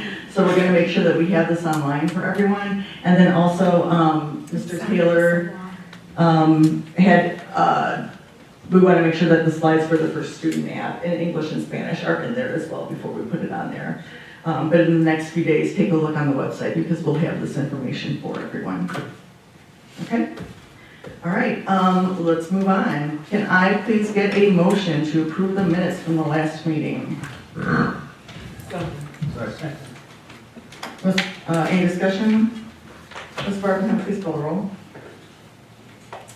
Mr. Alexander? Aye. Mrs. Hickson? Mr. Ocampo? Aye. Ms. Patterson? Aye. Ms. Grant? Aye. Mr. Belfieres? Aye. Ms. Barbahan? Aye. Motion carries. Can I please get a motion to approve the 23-24 District 209 budget and resolution? So moved. Second. Any discussion? Hearing none, please call the roll. Mr. Alexander? Aye. Mrs. Hickson? Mr. Ocampo? Aye. Ms. Patterson? Aye. Ms. Grant? Aye. Mr. Belfieres? Aye. Ms. Barbahan? Aye. Motion carried. Can I please get a motion to approve the PACE budget for fiscal year 24? So moved. Second. Any discussion? Hearing none, please call the roll. Mr. Alexander? Aye. Mrs. Hickson? Aye. Mr. Ocampo? Aye. Ms. Patterson? Aye. Ms. Grant? Aye. Mr. Belfieres? Aye. Ms. Barbahan? Aye. Motion carried. Can I please get a motion to accept the bid for science laboratory equipment? So moved. Second. Any discussion? Hearing none, please call the roll. Mr. Alexander? Aye. Mrs. Hickson? Aye. Mr. Ocampo? Aye. Ms. Patterson? Aye. Ms. Grant? Aye. Mr. Belfieres? Aye. Ms. Barbahan? Aye. Motion carried. I would actually like to make a motion to table this next item, the security CPI training. Can I get a motion to table this? So moved. Second. Thank you. Discussion? Yeah, discussion. Why are we tabling it? I thought at one point the insurance company. Right, so one of the things that Mr. Taylor had mentioned in his presentation is that we do have someone in district who can do this training rather than bringing people outside in. A few years ago, we did spend, I think, between $8,000 and $9,000 to have Mr. Robinson trained. And it's my understanding that he is coming back this week so that he could do the training rather than us flying in people from Milwaukee and paying for their hotels and their per diem. He is certified to train other people. And then, yeah, so that's, my thought was, you know, not to not do the training, but to keep it in-house like we had originally invested the money to do a few years ago. Will he be able to do the training when he comes back? He's coming back 100% or? It's my understanding he has been cleared to come back. Some of this training, as Mr. Taylor had mentioned, would be done online anyways. He can do it online, but he can also do it in person. He can make sure that our entire staff is trained. Before the start of school? Correct. Correct. So that's, his training hasn't expired, because I think they get a CPI card or something now. I asked him. Oh, I really get shit Yeah. down here. Yeah. I think the question was when he was gonna come back. And I think there's been some last minute visits to make sure that he would be able to. And yeah, it does have to be done before school starts, I agree. Does anyone have any other questions or discussion? Okay, if we could save that little bit of money and still accomplish the same thing, I think that's a great idea. Can you please call the roll? Motion to table, Mr. Alexander? Aye. Mrs. Hickson? Aye. Mr. Ocampo? Aye. Ms. Patterson? Aye. Ms. Grant? Aye. Mr. Belterris? Aye. Ms. Barbanen? Aye. Motion carried to table. Thank you. Can I please get a motion to approve the technology purchases for the art classes? So moved. Second. Any discussion? I had one comment, thinking back in May in the bill list, I saw there was a purchase for several cameras, and I think Dr. Henderson had the plan for, I don't know, he's making lots of purchases for camera-on-camera equipment. I'll have to pull it up for you and for review, but I was just wondering, will those be used as well? This is for the Mac lab. These are the computer for the course itself. It's for the art technology classes. Yeah, there are. Yeah, there are DSLR cameras in there, Nikon's D3500s. It's the largest item, one of the largest items in there, around $4,000. Yeah. Can you speak to that? Dr. Carlos, would you like me to speak about Yes, that? please, which one? So we did a complete audit of all 3 buildings with all the art teachers' responses for what they have in their buildings for their art classes and what they need. We aligned them with the curriculum to make sure that those purchases would align with what they're teaching in the classroom. What we found is that there was a lot of inequity across the district. So our aim for this is for all of our art classes to have the equipment that they need across the district. So we're talking about the Mac lab for our digital imaging. We're also talking about digital cameras for our digital photography classes. Okay. So I'm not sure what those other purchases were, but this is specifically for all of our art classes at all 3 of our buildings. Now that we have an 8-period day, there are a lot more students that can take art, and the art teachers are working very hard at all 3 buildings to build their programs to be something that students can start at as early as freshmen, gain some very specific college and career-ready skills to be able to move forward, whether it's an AP Studio Art portfolio or they're prepared to be a graphic artist. So everything on that list is specifically for students in the classroom to align with the art classes. Thank you. You're welcome. Thank you. Any other questions? Hearing none, please call the roll. Mr. Alexander? Aye. Mrs. Hickson? Aye. Mr. Ocampo? Aye. Ms. Patterson? Aye. Ms. Grant? Aye. Mr. Belterris? Aye. Ms. Barbanen? Aye. Motion carried. Can I please get a motion for the Savas My Perspectives grades 9 through 12 ELA textbooks? So moved. Second. Any discussion?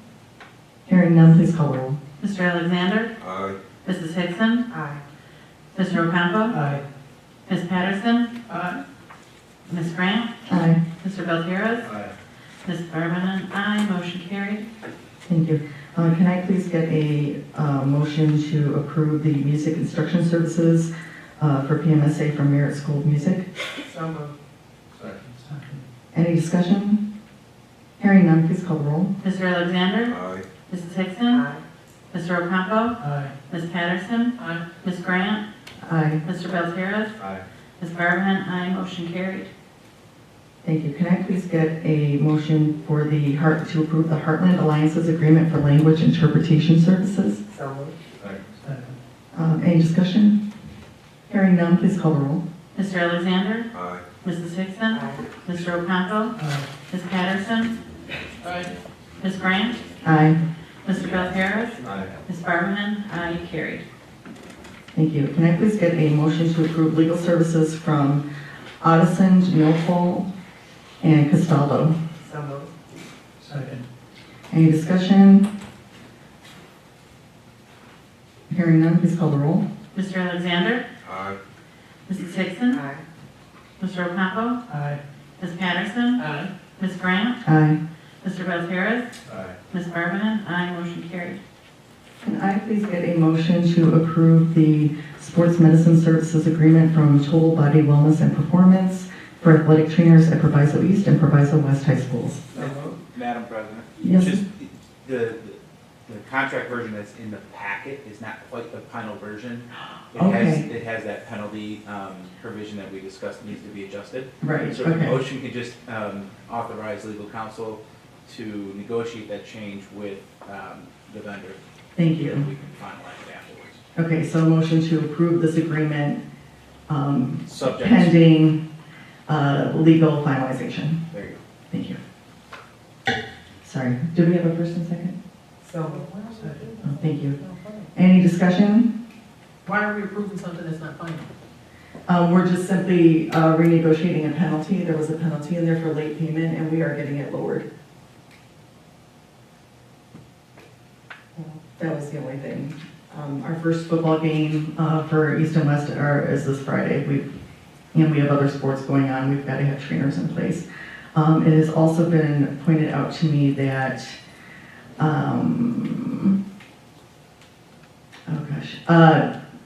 there's been some concern online. This company is not to be confused with Body Wellness. This is Total Body Wellness and Performance. So for anyone looking them up, just make sure that you have the correct name. Okay, thank you. Any other discussion? Hearing none, please call the roll. Mr. Alexander? Aye. Mrs. Hickson? Mr. Ocampo? Aye. Ms. Patterson? Aye. Ms. Grant? Aye. Mr. Belterris? Ms. Barban? Aye. Motion carried. Thank you. Can I please get a motion to approve the course adoption for Japanese language? We have to pull that one. Oh. Yeah, he couldn't get certification. Oh, I'm sorry. Okay. We just were told yesterday. Okay, so we're just gonna pull this. Yeah. Okay, thank you. So that was paid for with a grant, this doesn't mean that you just lose that money that was used for this, Right. right? Right. Interesting. How much was It was about $30,000. $34,000. Can I please get a motion to hire the financial consultant for the district? Second. Any discussion? What is this, Commander? What?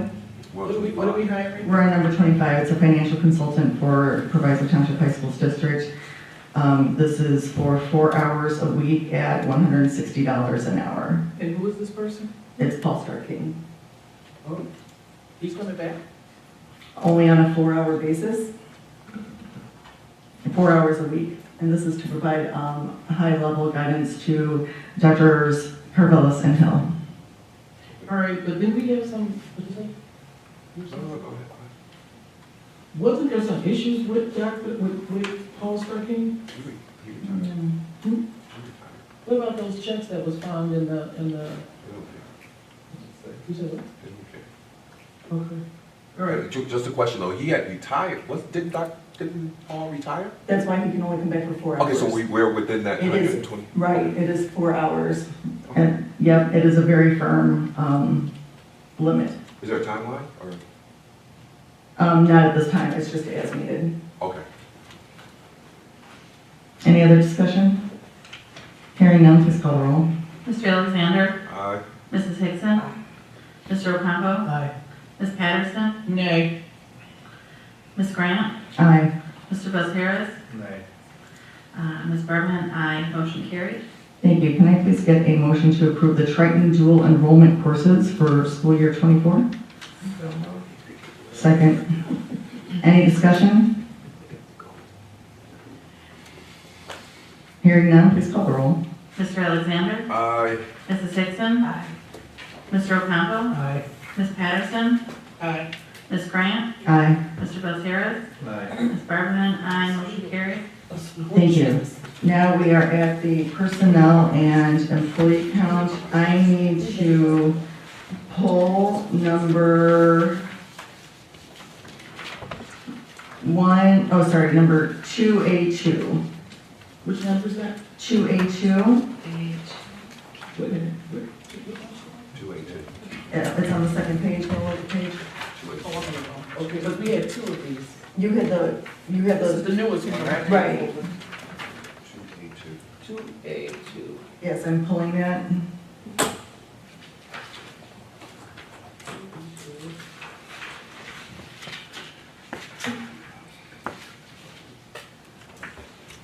All right, anyone else? Yes,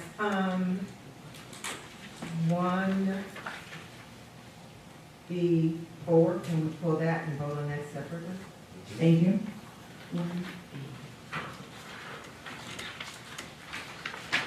Any others? Yeah, 1A1, 1A1, okay. and also 3B1. Okay, That's it. okay. Any others? Yes. 1A2, it looks like, 1A2, you look at, they have 2 twice.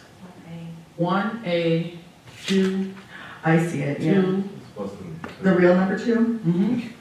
1A, they have 2 twice. Right, but you want the real number? I want them both. Oh, you want them both? That's correct. 1A2 2 and and 2. 2. So 2 and 3? Okay. Well, it should be 2 and 3, but they have 3 and 2 here. 1B, 3. Hold on 1 second. Can you say that one again? 1B, 3. Thank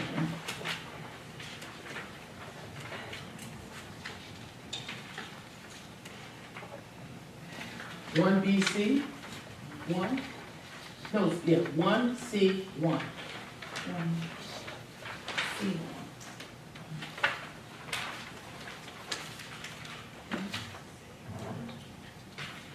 2A, 3.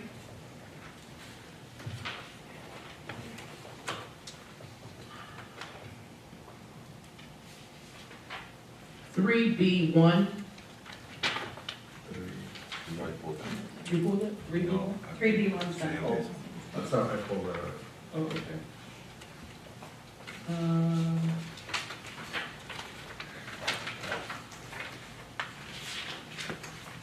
5A7.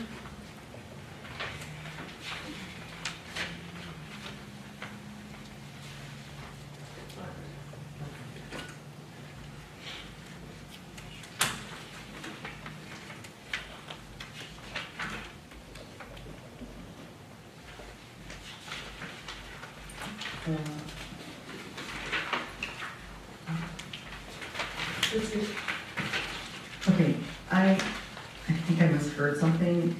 Mr. Valtier's, can you tell me which ones you pulled again? 1A1 3B1.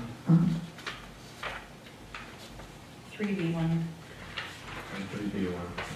3, B1. B1, okay, I got one of them wrong. All right, thank you.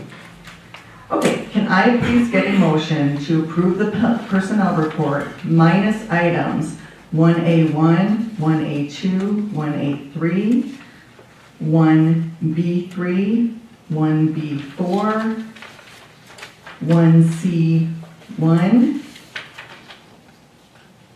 2A2, 2A3, 3B1, and 5A7. Okay, You got it. thank you, okay. Can I get a motion? So. Thank you. Any discussion? The only discussion I wanted to point out was, at the last meeting, we tasked the athletic directors with paring down the staff for the football teams because we didn't have the player numbers to support such large assistant coach numbers. And I received a call from Mr. McGinnis saying that the West assistant football coaches had all gotten together and they decided that rather than to cut anyone, they wanted to share the stipend. Which I applaud them for doing it. I think it was a very creative solution, which is something that we definitely need. And obviously I'm biased towards the Panthers a little bit when it comes to football.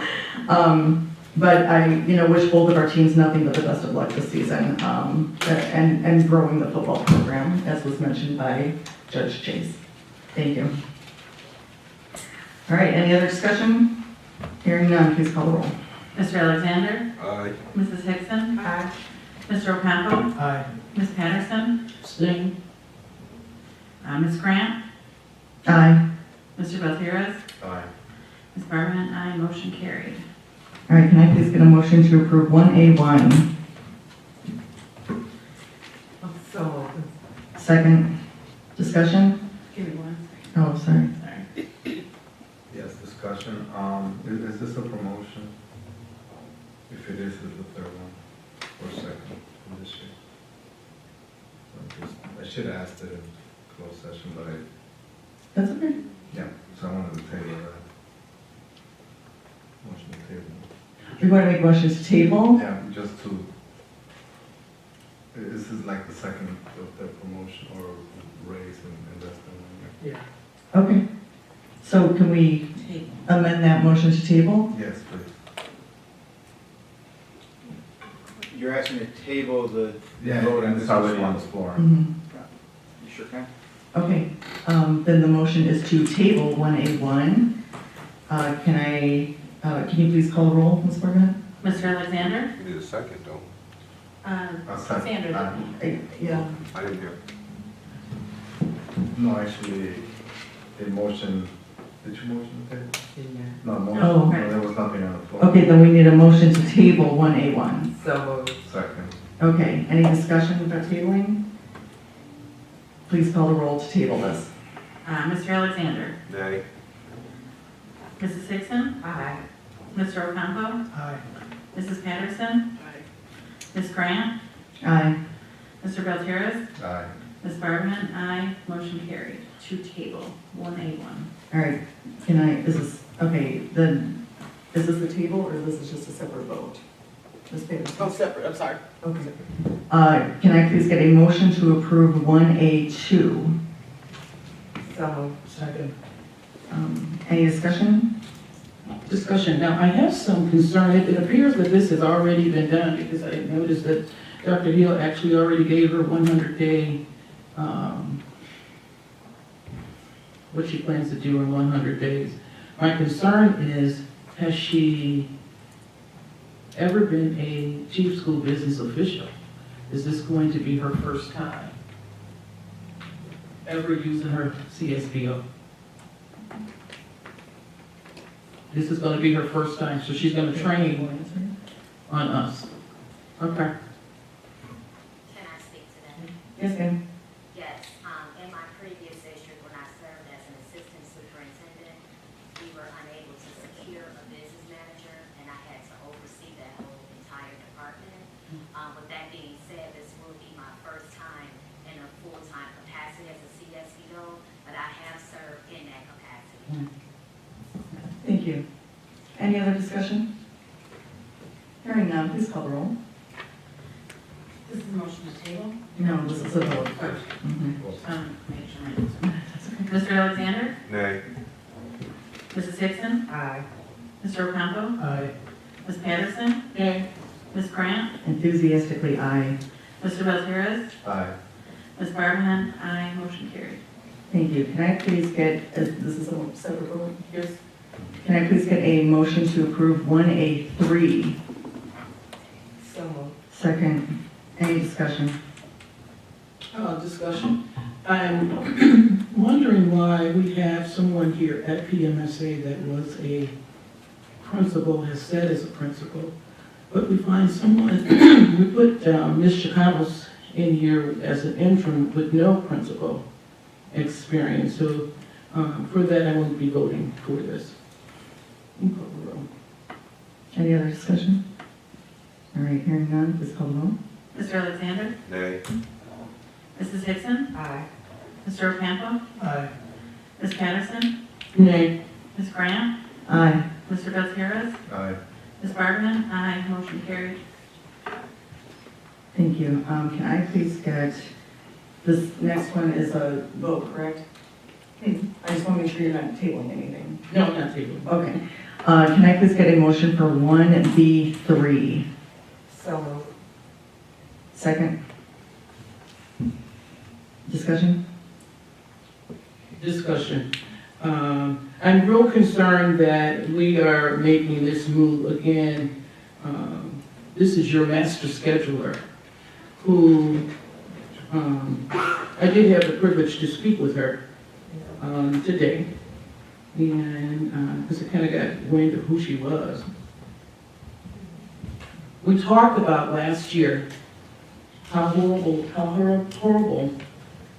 the start of school was, and how kids didn't have schedules, and how things was just so bad.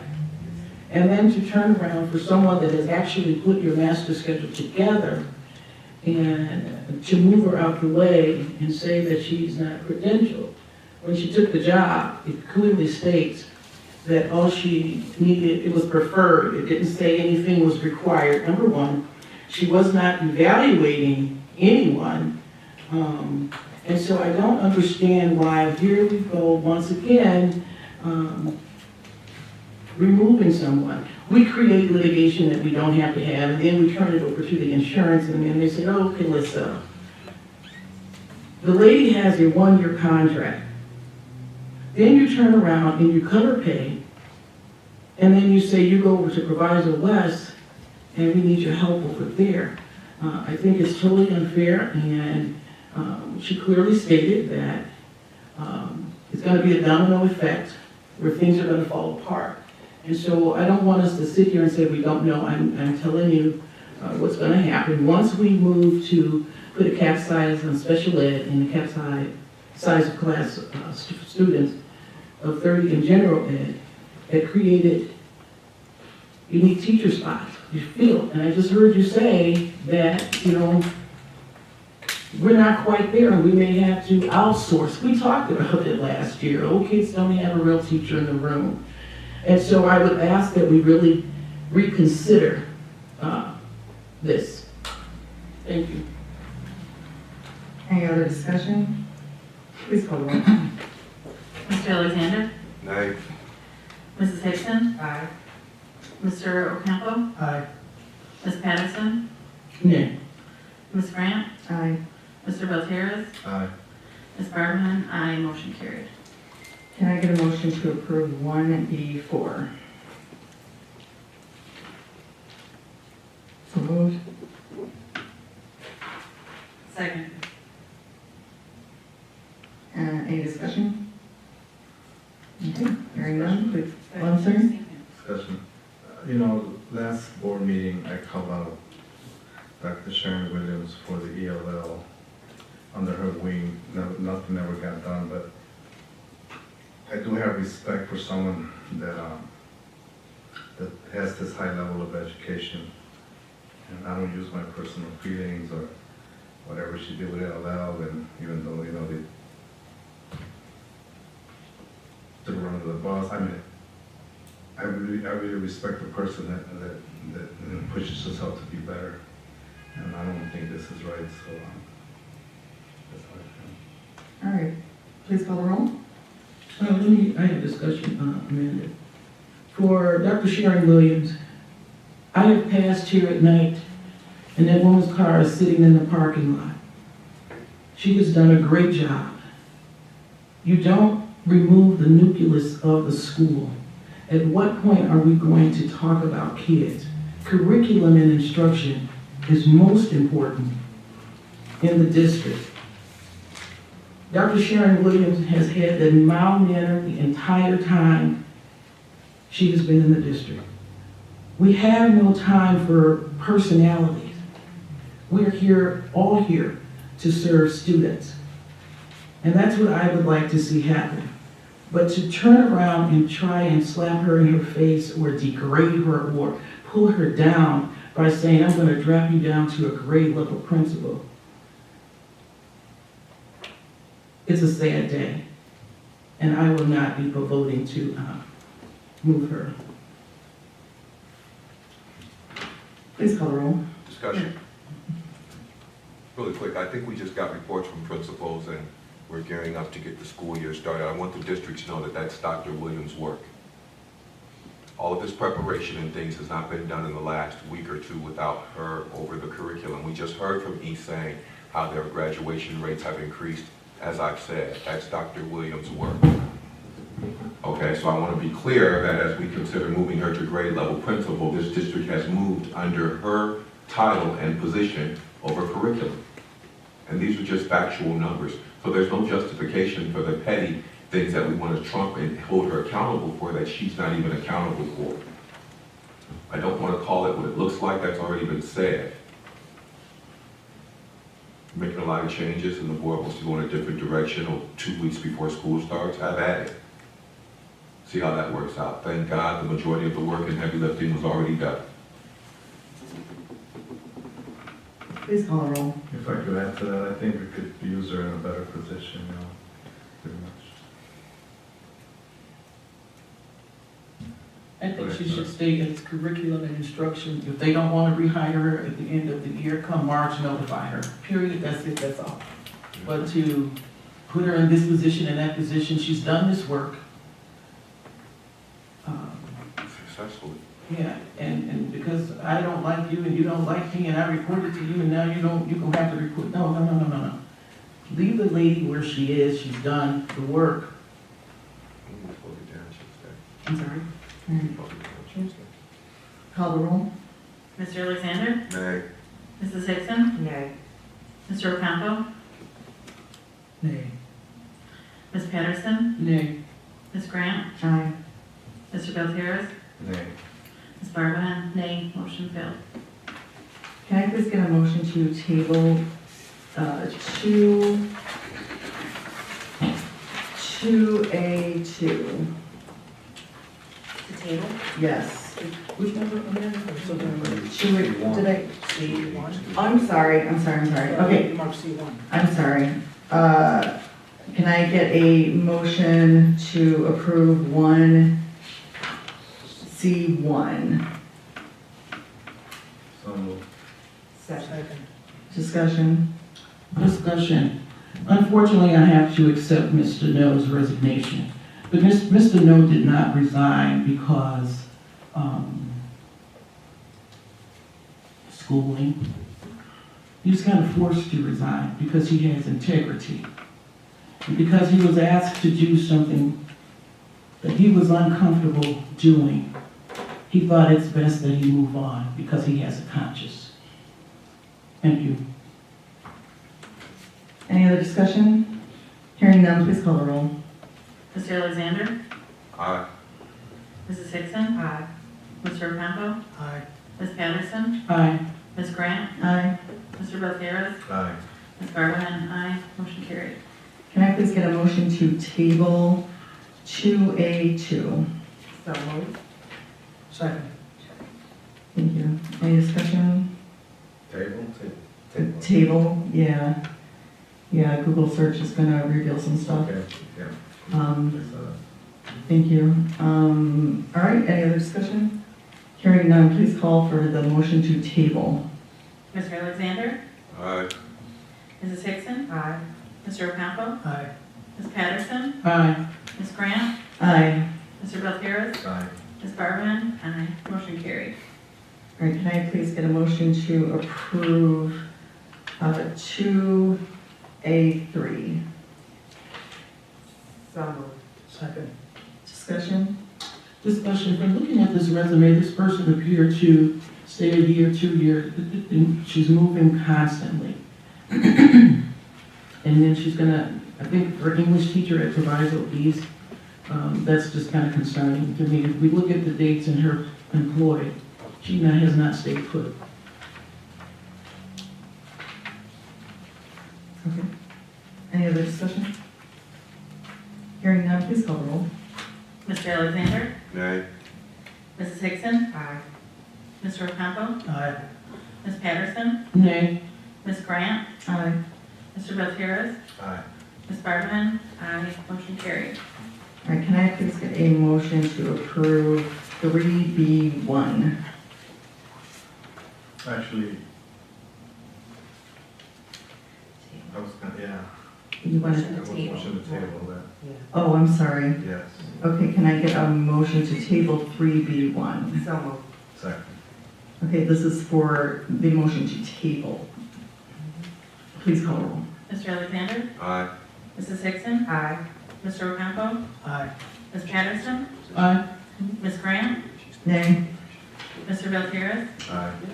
Ms. Barbahan? Aye. Motion carried to table. All right, can I please get a motion to approve 5A7? Second. Yeah, we table that. We take this one or this, we didn't take this one. This one, we didn't mark that. Sam called this one. Which one?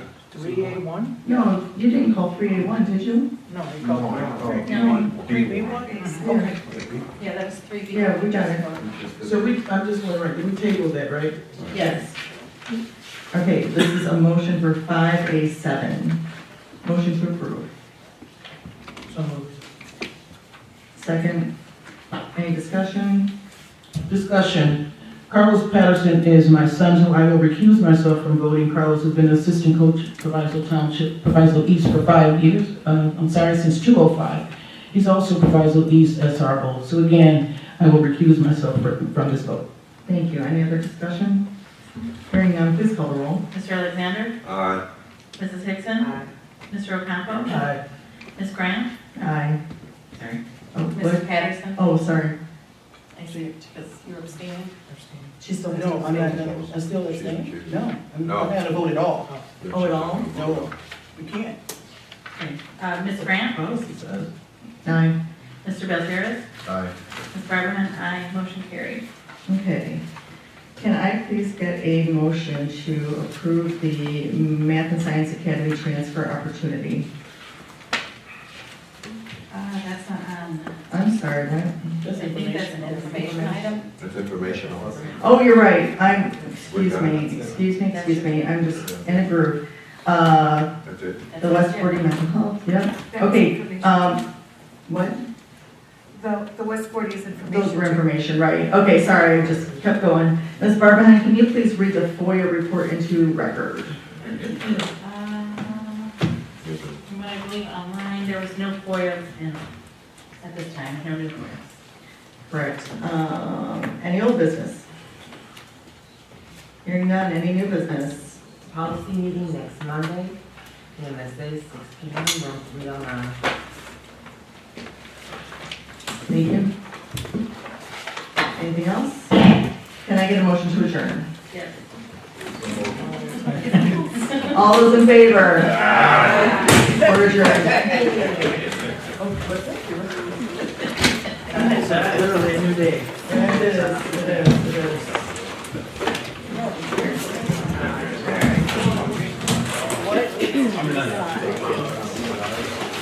I think they take something. Yeah. Don't forget the black folders need to go back to Mr. Mahoney as people are picking up. Mr. Chapman, your item for you. Thank you.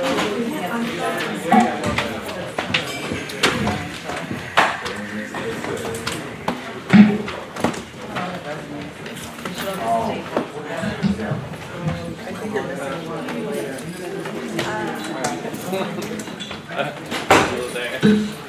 You need a ride?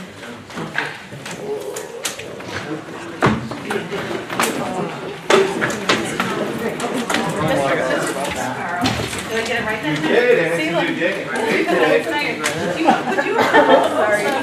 Would you mind unplugging this one? Sure. Over that way?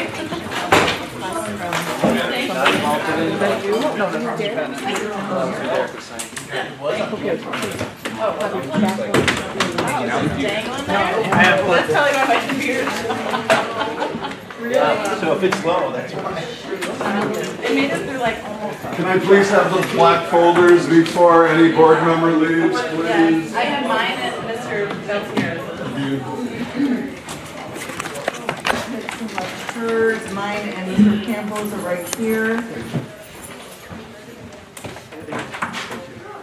Ms. Patterson, Mr. Boney needs a black folder back.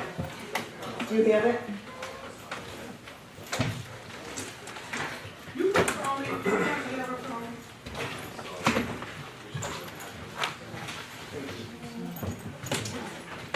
Good morning. Ms. Delgado? Do we have anything to sign? Sorry. One-piece budget agreement. Okay. I sent it in the packet. But what I could do is I could send you a new one. The budget form, there should be a budget form too, for the for the hearing. Yeah. Okay, all right, thank you.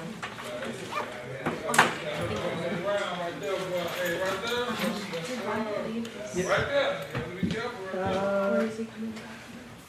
I don't know.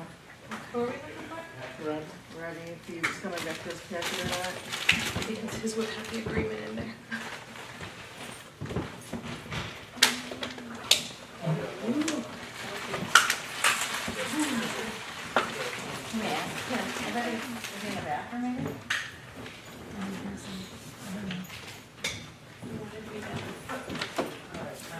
Are you going upstairs?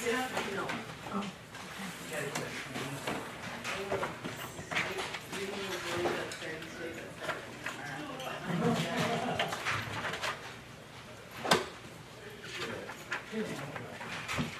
Is this yours or LT's? Good night, thank Yes, you. what's yours?